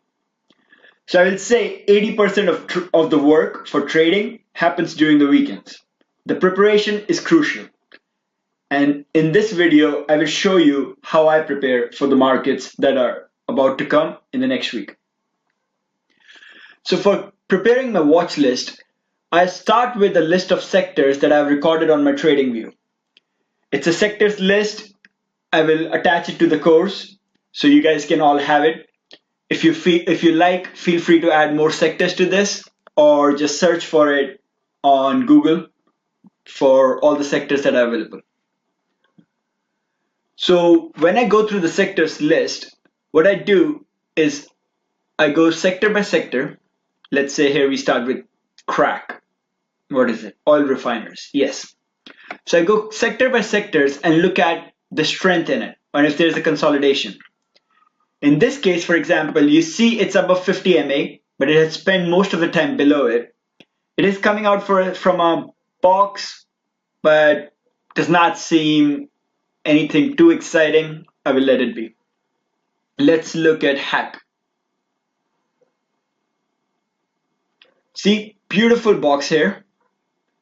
Beautiful box between 63 and 60. I already have drawn the box. That broke out on 24th August, and look at this. Now we're creating the first higher high. So when I see a consolidation like this in a sector or in an ETF, what I will do is the next thing I will do is compare it to the SPY. In TradingView, you can do that by just writing the name of the sector and divide /SPY. All right, so the comparison is above the 50 EMA, which means it has medium-term positive momentum. In this case, if this filter is met, I will go through the components of hack. You can look at the components of hack on Google, or there's a website called etfdb.com. etfdb.com.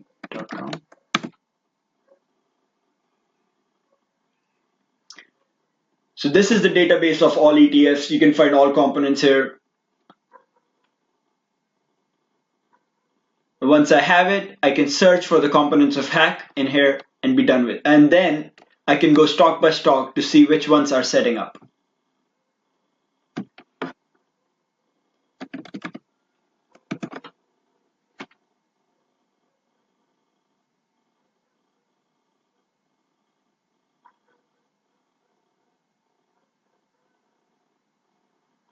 It's a bit slow. Let's come back to this in the meantime. We'll go back and check how I look at the holdings. So this is my process, right? Like another one to look at, XLK, is the large cap tech, right? This is where your Google, Microsoft, Apple, all of them are. So this broke out of a beautiful box around this region, around 140, and look at the rally it had. So this rally is not had by itself, right? Like its components, the Apple, Microsoft, Google, all of them rallied with it. And when you can identify this rally about to happen in this consolidation between 140 and 132, you can size up, you can position yourself to participate in that rally through the large cap tech. Another consolidation was recent. This is the recent breakout of Google and Microsoft and Facebook that happened. Yeah, that also happened on 24th August, and you will see if you go to the Facebook chart, Facebook broke to new all-time highs at that moment. Why is this so slow?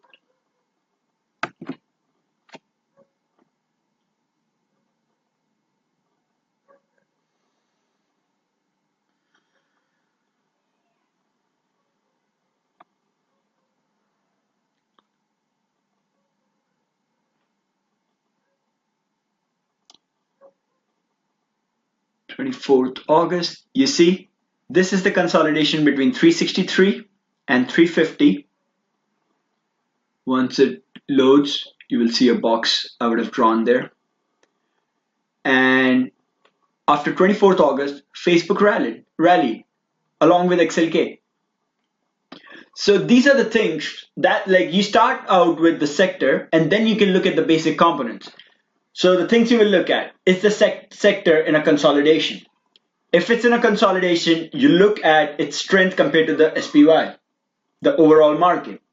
And if that's positive strength, you go to the sector, you look at its holdings, and then you go stock by stock in its holdings to look for boxes.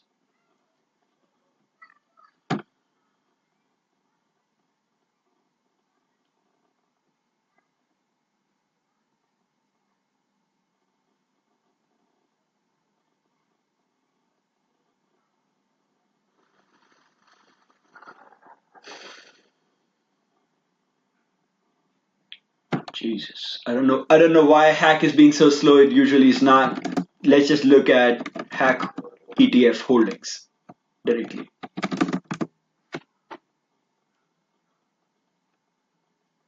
All right, you say hack top 10 holdings and we'll talk about it. Cisco Systems, Cloudflare, Fortinet. You go on etfdb.com, you should be able to look at that, the composition. If you want to look at Fortinet, FTNT, you will see it has had a crazy trend this year. Absolutely beautiful.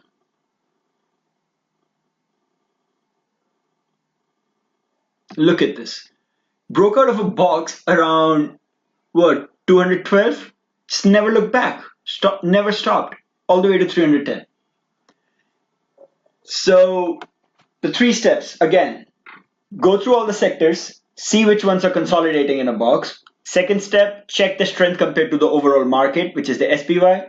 Then go to the holdings, the top 10, top 20 holdings of that sector, and check out which ones have boxes. Now, what I do after that is I have multiple lists. I have A list, B list, and C list. What does that mean? The boxes that are about to break right away and have high options volume, I put them in the A list.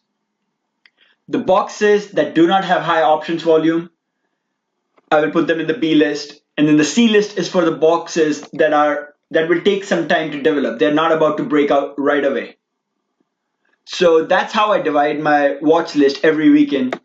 It's a grind. It's not easy. All of these different sectors, you go through them one by one. And at the start, when you start doing this yourself, it might take 5-6 hours. Over time, you will be able to finish in 2-3 hours. But that's all there is to it. If you have any more questions, ask them. Send me DMs, send me emails, whatever you like. I will send this watch list along with the course, and that's it. That's all there is to box system. Based on if you guys send me more questions, I will create more videos focusing on those questions. And guys, get started. Good luck trading.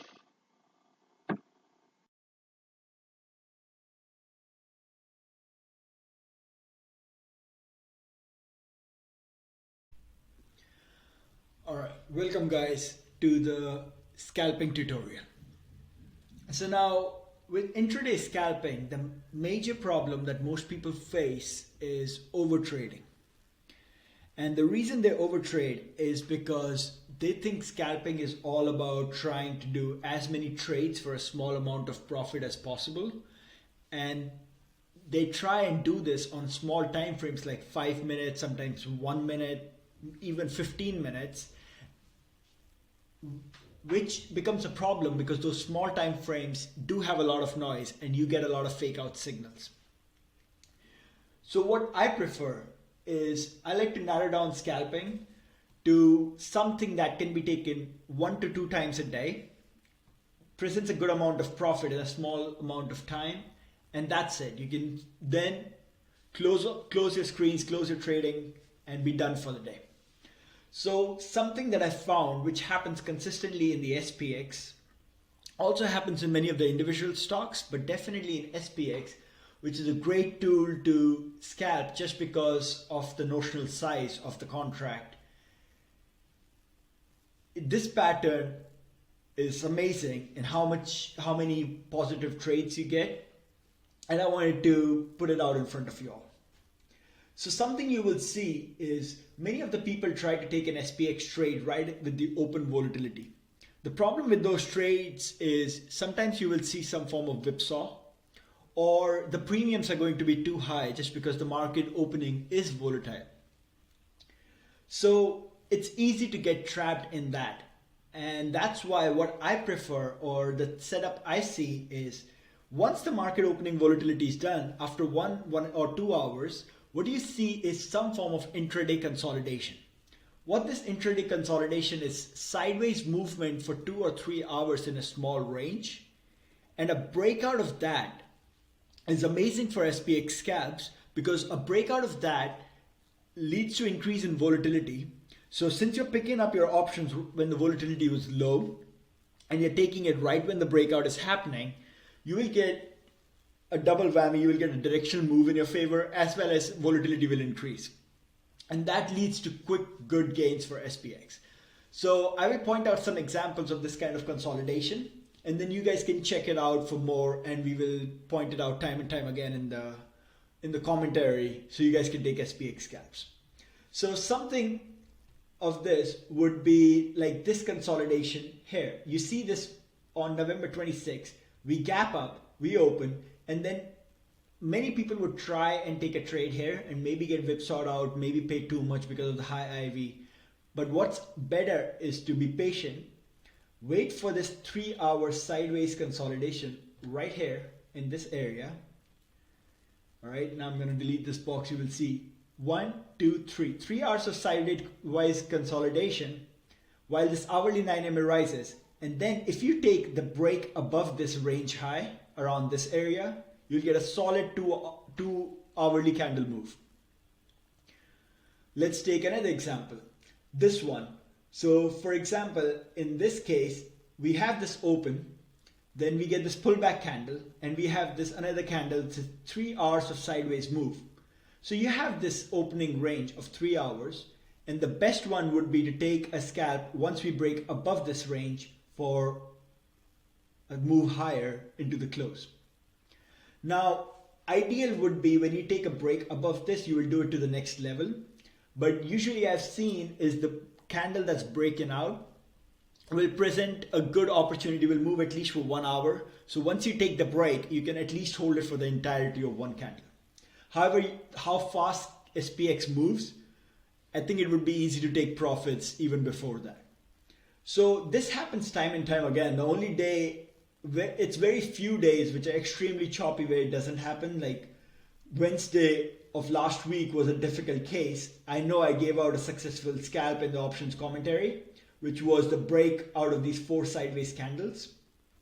I think these 3 sideways candles, and I suggested a break above this, followed by a break below it. But the range wasn't there and we still made money. On Friday, I gave out an example where we had this sideways range, and now this one was on 30-minute chart, but you can, let me point it out. All right, this one, you have 4 candles sideways, and I had mentioned the range is 3948 to 3965, and a breakout of this range would be a good SPX scalp. We broke out of this range and boom, 10 points, and that was a good SPX scalp. So be on the lookout for these kind of moves, right? Once the volatility has died down after the open, you get the sideways range. A breakout of this range is perfect for scalping. SPX options, you will get 1 to 2 opportunities a day, and that's all you need. The same thing can also be used for futures if you want to scalp for that. But you see this example again and again. It happens all the time. For example, this day, 3rd of November, you have the sideways range.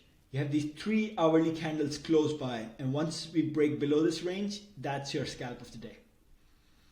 Or this one, you have this opening volatility, then we have 4 candles sideways, hourly 9MA comes up, and once we break above this range, that's your scalp opportunity. Let's look at more examples. I will randomly pick a day and see if we find an opportunity there. All right, this one, for example. We have open next day in the range of the previous day. We consolidate for 4 straight hours, and then price around 11:30 starts breaking below, and that will be your scalp opportunity of the day. I hope this is starting to make sense. Do not try and play the action right at the open. You wait for the initial volatility to die down for 2 or 3 hourly candles sideways. It presents a box, which is a box on a smaller time frame. It presents a range on the hourly charts, and you take the breakout of that range, and that works out wonderfully for scalps. So this one, for example, you have on October 24th. So now I'm just picking out random days, but this happens so many times that you will at least get 1 to 2 opportunities a day. So in the afternoon, around 11:30, price just started to die down, which happens during lunch hours, right? It's not a surprise. Once we break out of this range, when people come back from the lunch hours, that's your scalp opportunity. I would usually just hold it for 1 hour, but SPX moves fast enough, you can even get out faster. So this is a pattern I saw quite a few times, and this is something I wanted to mention if you guys want to take advantage of it. If you add a few more stocks that are actively traded, like Tesla, Apple, Amazon, Microsoft, and QQQ and SPY, I think you can make a good system out of just trading these and scalping. Because these kind of opportunities appear time and time again, where you have range-bound sideways action into a rising hourly 9MA or falling 9MA, and you can take a scalp out of that. Hope this made sense. I know it wasn't too complicated. I just wanted to point out the setup, and good luck trying to find opportunities with that. I will mention opportunities in the options place commentary as well as the scalp of the day opportunity.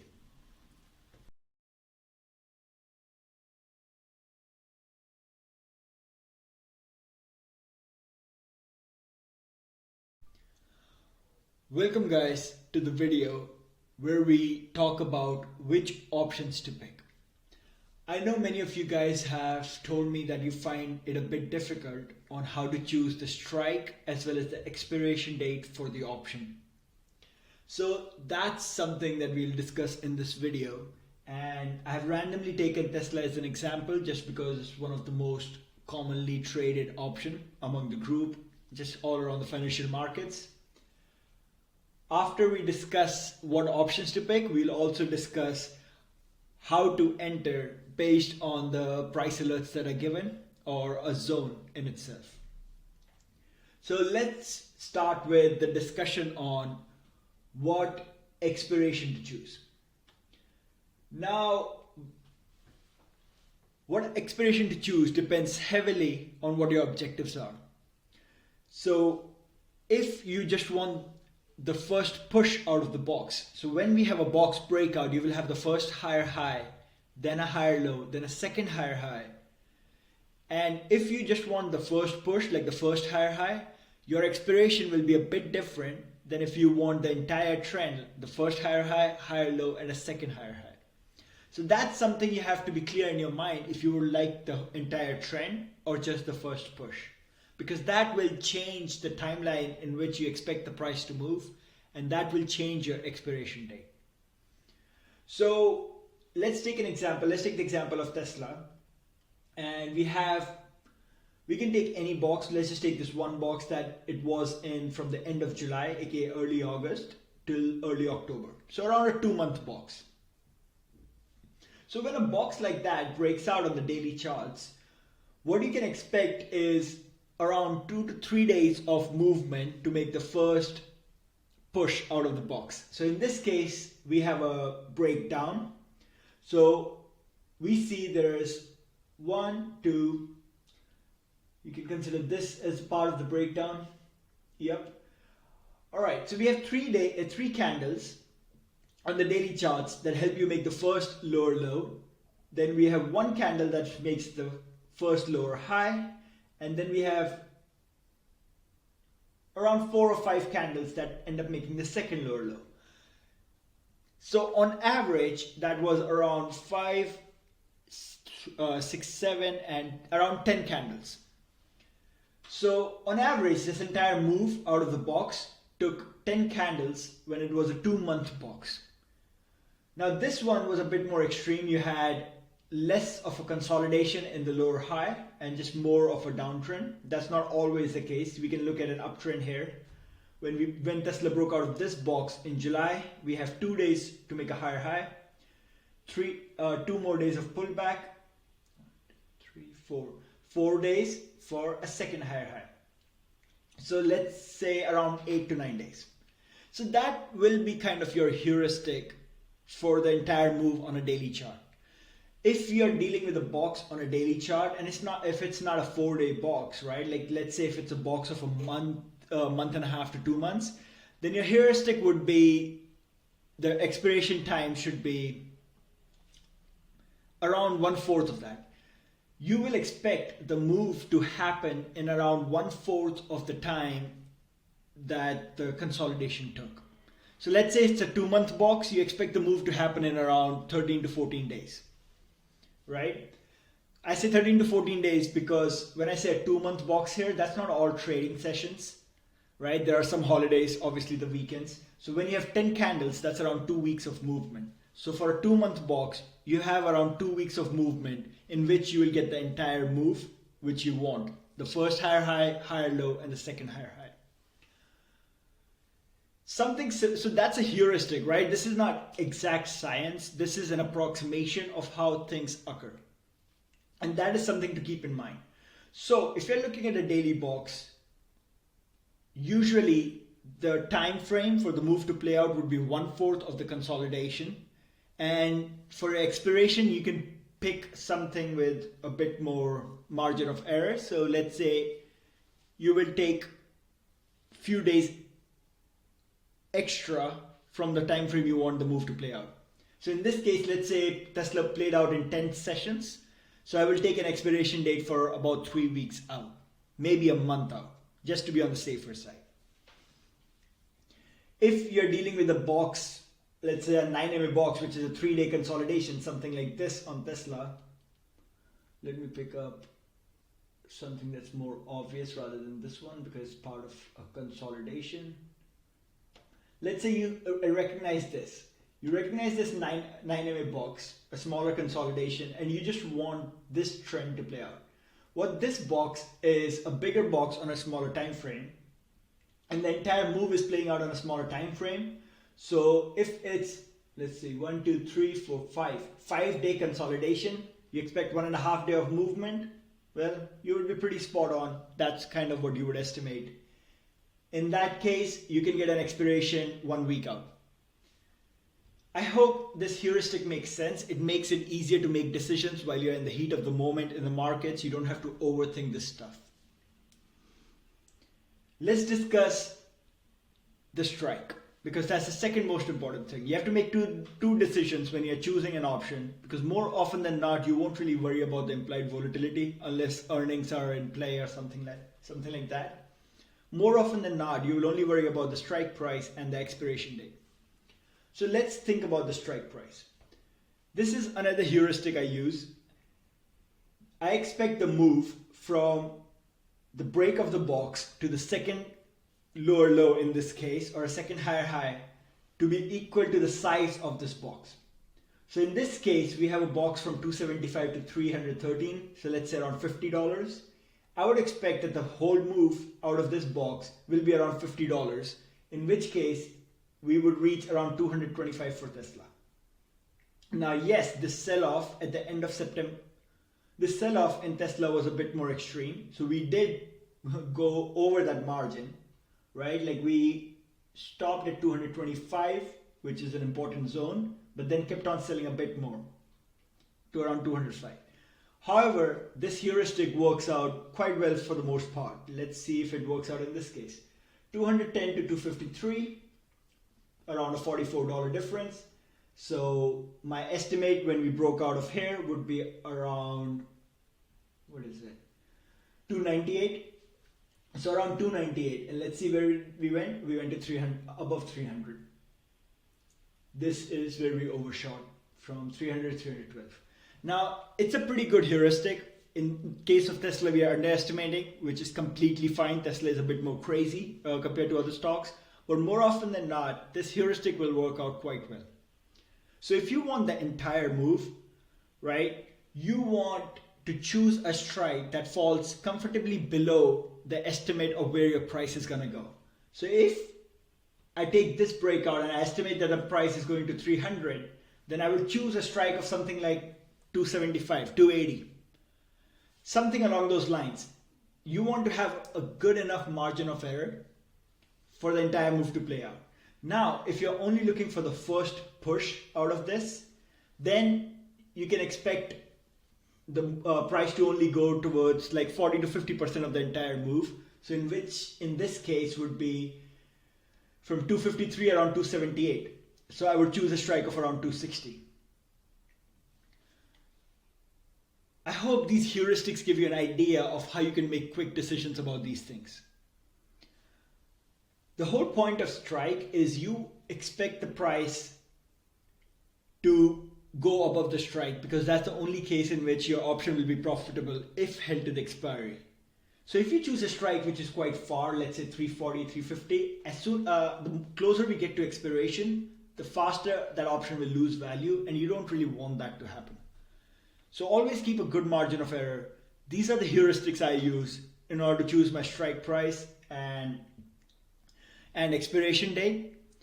For the most part, they work quite well. I hope this makes it easy for you guys to choose them as well. If you have any questions about this part, please ask me in the chat. I will be happy to clarify. Now let's look at the second part. How do we enter an option trade? So this box, right? I had mentioned it in the watch list of last week. This box was in the daily charts. It was a very good looking box. It had a medium squeeze. And I had mentioned in my price alerts, a break and hold below 203 could take this price to 186. It went a bit lower, but 186 with support at 197 and 190 on the way. Those levels turned out to be pretty damn good the entire week. But let's see how you could safely enter those. So if you are looking at the box breakout on a daily chart, right? Like if it's a daily box, if the box is on the daily chart, and then you want to look for entry on the hourly chart. So in this case, what I would do is I would look for the candle, the hourly candle that forms around my price zone. Let's say this hourly candle breaks below the zone or the alert I had. What I would do is wait for it to close. Now in this case, it closed pretty down bearish. So I would enter right away, because that's completely fine. But if the candle didn't close bearish, let's say, I think we had something like Apple. Yes, I had a zone for Apple at 137.5. So let me move that a bit. Something like that. Okay, so let's look at this candle. For example, this candle broke below the zone, but it didn't really close bearish. It closed as an indecision candle. You have big wicks and price kind of stops in the middle. So in that case, what I would do is I would wait for price to break below the low of this candle in order to enter. In the case of Tesla, because the candle was fully bearish, I would enter right away in this case. But if the candle had not closed bearish, let's say it closed somewhere here, then what I would do is wait for the next candle to break below this, below the lows of this candle that broke the zone, and then enter. Now this is on the daily, this box is on the daily chart, so you can use the hourly candles to enter. If the box was an hourly chart, you could look at the 15-minute candles to enter. So if I say break and hold below 203, then you want to see how the candle closes. For example, in this case, we had the break below 203, but the candle closes above it. So there's no reason to enter right now. Then we wait out, and once the low of this candle was broken, that's when you would have entered. I hope that made sense. That's how I look for entries. If price breaks below the zone and holds, what do I mean by hold is it closes below the zone bearish. So in this case, if my price alert says break and hold below 203, 203.8, in this case 203.8, let's say that's what the price alert says, then this is a break below that price alert, but it's not a hold. Price came back above it. So what I would do is I would mark this candle, and as soon as price would break below the low of this candle, that's when I would enter. Let me see if I can find some more examples. Roku. All right, Roku would be a good example.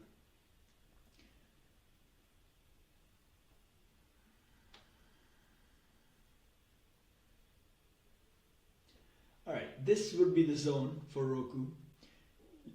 If the alert said break and hold below 48, you have multiple candles that break below 48, but they do not hold it.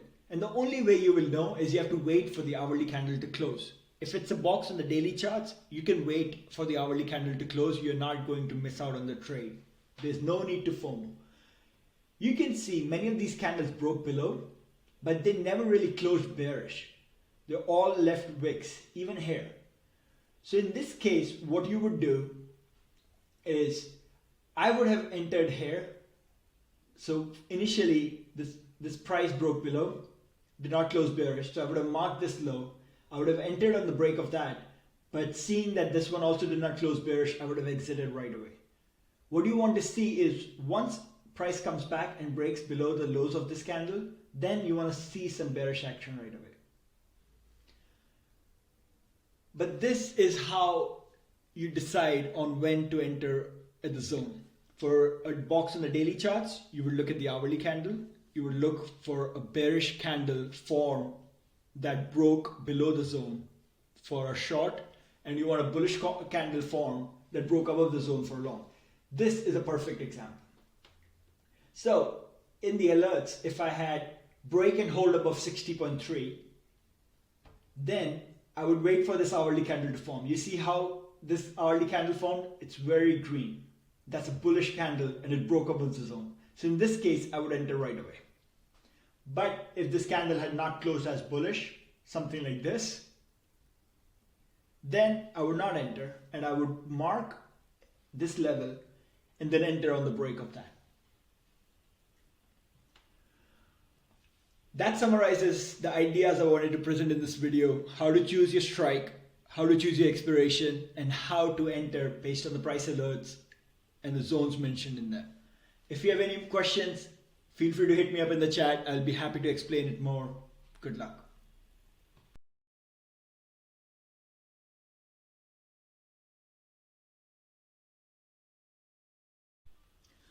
Welcome guys to the second part of the candlesticks tutorial. In the first part, we discussed the different types of candlesticks and the most common patterns. Now we are going to see how to use them in real trading. This video will also answer the questions that many of you guys have about what I mean when I say break and hold above a certain price level or break and hold below a certain price level. All right, so let's begin. For this example, I have taken the chart of QQQ and I have drawn out the zones on the monthly and the weekly levels. So I've marked them. You can see this is a monthly zone. It acted as support a bunch of times and then acted as resistance.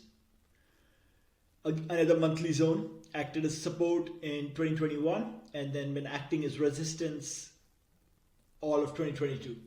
Also acted as support for the first half of 2022. The last monthly support is here, which was the support back in September 2020 and for the last 4 months of 2022. We have a weekly zone in the middle of these two monthly zones and another weekly zone here. So based on that, I have drawn out my weekly and monthly zones. What I will be looking at is to trade this chart on the daily time frame. So let's see how one would use candlesticks in this process. One thing I do want to say is a momentum candle coming into a level is not as important as a momentum candle leaving a level. What do I mean by that? It means that if a momentum candle is coming into a support, let's say you have a big red candle coming into a support, that does not really make it too likely that it will break through the support. But a momentum candle leaving the support, a big green candle leaving the support, makes it very likely that the market sentiment has changed and now it's bullish. Same way on the other side, if you have a momentum candle, a strong green candle going into a resistance, like this here, does not mean it will break through the resistance. But a momentum candle leaving the resistance, like this one right here, shows that the market sentiment has changed and now that the direction is reversed.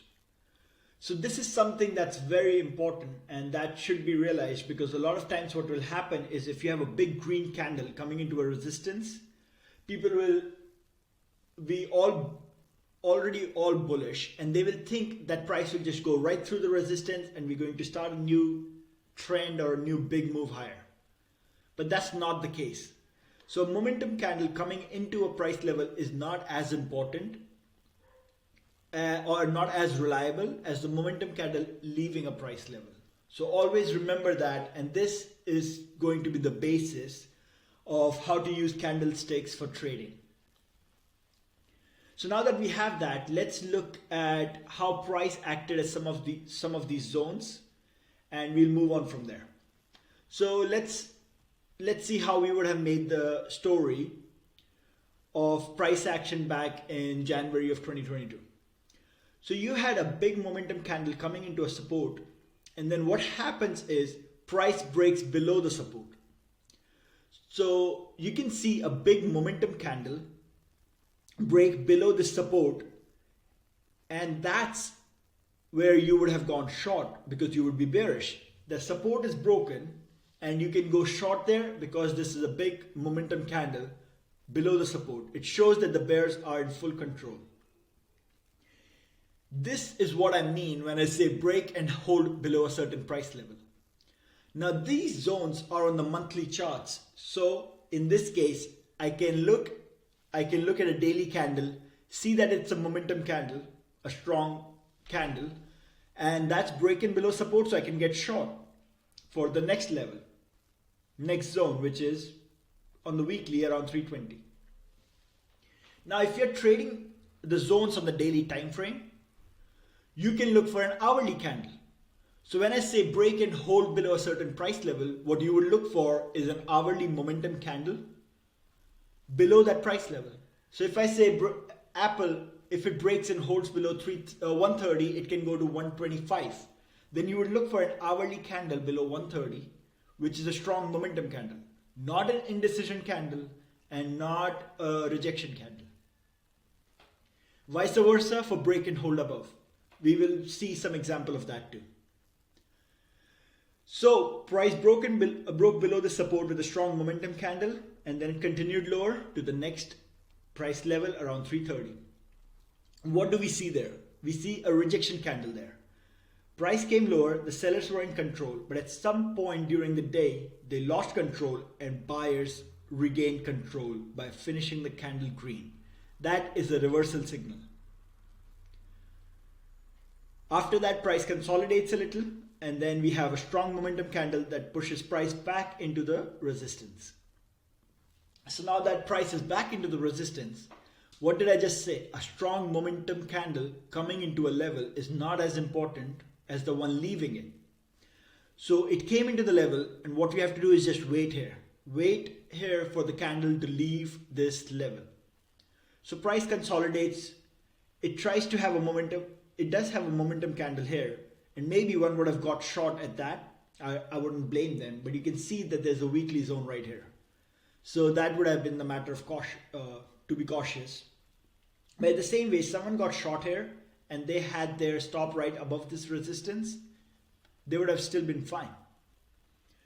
Either way, price consolidates a little, and then we have this strong momentum candle going away from this level, from the resistance.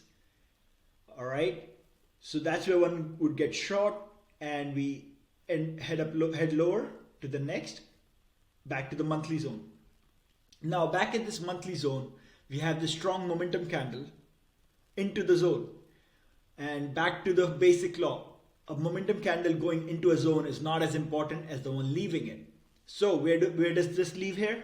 It leaves green, so it goes up, which means now bulls have taken control on the daily time frame. And where should we expect it to go next? To the next zone. It went to the next zone. There we have a momentum candle which reverses the direction.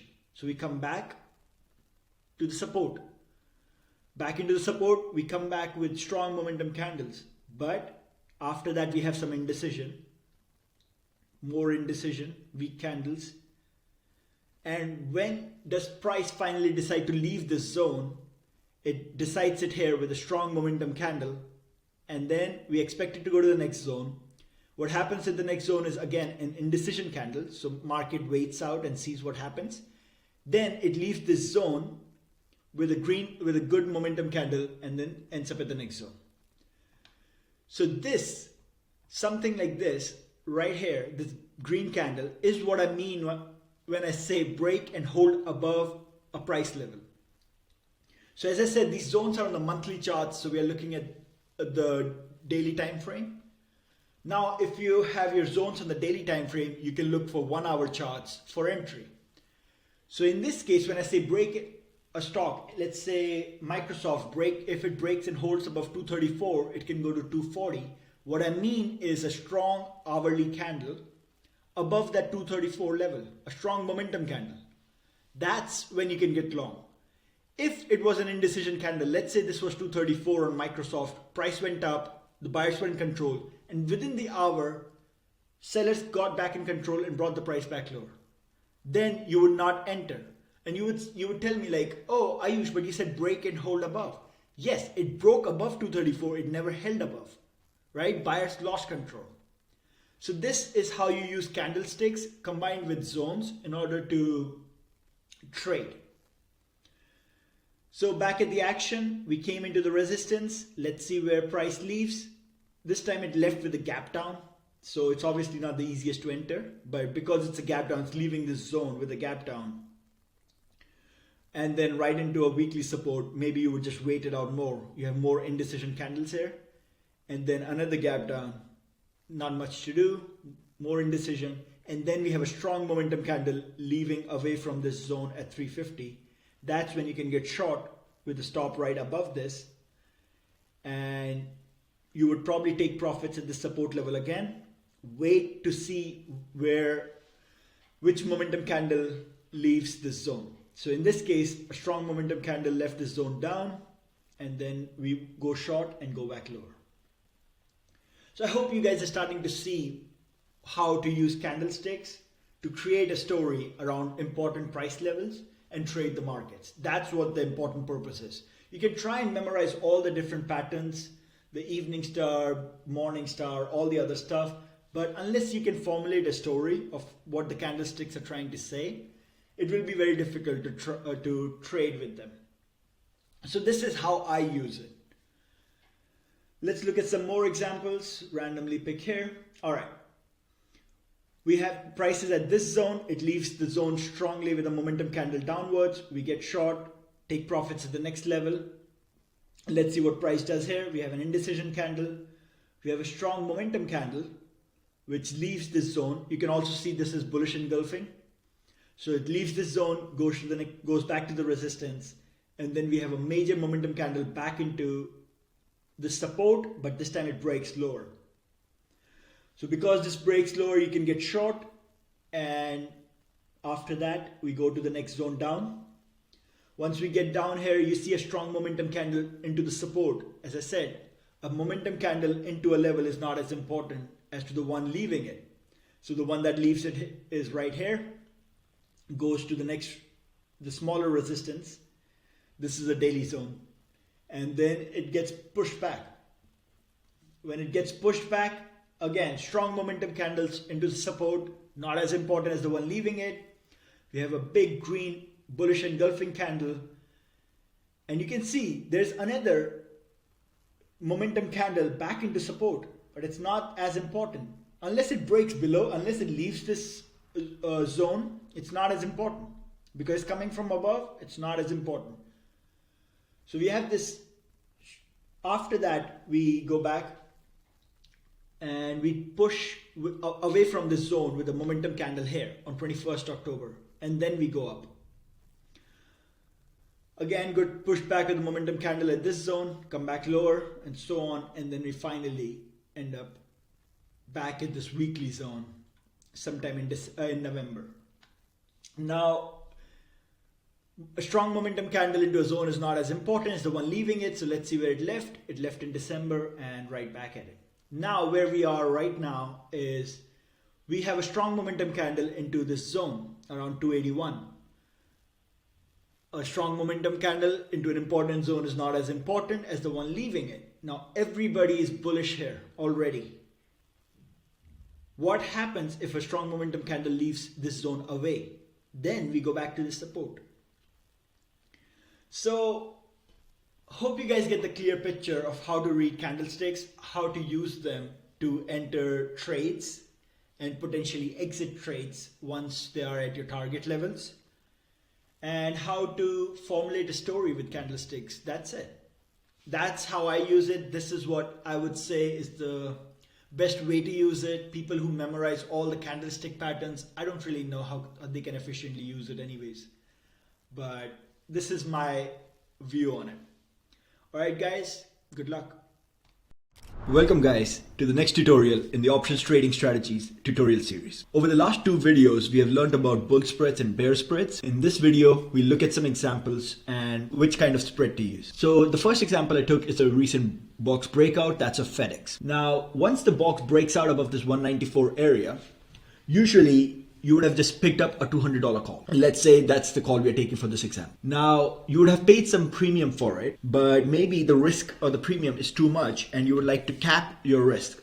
So what you can do, in addition to the buying the $200 call, is you can sell the $210 call. For selling that call, you will get some premium that would reduce your risk, which you're putting in this trade. Obviously, it reduces your gains a bit too, but that's the whole purpose of a bull call spread. Now, why I chose that strike, we'll discuss that more in a future tutorial video when we start discussing Greeks. So don't worry about that for now. I'm simply using random strikes as examples on how the spread would be placed. So another thing we could have done when this breakout happens, instead of paying the premium, we would like to receive the premium. So what we can do in that case is we would sell this 184 put and maybe buy a 178 put. Now, intuitively, you should know that the put that's closer to the stock price is going to be more expensive. So we sold the more expensive put and we bought the cheaper one. Now, when the stock price starts to go higher, both these puts will lose value. But the more expensive one, the 184 one, will lose value faster compared to the 178 one. So if you need to buy back buy back the 184 and sell the 178 in order to close your position, you would be buying this 184 cheaper than when you placed it. So as this value goes higher, the spread, the bull put spread, will lose value. Since you got paid premium to place this order, when you pay the premium to close this position, that's going to be a lot less than what you got paid. And that's how this position is placed. Now in this case, because the breakout is explosive, you would like the bull call spread. But let's look at an example where the breakout is not as explosive or sometimes the stock refuses to move. Monster. Monster had this breakout from this multi-month box and then has simply been moving sideways since.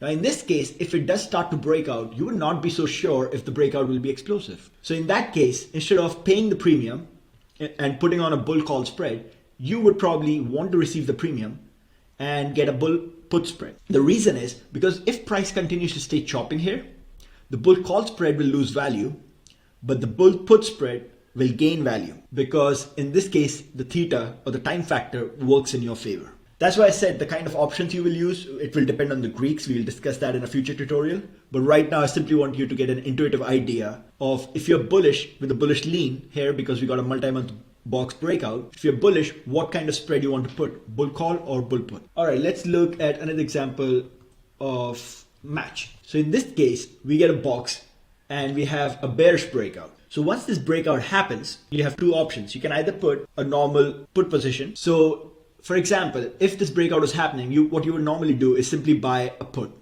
let's say a $45 put, and just write. Now you decided you do not want that, you want to cap your risk. So what you can do is you bought the 45 put and you, let's say, sell a 40 put. Now you intuitively know that the 45 one is more expensive than the 41. So in order to put this position, you will have to pay some premium. But you capped the maximum amount of premium you had to pay because that would have been just for the 45 put. And you reduce the maximum amount of profit you can make by capping it at 40. That's a normal bear put spread. But another thing you can do is put a bear call spread. So this breakout, the box breakout is happening lower. What you can do is you can sell this $50 call, $52 call, and buy a $55 call.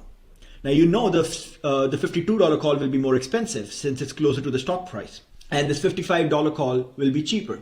So you sold the more expensive thing, you bought the cheaper thing, and you got paid some premium to put on this position. Now the stock price, if it starts moving lower, obviously your position will be profitable fast.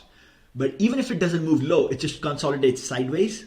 In that case too, your position will gain value because the time factor is working for you in that case.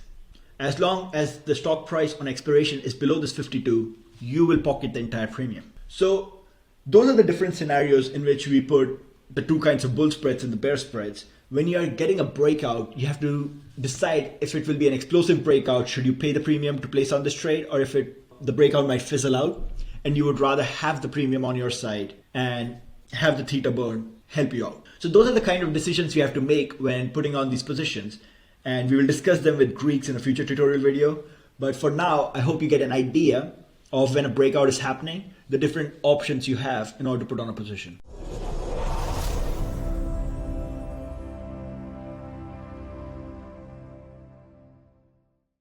Welcome guys to the first installment of Zone to Zone trading system. The natural place to begin is then what are zones? Zones are areas on a chart where price has the most sensitivity. What does that mean? It means in those areas, price will either bounce or reject.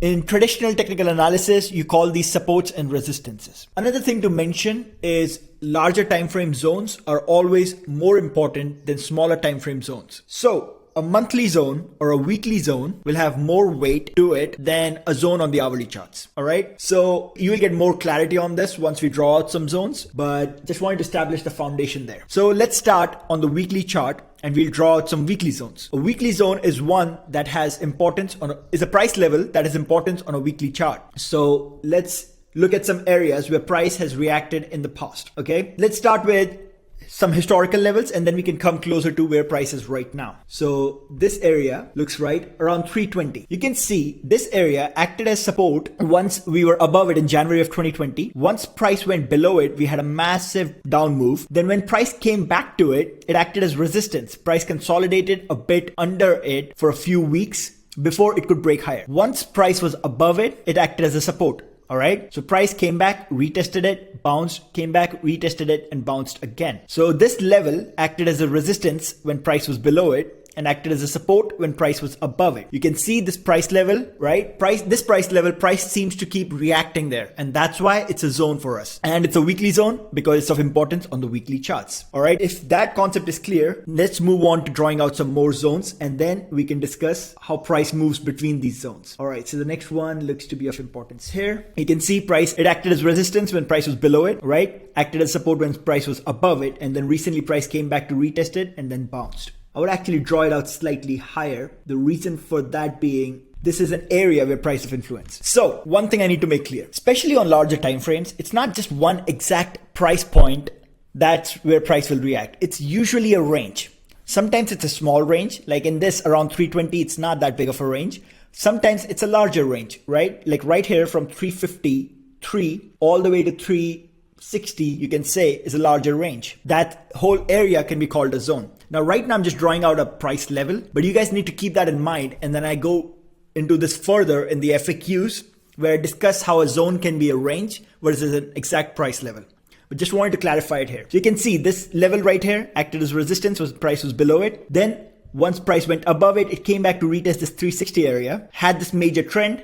Then last year came back to retest the support. This level acted as support, bounced, came back, acted as support, bounced. And now you can see why this level is important on the weekly charts. Now, one thing you guys should have noticed at this point is what we're doing is using historical price action to mark important levels. This price was defined all the way in 2020 and it was used again in 2022, right? We can mark some other levels. So for example, let's see where price bounced from in the 2020 drop. All right. So if I mark a zone here, you can see this level was of important all the way back in 2016. I will move it slightly. Price consolidated below this level for multiple weeks, maybe even months, right? Before it broke higher, came back, consolidated above this level for a bit, and then had this major trend. This is exactly the price. So we would have drawn this price level in 2016. Then in 2020, in this major drop, where does price bounce from? This exact level. So when we came back to this zone, this acted as a support.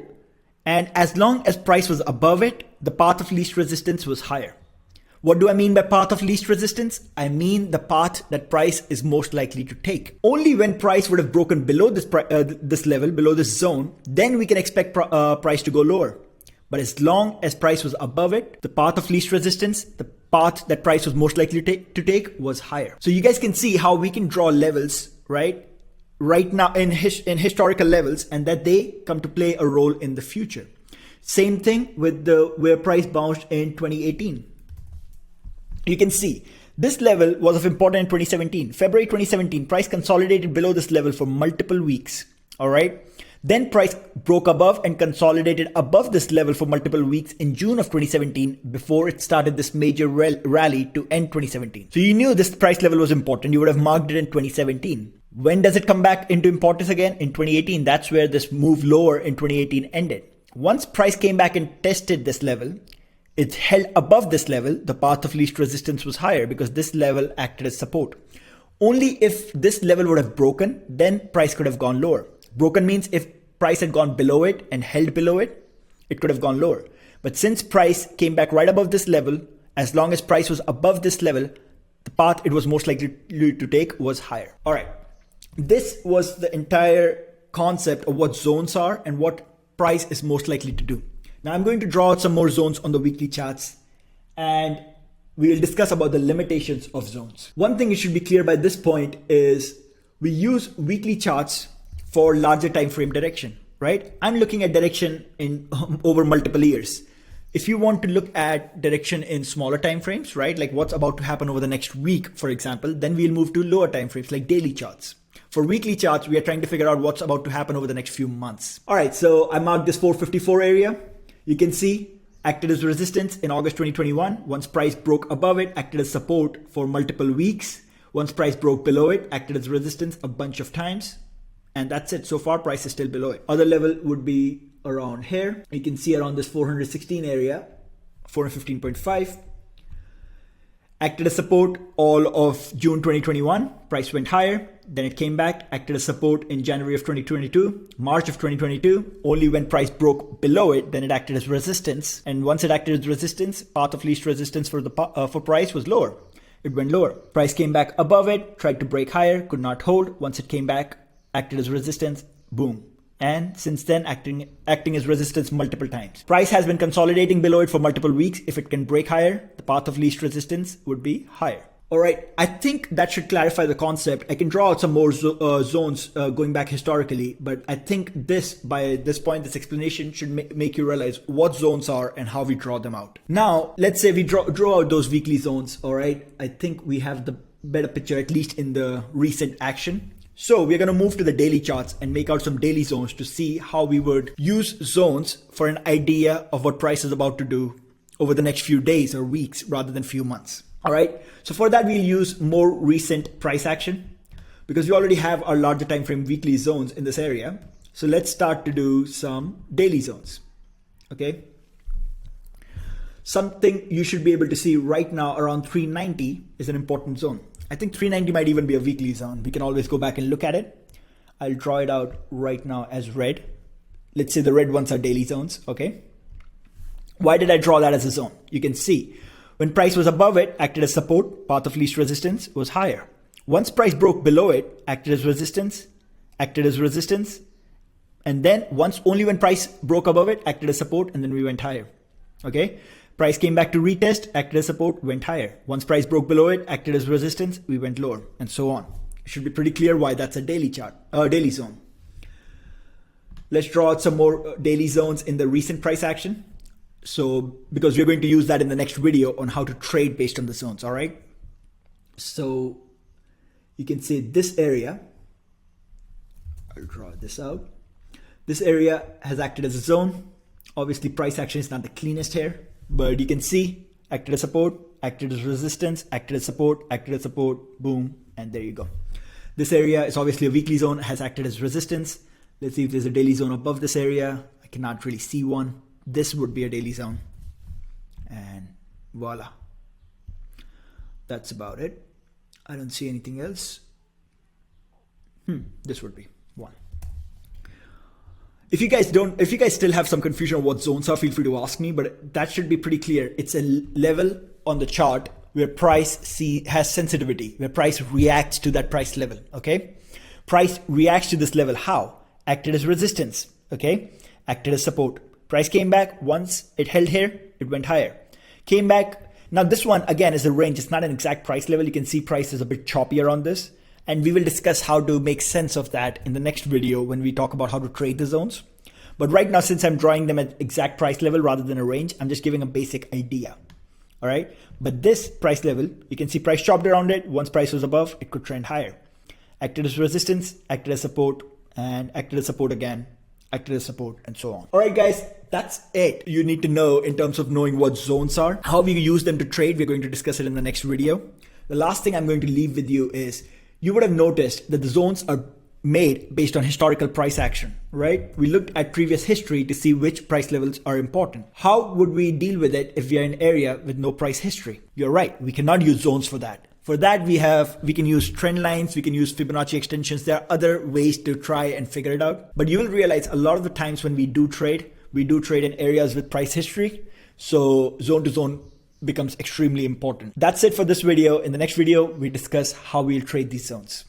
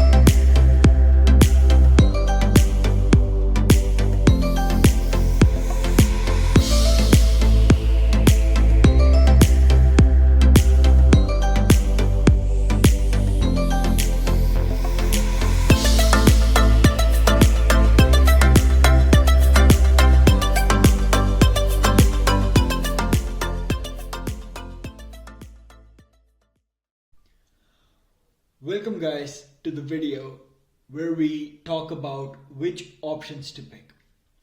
I know many of you guys have told me that you find it a bit difficult on how to choose the strike as well as the expiration date for the option. So that's something that we'll discuss in this video, and I have randomly taken Tesla as an example just because it's one of the most commonly traded option among the group, just all around the financial markets.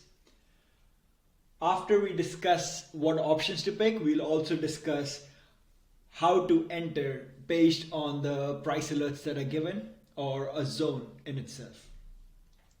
So let's start with the discussion on what expiration to choose. Now, what expiration to choose depends heavily on what your objectives are.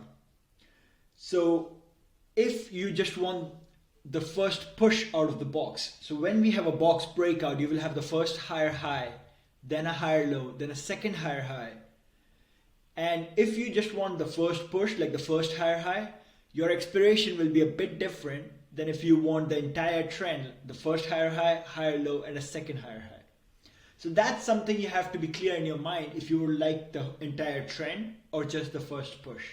Because that will change the timeline in which you expect the price to move, and that will change your expiration date. So let's take an example. Let's take the example of Tesla. And we can take any box. Let's just take this one box that it was in from the end of July, aka early August, till early October. So around a 2-month box. So when a box like that breaks out on the daily charts, what you can expect is around 2 to 3 days of movement to make the first push out of the box. So in this case, we have a breakdown. So we see there's 1, 2, you can consider this as part of the breakdown. Yep. All right, so we have three candles on the daily charts that help you make the first lower low. Then we have one candle that makes the first lower high. And then we have around 4 or 5 candles that end up making the second lower low. So on average, that was around 5, 6, 7, and around 10 candles. So on average, this entire move out of the box took 10 candles when it was a 2-month box. Now this one was a bit more extreme. You had less of a consolidation in the lower high and just more of a downtrend. That's not always the case. We can look at an uptrend here. When Tesla broke out of this box in July, we have 2 days to make a higher high, 2 more days of pullback, 4 days for a second higher high. So let's say around 8 to 9 days. So that will be kind of your heuristic for the entire move on a daily chart. If you're dealing with a box on a daily chart, and if it's not a 4-day box, right? Like let's say if it's a box of a month and a half to 2 months, then your heuristic would be the expiration time should be around 1/4 of that. You will expect the move to happen in around 1/4 of the time that the consolidation took. So let's say it's a 2-month box, you expect the move to happen in around 13 to 14 days. Right? I say 13 to 14 days because when I say a 2-month box here, that's not all trading sessions, right? There are some holidays, obviously the weekends. So when you have 10 candles, that's around 2 weeks of movement. So for a 2-month box, you have around 2 weeks of movement in which you will get the entire move which you want. The first higher high, higher low, and the second higher high. So that's a heuristic, right? This is not exact science. This is an approximation of how things occur. And that is something to keep in mind. So if you're looking at a daily box, usually the time frame for the move to play out would be 1/4 of the consolidation. And for expiration, you can pick something with a bit more margin of error. So let's say you will take few days extra from the time frame you want the move to play out. So in this case, let's say Tesla played out in 10 sessions. So I will take an expiration date for about 3 weeks out, maybe a month out, just to be on the safer side. if you're dealing with a box, let's say a 9 MA box, which is a 3-day consolidation, something like this on Tesla. Let me pick up something that's more obvious rather than this one because it's part of a consolidation. Let's say you recognize this. You recognize this 9 MA box, a smaller consolidation, and you just want this trend to play out. What this box is a bigger box on a smaller time frame, and the entire move is playing out on a smaller time frame. So if it's, let's see, 1, 2, 3, 4, 5-day consolidation, you expect 1.5 day of movement. Well, you would be pretty spot on. That's kind of what you would estimate. In that case, you can get an expiration 1 week out. I hope this heuristic makes sense. It makes it easier to make decisions while you're in the heat of the moment in the markets. You don't have to overthink this stuff. Let's discuss the strike, because that's the second most important thing. You have to make two decisions when you're choosing an option, because more often than not, you won't really worry about the implied volatility unless earnings are in play or something like that. More often than not, you will only worry about the strike price and the expiration date. So let's think about the strike price. This is another heuristic I use. I expect the move from the break of the box to the second lower low in this case, or a second higher high, to be equal to the size of this box. So in this case, we have a box from 275 to 313. So let's say around $50. I would expect that the whole move out of this box will be around $50, in which case we would reach around 225 for Tesla. Now, yes, this sell-off at the end of September, this sell-off in Tesla was a bit more extreme. So we did go over that margin, right? Like we stopped at 225, which is an important zone, but then kept on selling a bit more to around 205. However, this heuristic works out quite well for the most part. Let's see if it works out in this case. 210 to 253, around a $44 difference. So my estimate when we broke out of here would be around, what is it? 298. So around 298, and let's see where we went. We went to 300, above 300. This is where we overshot from 300 to 312. Now, it's a pretty good heuristic. In case of Tesla, we are underestimating, which is completely fine. Tesla is a bit more crazy compared to other stocks. But more often than not, this heuristic will work out quite well. So if you want the entire move, right, you want to choose a strike that falls comfortably below the estimate of where your price is going to go. So if I take this breakout and I estimate that the price is going to 300, then I will choose a strike of something like 275, 280, something along those lines. You want to have a good enough margin of error for the entire move to play out. Now, if you're only looking for the first push out of this, then you can expect the price to only go towards like 40 to 50% of the entire move. So in this case would be from 253 around 278. So I would choose a strike of around 260. I hope these heuristics give you an idea of how you can make quick decisions about these things. The whole point of strike is you expect the price to go above the strike, because that's the only case in which your option will be profitable if held to the expiry. So if you choose a strike which is quite far, let's say 340, 350, the closer we get to expiration, the faster that option will lose value, and you don't really want that to happen. So always keep a good margin of error. These are the heuristics I use in order to choose my strike price and expiration date. For the most part, they work quite well. I hope this makes it easy for you guys to choose them as well. If you have any questions about this part, please ask me in the chat. I will be happy to clarify. Now let's look at the second part. How do we enter an option trade? So this box, right? I had mentioned it in the watch list of last week. This box was in the daily charts. It was a very good looking box. It had a medium squeeze. And I had mentioned in my price alerts, a break and hold below 203 could take this price to 186. It went a bit lower, but 186 with support at 197 and 190 on the way. Those levels turned out to be pretty damn good the entire week. But let's see how you could safely enter those. So if you are looking at the box breakout on a daily chart, right, like if it's a daily box, if the box is on the daily chart, and then you want to look for entry on the hourly chart. So in this case, what I would do is I would look for the candle, the hourly candle that forms around my price zone. Let's say this hourly candle breaks below the zone or the alert I had. What I would do is wait for it to close.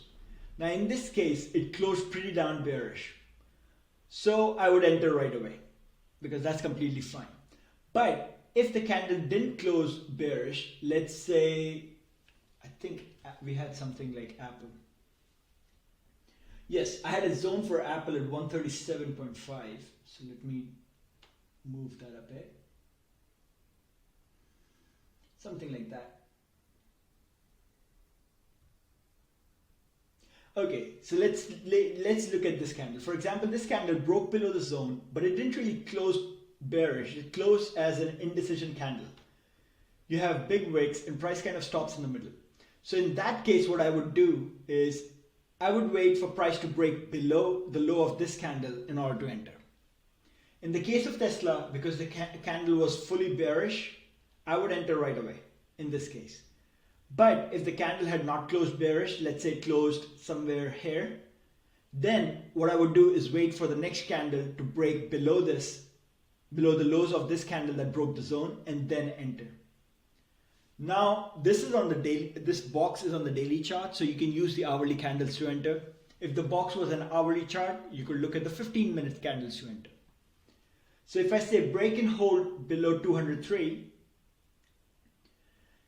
then you want to see how the candle closes. For example, in this case, we had the break below 203, but the candle closes above it. So there's no reason to enter right now. Then we wait out, and once the low of this candle was broken, that's when you would have entered. I hope that made sense. That's how I look for entries. If price breaks below the zone and holds, what do I mean by hold is it closes below the zone bearish. So in this case, if my price alert says break and hold below 203.8, in this case 203.8, let's say that's what the price alert says, then this is a break below that price alert, but it's not a hold. Price came back above it. So what I would do is I would mark this candle, and as soon as price would break below the low of this candle, that's when I would enter. Let me see if I can find some more examples. Roku. All right, Roku would be a good example.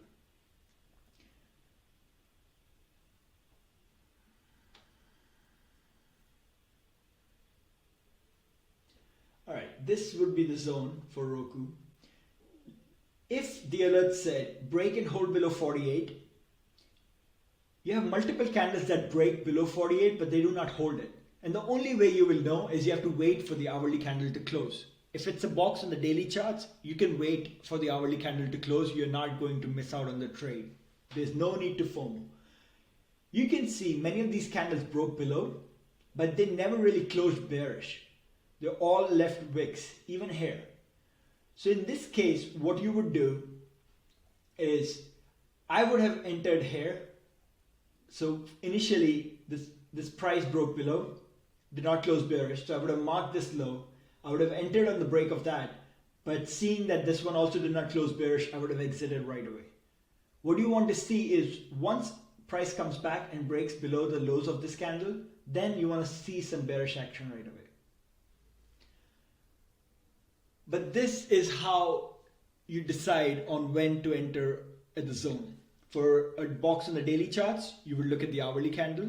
You would look for a bearish candle form that broke below the zone for a short, and you want a bullish candle form that broke above the zone for a long. This is a perfect example.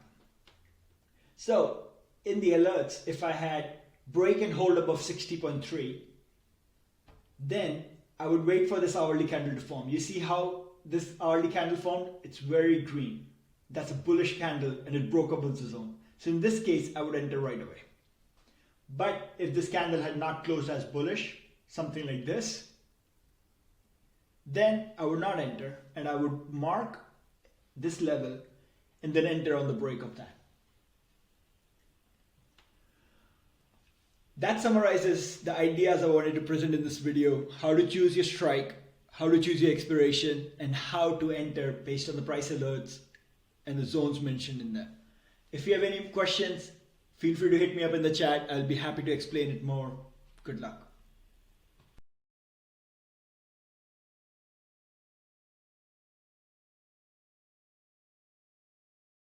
Welcome guys to the next installment in the Options Greeks tutorial series. Today we are going to discuss gamma. Gamma, simply put, is how much the delta changes based on the movement in the underlying price. To understand it all intuitively, let's begin with the graph of how much the option value moves with the movement in the underlying price. Now this dotted line is what the option value is on expiration. You can say the option is worthless below the strike price, and then it moves higher linearly above the strike price with the movement in underlying price. However, before expiration, the curve looks something like this. You do not have this abrupt change on exercise price. You have this slight movement. As we go farther in the money, the call option value moves 1-to-1 with the underlying price. As we go far out the money, the option value is not really correlated with the underlying price. So for delta hedged portfolios, which is what market makers have, they don't want a small movement in price to screw up with their portfolios. However, if there's a large movement in price, then the delta is going to move significantly, right? It's going from 0 to almost 1 as we go from lower underlying prices to higher underlying prices. So for a large movement in price, the delta is going to move significantly, in which case they need to start to worry about the change in delta with the movement in the underlying price. For small movements, it doesn't matter. But for larger movements, if you want to keep your portfolio delta hedged means movement in the underlying doesn't affect your portfolio value, then you need to start to worry about the rate of change of delta with the movement in underlying prices. And that's where gamma comes in. So delta was the slope of this curve, right? The option value is the underlying price.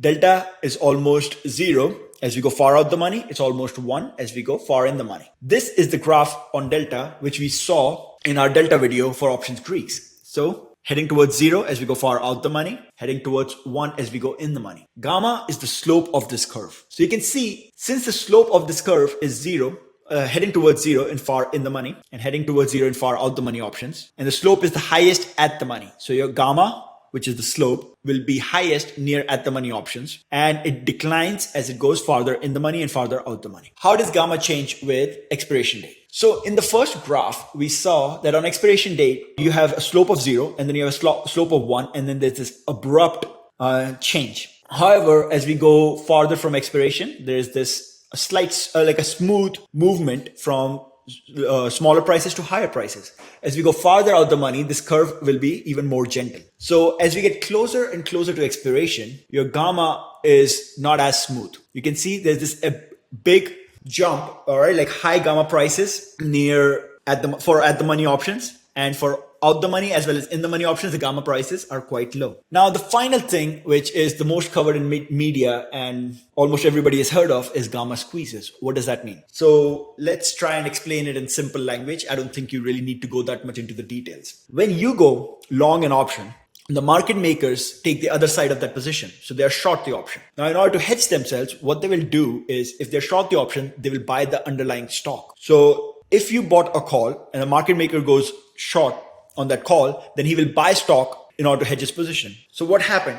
Based on your buying of the option, the market makers have to buy the stock price. And that's just so that they can hedge themselves. Now, if a lot of people bought call options, then market makers will have to buy the stock, and the stock price will go up, which will make other people buy call options. And this loop can get out of hand. The reason it matters is because when we get closer and closer to expiration, delta can change fast. As we saw in the first video, it can go from 0 to 1 near expiration quite quickly.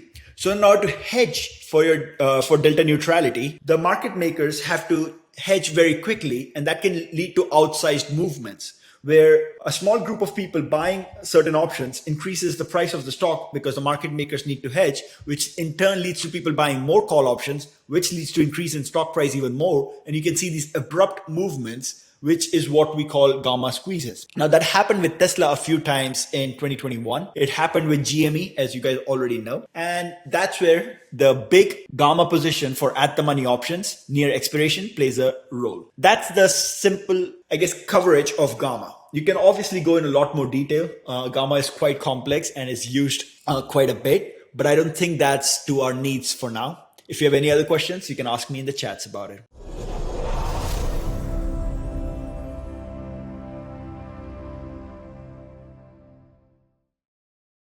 What does zone-to-zone trading means? It means that when price is moving, there are levels which are more important than others. Not every single price level is the same. There are levels where the data or the information released to you is more important. We'll see it in action right now. First thing to remember is a price level that's important on a higher time frame is going to be also important on a lower time frame. It's actually even more important on a lower time frame. So a price level that's important on a weekly time frame, it is very important on an hourly time frame. So that's why when we start this analysis, we always start on the weekly chart and then we go lower. The system you're going to use to trade on the hourly, you can use it for day trading. You can use it for short-term swing trading. That's how I use it. I trade futures with it. You can also use it for short-term options, calls or puts. It works well for indices, almost all of them. You can also use it for stocks. I'll show you how later. All right, so without further ado, let's begin. So what do I mean by an important price level? An important price level is one where some information is revealed to you, where if the price is below it, the path of least resistance is lower. And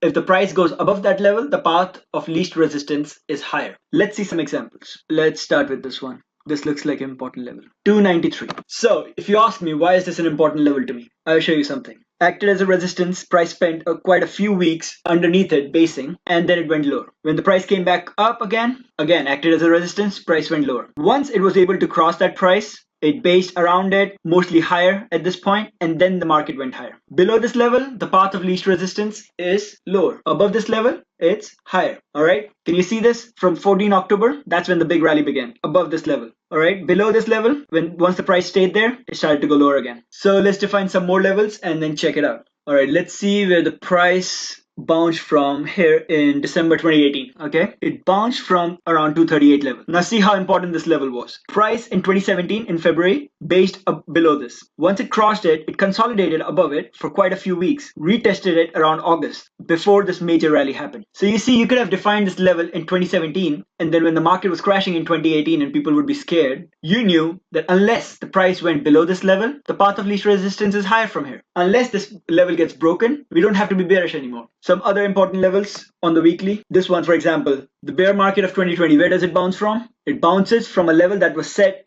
back in 2016. Look how long the price spent consolidating underneath it. Once it went higher, the price started to go higher. So this level would have become very important. We could have marked it in 2016, and in 2020, that was the level where it bounced from. You see, history is a good prediction for how the markets will behave for helping our decision making in the future. But one limitation of this strategy is it only works in areas where you have some price history. For example, right now, we are at all-time high territory. We don't know how the price will respond around 480. We have no idea. We have no data to base that upon. There's other strategies I use for it to give you some levels, which I do in micro tactics. That's a lesson for another day. It's a bit more complicated. It's not as useful right now because most of the times you will be trading in environments where you have some price history. All right, let's mark a couple more weekly levels and then we'll move down to the daily. 320 seems important. You can see last year in September when the price was going lower, it bounced back from here, retested again at the end of October, and price went higher. Below this level,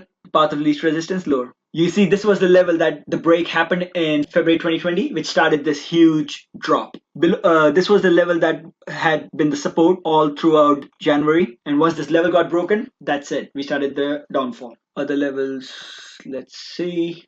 353 is important. Another one that's important on the weekly, which might come into play real soon, would be around 403. And then the other one on the weekly, which is important right now, which could come into play real soon, should be around 423. Now that we have marked some important levels on the weekly, we'll move to the daily. But I hope you get an idea of what I'm talking about. If you have any questions, obviously discuss it in the chat, throw it out, because this is the first time you might be getting introduced to this concept. It's very useful. If you have any questions, clarify them. Also, guys, this is my first video lesson. So if there are things that you would like different, suggestions you have to make me better, please let me know in the chat. I would be more than happy to incorporate your suggestions and make the quality and the flow better for the future. All right, let's continue to the daily. In the daily, let's try to focus on levels that might be near term, that would be useful. So you have an idea of what to expect from the market going forward. Always you can mark your own levels in the future as we get more price data. It's a constant process. Let me define some levels here, and obviously we'll discuss them, why they're important. Like this, for example. Let's change the color for the daily ones to red. I looked at this level, 386. Why is this one important? Look at this. Acted as the resistance, price went lower. Once the price went higher, acted as the support. Throughout February, it acted as the support. Once the price broke below, again, we went back to the next level, 371, which was a weekly level, so it was a very important one. Price went higher, retested it, and then boom, higher. So above this, the path of least resistance, higher. Below this, the path of least resistance, lower. Yes, there can be some chop around the level sometimes. That's fine. That happens. No strategy is 100% perfect. But what these levels help us do is help us define what's a high probability scenario and base our market decisions based on that. Let's define some more levels for the daily charts. Let's say some near-term ones. This one, for example, 435, 436, important. Acted as the resistance, price went lower. Once price went higher, acted as the support in July. Right now was also the support when the price dropped a week and a half ago, and then boom, higher. This 412 level, price spent a lot of time around this. Let me mark it and I will show you. 412, yeah. Once the price broke below it, it went to the next level of support. The path of least resistance was lower. Price actually came back to retest it, and then it went higher. Another one, this one, for example, 362. You can see price went to the level, went below. Was also the area where a huge market gap up went lower. Once the price crossed it, the path of least resistance was higher, acted as support when the price came back, acted as support, and boom, we are higher. So now you have an idea of what these levels look like.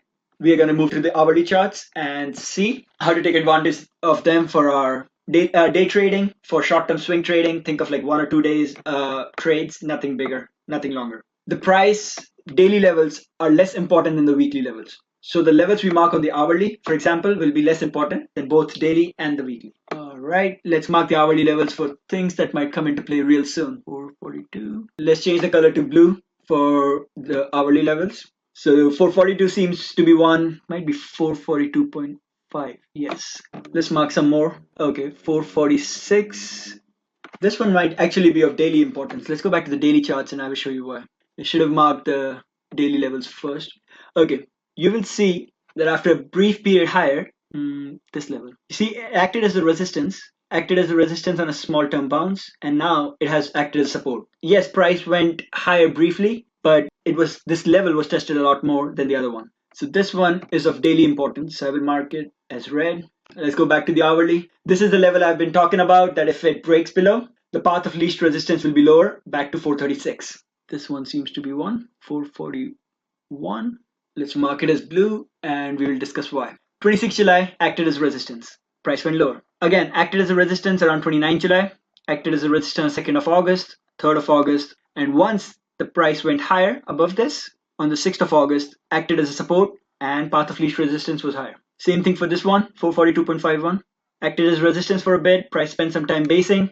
Once higher, it acted as support. Retested here. Retested here. This whole area, 440 to 442, there are a couple different levels. That's why it's a bit tricky trading. I had mentioned it in micro tactics. Usually the levels are a bit farther apart, but it can happen. No big deal.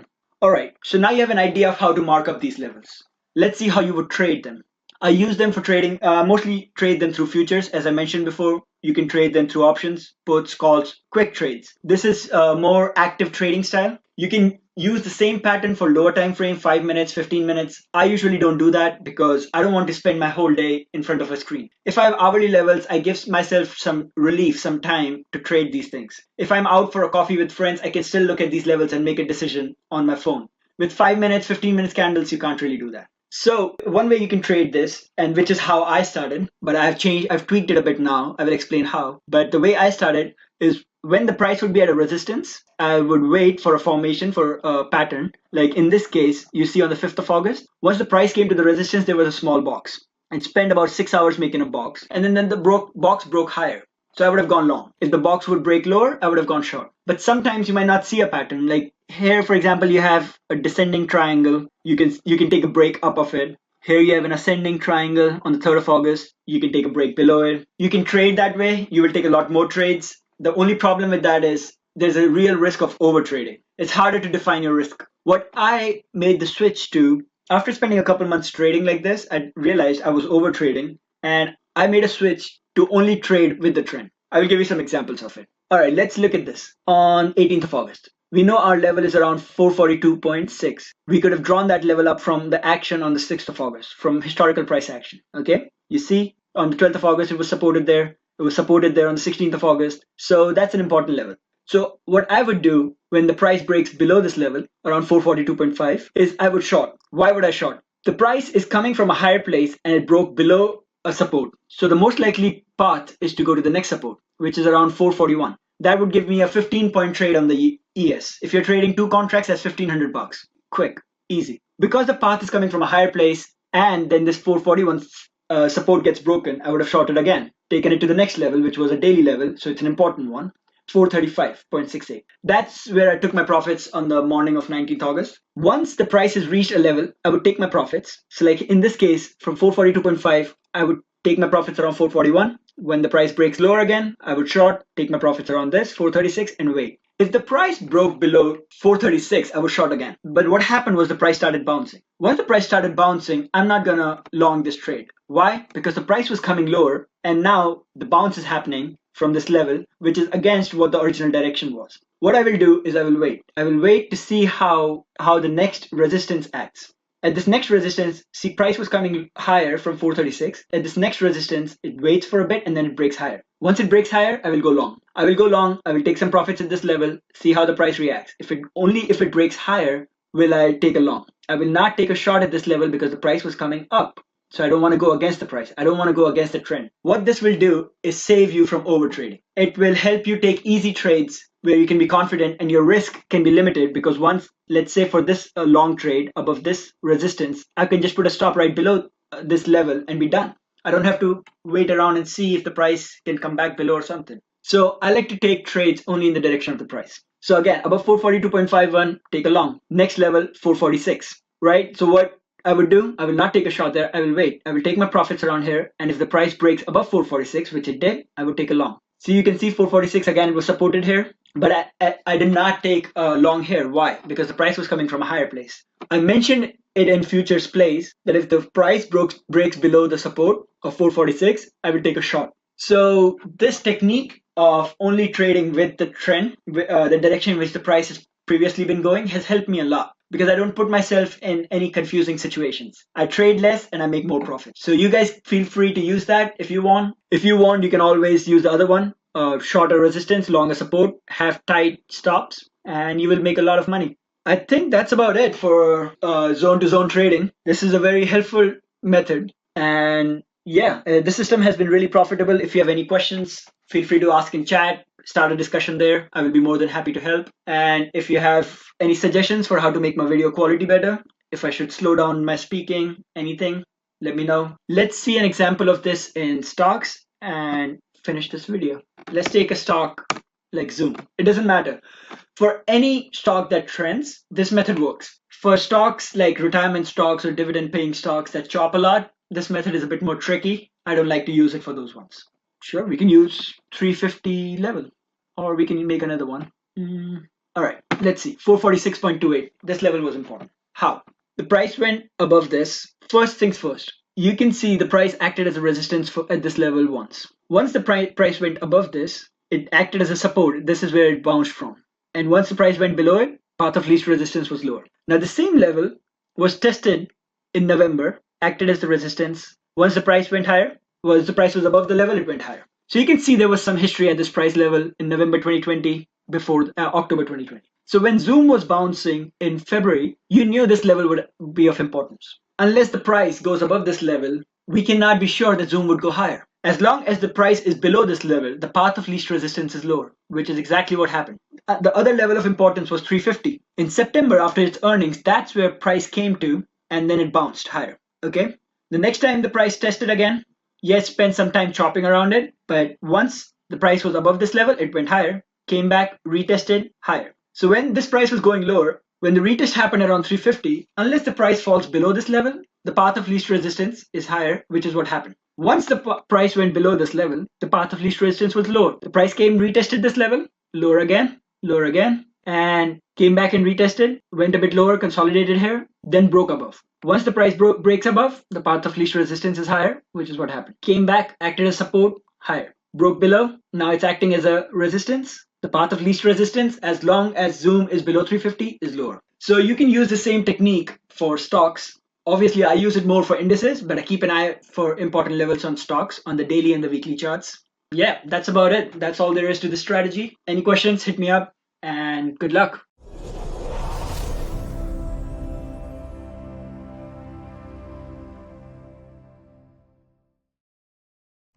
Hello guys, welcome to your first lesson of the box system. In this lesson, we're going to understand what boxes are, how to draw them, and what to expect from the price when it breaks out of them. So first thing we need to understand clearly is that every single thing that trades in the market moves in two phases. Either the price is trending, which means it's creating a series of higher highs and higher lows, or lower highs and lower lows, or it's non-trending, which is whenever the market is not trending, it's just chopping around. So how do we identify these periods, the trending and the non-trending one? Because that makes all the difference in what we should trade. You have to remember that when you trade one security, it means you're putting your money in it, which cannot be now used for trading anything else. That's opportunity cost, right? So if you're stuck with your money in a security which is just moving sideways for years, not moving up or down, you are just stuck with it. And you're wasting your time, you're wasting your energy, and that money is not making any more money, which is not how you want to do things. If you want to invest, try and invest in opportunities that compound fast.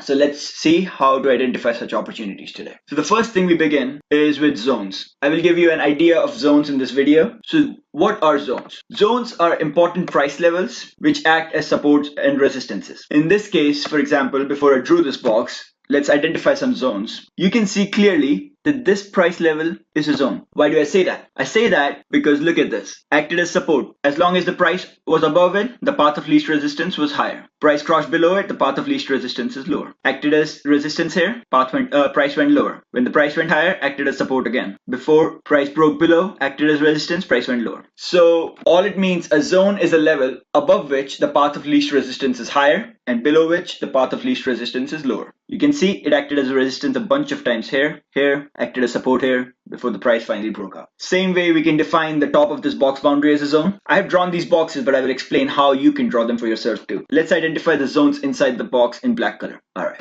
Is there another zone in this box? Let's see. This looks like a zone around 120. Same concept, acted as support. I can zoom in to see if the boundaries are correct. Maybe slightly lower because of the price action. Acted as support, price went higher. Acted as support again. When it went low, price went lower. Acted as resistance, price went lower. All right. Now, in a similar fashion, I had defined this, the 101 level as a zone. You can see acted as support here, acted as the resistance when the price broke below. And I had defined this as a zone around 169.30 because it acted as a resistance a bunch of times. So once I had defined these zones, and you can define these zones. If you are having any trouble finding the exact boundary for it, you can go to a lower time frame. Don't go anything below 4 hourly because then you will have a lot more noise. But you can go as low as 4 hourly to know the exact price at which the zone should be. Like this one, for example, can be slightly lower. When I'm making my watch list every single weekend, I'm very precise with this. But since it's an example, I'm not paying attention to a 50-cent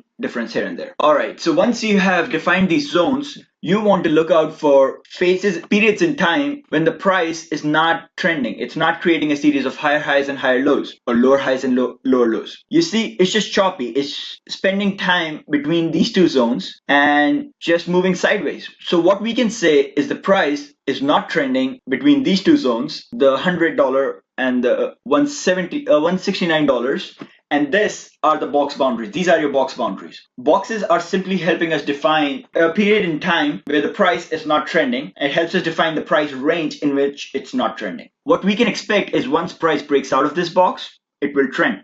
If it breaks out higher, it will trend higher. If it breaks out lower, it should trend lower. So that's how we define our boxes. How does this help us gain an edge? Because we can expect once the price is done consolidating here, which is when the collection by all the institutions is happening, those are the ones that will push the price higher, and then more and more people will get in, which will keep pushing the price higher.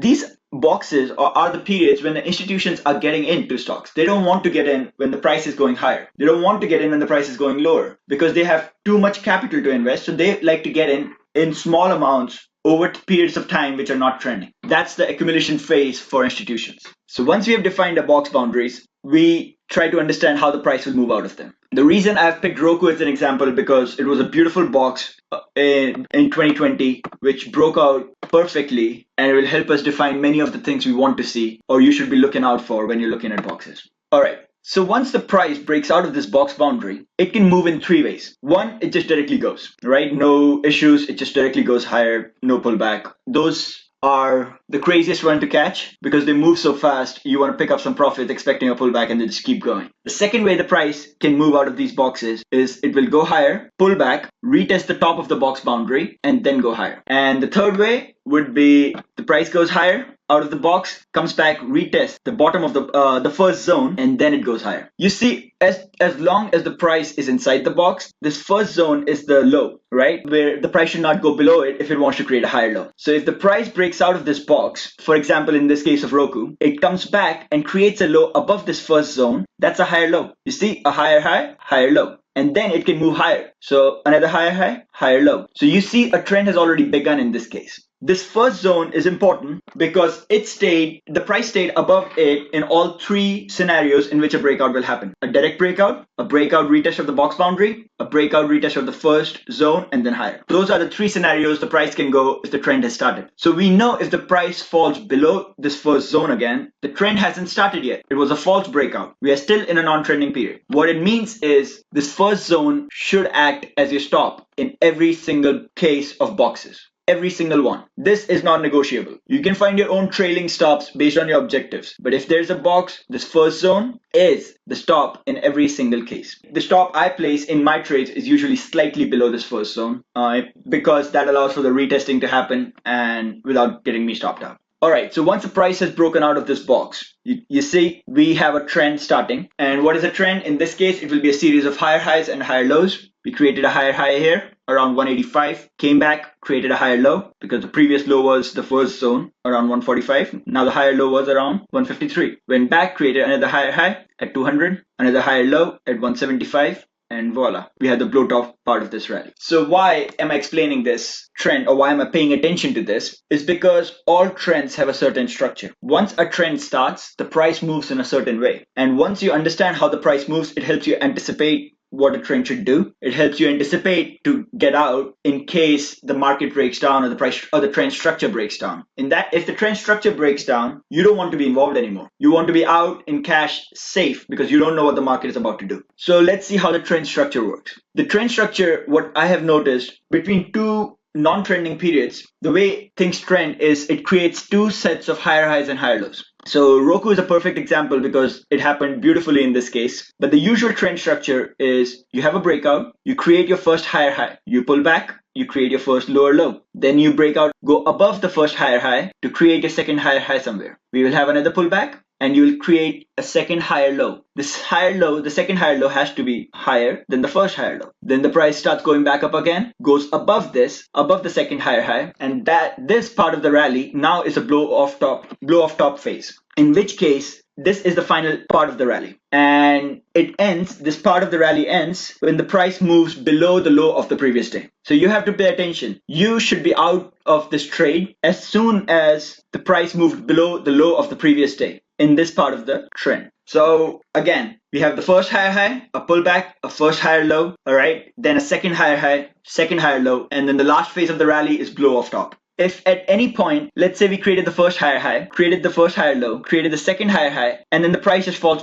back below the first higher low. In that case, the trend is over. The trend structure is broken down. We should not be in the trend anymore. We should be out. That's basically it. That's the trend structure. So in this example, in this video, we have learned about zones. There's another in detail video about zones, so go check that out. You have learned about how to create boxes. We have learned to figure out when a trend starts, what the price does when a trend starts. There are three possible scenarios, keep them in mind, and what the trend structure looks like. If the price stops following the trend structure, it means we have stopped trending. you want to be out of those. One last thing to mention is, even though I mentioned that over every single market trends, there are some markets that trend better than others. What I have noticed is companies working on innovative technologies, growth stocks, they trend really well. Retirement stocks, dividend stocks, and Forex doesn't really trend that well. There might be small trends here and there, but it's mostly very choppy. And I don't want to be sitting around trying to figure out a trend in retirement stocks to get a 5% gain when I can be in a tech stock and get a 50% gain in a year. So that's how I differentiate which universe of stocks to trade. All right, that's enough for the first video. In the next video, we'll learn about the types of boxes.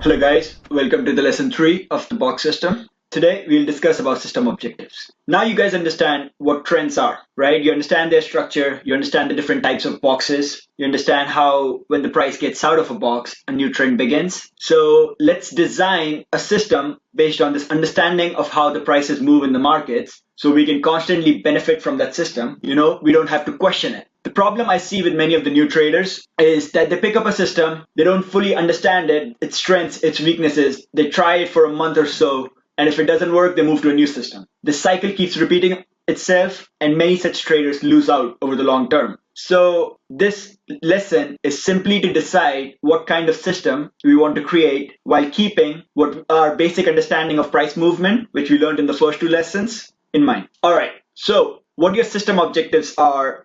We first begin with what kind of markets you want to trade. As we discussed in the first video, that markets have 2 phases, right? One is trend following, one is mean reverting. Each security has certain properties which makes it more likely to be in one of the 2 categories. For example, growth stocks, they love to trend. They trend beautifully. While dividend stocks, retirement stocks, old companies, they don't trends as much. They are more choppy, they're more mean reverting. Forex markets, heavily bank dependent. Most of the trading happens between banks, and that's very mean reverting. It doesn't trend beautifully. Let's say commodities, they love to trend. If you catch a good trend in commodities, you can make a lot of money real quick. So the first thing we have to decide is what kind of markets we want to trade. Trend following, what are the advantages of trend following? The trend following advantages are you have to get in a trade and then you probably have to wait as the trend figures itself out. While mean reverting is more quick profits but small ones. Apart from that, you have to understand in your personality what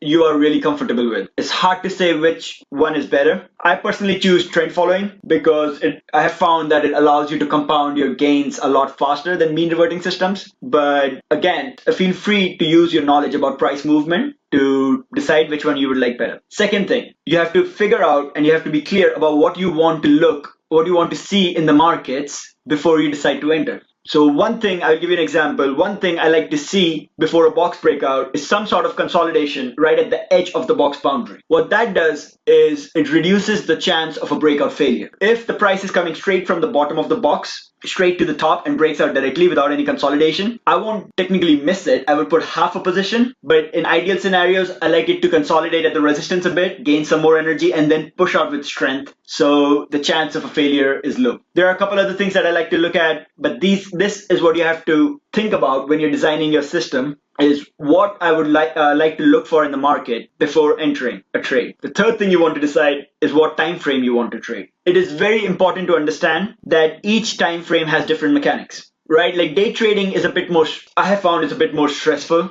You can make quick profits, but you can also lose quickly. It's highly volatile, so your risk management has to be on par. It has to be on point. While if you're taking a bit of a bigger time frame, it's better for beginners because you can learn and your mistakes don't cost you as much. The trend system, the trend structure I described yesterday, it works pretty well, starting from 1 hourly time frames all the way to monthly, yearly time frames. So whatever your time frame you guys decide, the system should work really well. If you go down all the way to like 5-minute or 15-minute time frame, has a bit more noise. So the trend structure does not stay intact. So you have to keep that in mind if you decide to trade really small time frame. Then it also depends on your personality. Like I personally don't like to be in front of a screen for 8 hours a day while trading. No, I like to be able to make trading decisions from anywhere. All I need to do is look at the price once or twice, and that's it. That's all I need to make a trading decision, which is not really possible with very small time frames. So what I prefer is usually 4 hourly and daily time frames. But if you guys would like to go shorter or a lot longer, that's completely fine. The fourth thing you have to think about in your system is how do you plan to take an exit? Now, a bit of it depends on what market environment we are in. If the market environment is such that that stocks are trending beautifully, you can wait a bit based on your understanding of the trend structure, take a longer time to take profits. While if we are in an environment which is a bit mean reverting, you might want to think about taking profits quicker. As we learned in the trend structure, you have the first higher high, then a small pullback or consolidation to create a first higher low, then a second higher high, and so on. You can think about taking your profits at a first higher high, maybe partial profits, and then ride the rest. Or you can think about short-term trades where you just take the profits at the first higher push and that's it. You don't care about the rest of the trend structure. So this is something you'll have to decide for yourself based on what you're comfortable with. How much profits you're comfortable riding. Bit of it depends on your personality. So what I can give you in the next few videos is my system and how I trade it, but feel free to tweak it or modify it based on your system objectives, which we're discussing in this video, and your understanding of the types of boxes and the trend structure. The fifth thing you have to think about is the expectancy of the system. There are some systems who do really well, but maybe they only right 3 out of 10 times. Those 3 times they make a lot of money, and then 7 times when they only lose a small amount, right? That system can work. But you have to think, can you handle that many losses and not knowing when the wins will come? It might happen that your first 8 trades are a loss. The wins are about to come, but they haven't yet. Can you handle that? So that's why the expectancy of the system is important, because once you know that your system is has positive expectancy and you're supposed to make profits over 1,000 trades, you will be a lot more confident and you will stick with it. My system, I personally cannot handle that many losses, or I don't like to. My systems usually have about 60 to 70% win rates.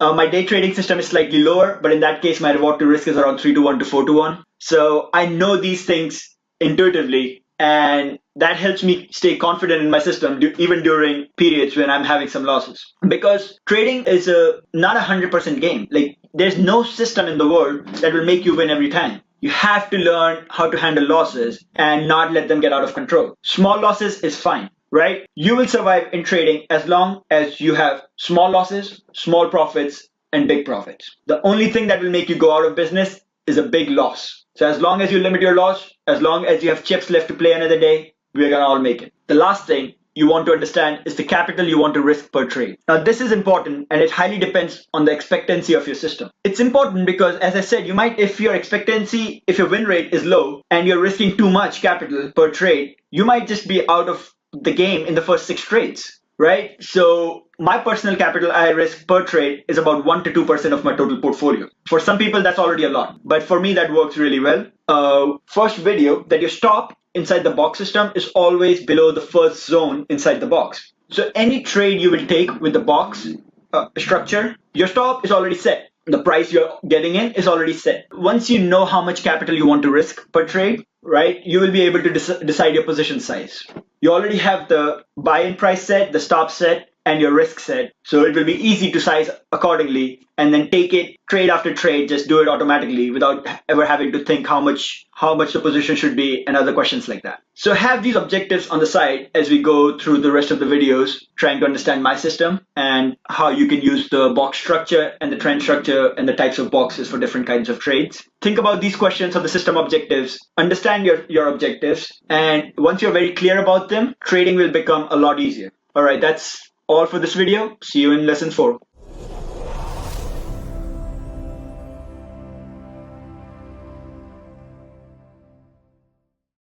Welcome guys to the first video of the Trading Basics tutorial series. In this first video, we are going to discuss order types. So in the beginner series, you guys understood what markets are, how to trade in them using brokers, and how to understand what the hell is going on in a market through charts, right? AKA TradingView. So now you have an idea of how to figure out what's going on in a market, and you have a tool to trade them. But once you have that tool, right, when you have to communicate with your broker, you have to speak the same language so your broker can understand what you want to do. That language is orders, all right? And there are different types of orders, different ways to participate in the market. So unless you understand how to communicate with your broker in the right way, you will make a mistake. And this is why we are starting off the Trading Basics series with the different ways to put in an order, right, with the different types of orders and what each order entails. So let me first explain how price moves, and then we are going to go to the different order types. First thing is the bid-ask spread. So when you have a market, you have a lot of different buyers and a lot of different sellers. Each buyer will have their own price at which they would want to buy something, and each seller will have their price that they would want to sell something. A trade or a deal can only happen when a buyer and a seller come together to decide one price that they can trade on.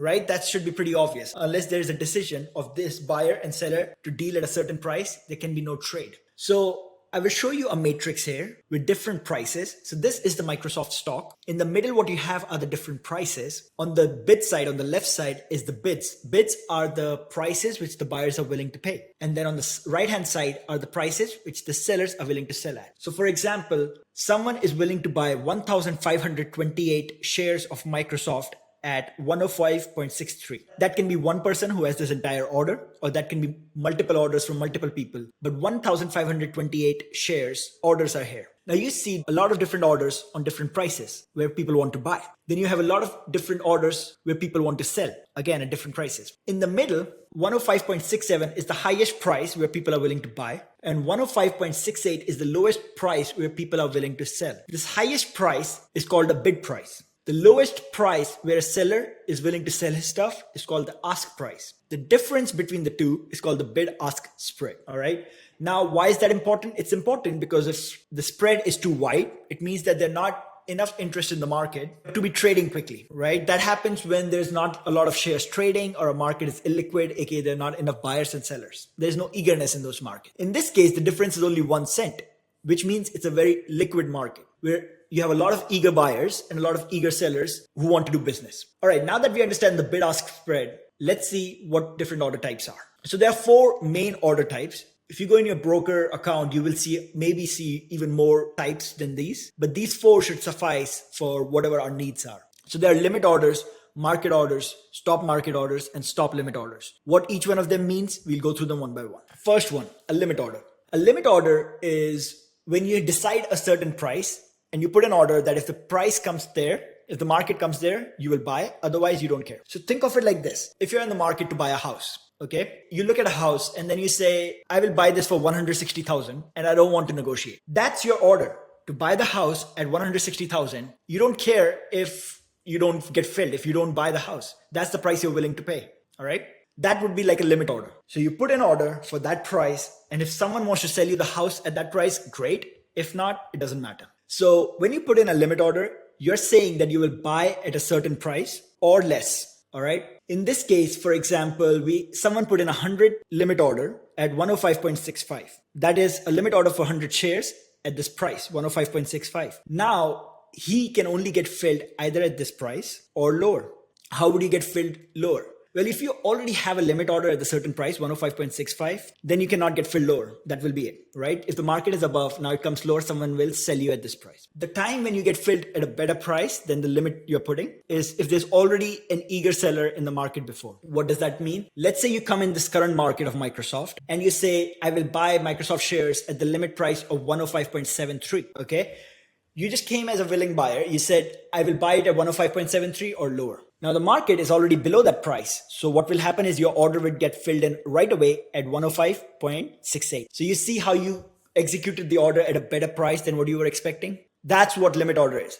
A limit order will execute at the price you put in or at a better price. Never a worse price. Sometimes what will happen is, let's say you put in a limit order, but the market will never come and hit that order and you will miss the trade. You should be willing to accept that, okay? Limit orders don't have to execute right away. You have to know that. So in this case, let's say someone put a limit order at 105.65. The market never comes lower. It just goes higher from here, 105.67, and then just runs up, okay? In that case, your limit order will not get filled and you will not trade. I hope that distinction is clear, because this is what separates limit orders from market orders, which we will discuss next. In short, limit orders are abbreviated as LMT. Next one is a market order. A market order, a person comes in to execute to trade at the market. He's like, I don't care about what the price I want. I want this thing right now, and I will buy it at whatever the market is selling at. So if someone comes and executes a market order in this Microsoft matrix, if they want to buy and they say, I want to buy at market price right now, their order will get filled right away at 105.68,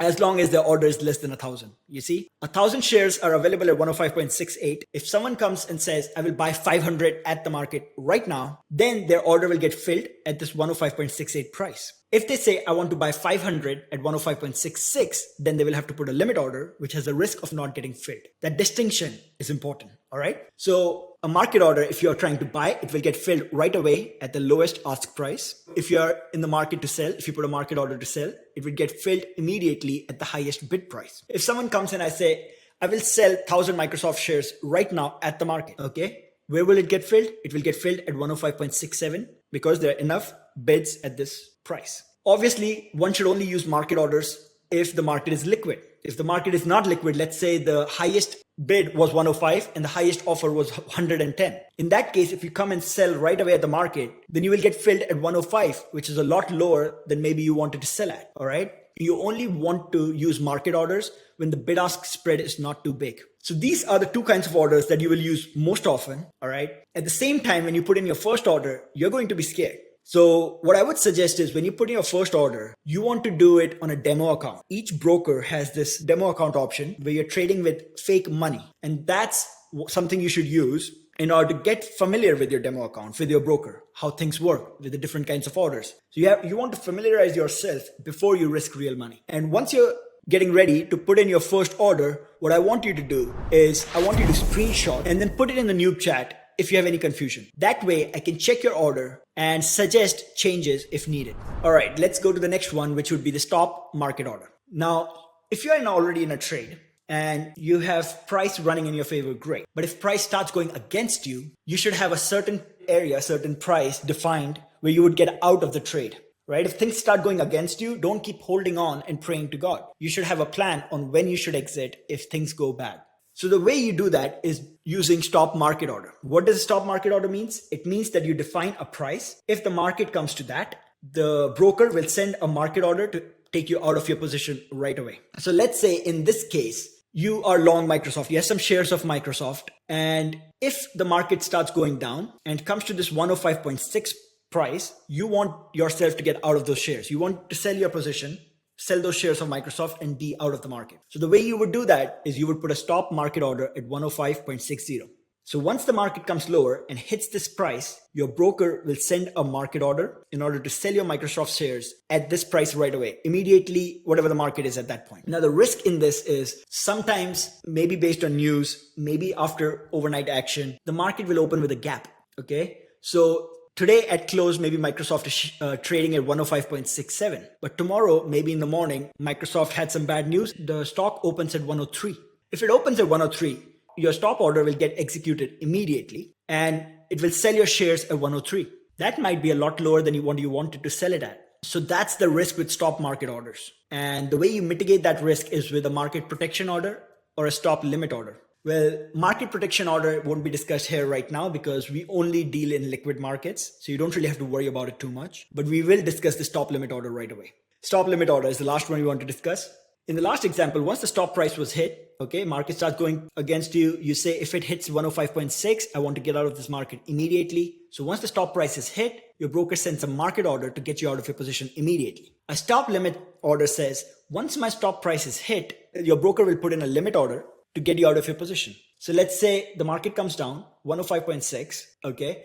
You put in a stop limit order for 105.61. So as soon as the market comes down to 105.6, you have decided you will sell your shares at this price, 105.61. Why would you want to do that? Some people want to get that one extra cent. I personally prefer stop market orders, okay? But I'm just giving you out the other option. So you will put in a limit order here. Now, why is that risky? It is risky because the market could just keep going down. Maybe no one buys your limit order and you never get out of the position. Once your stop price is hit, your broker will send out an order at a limit order at a price to get you out of the position, but it might not get hit.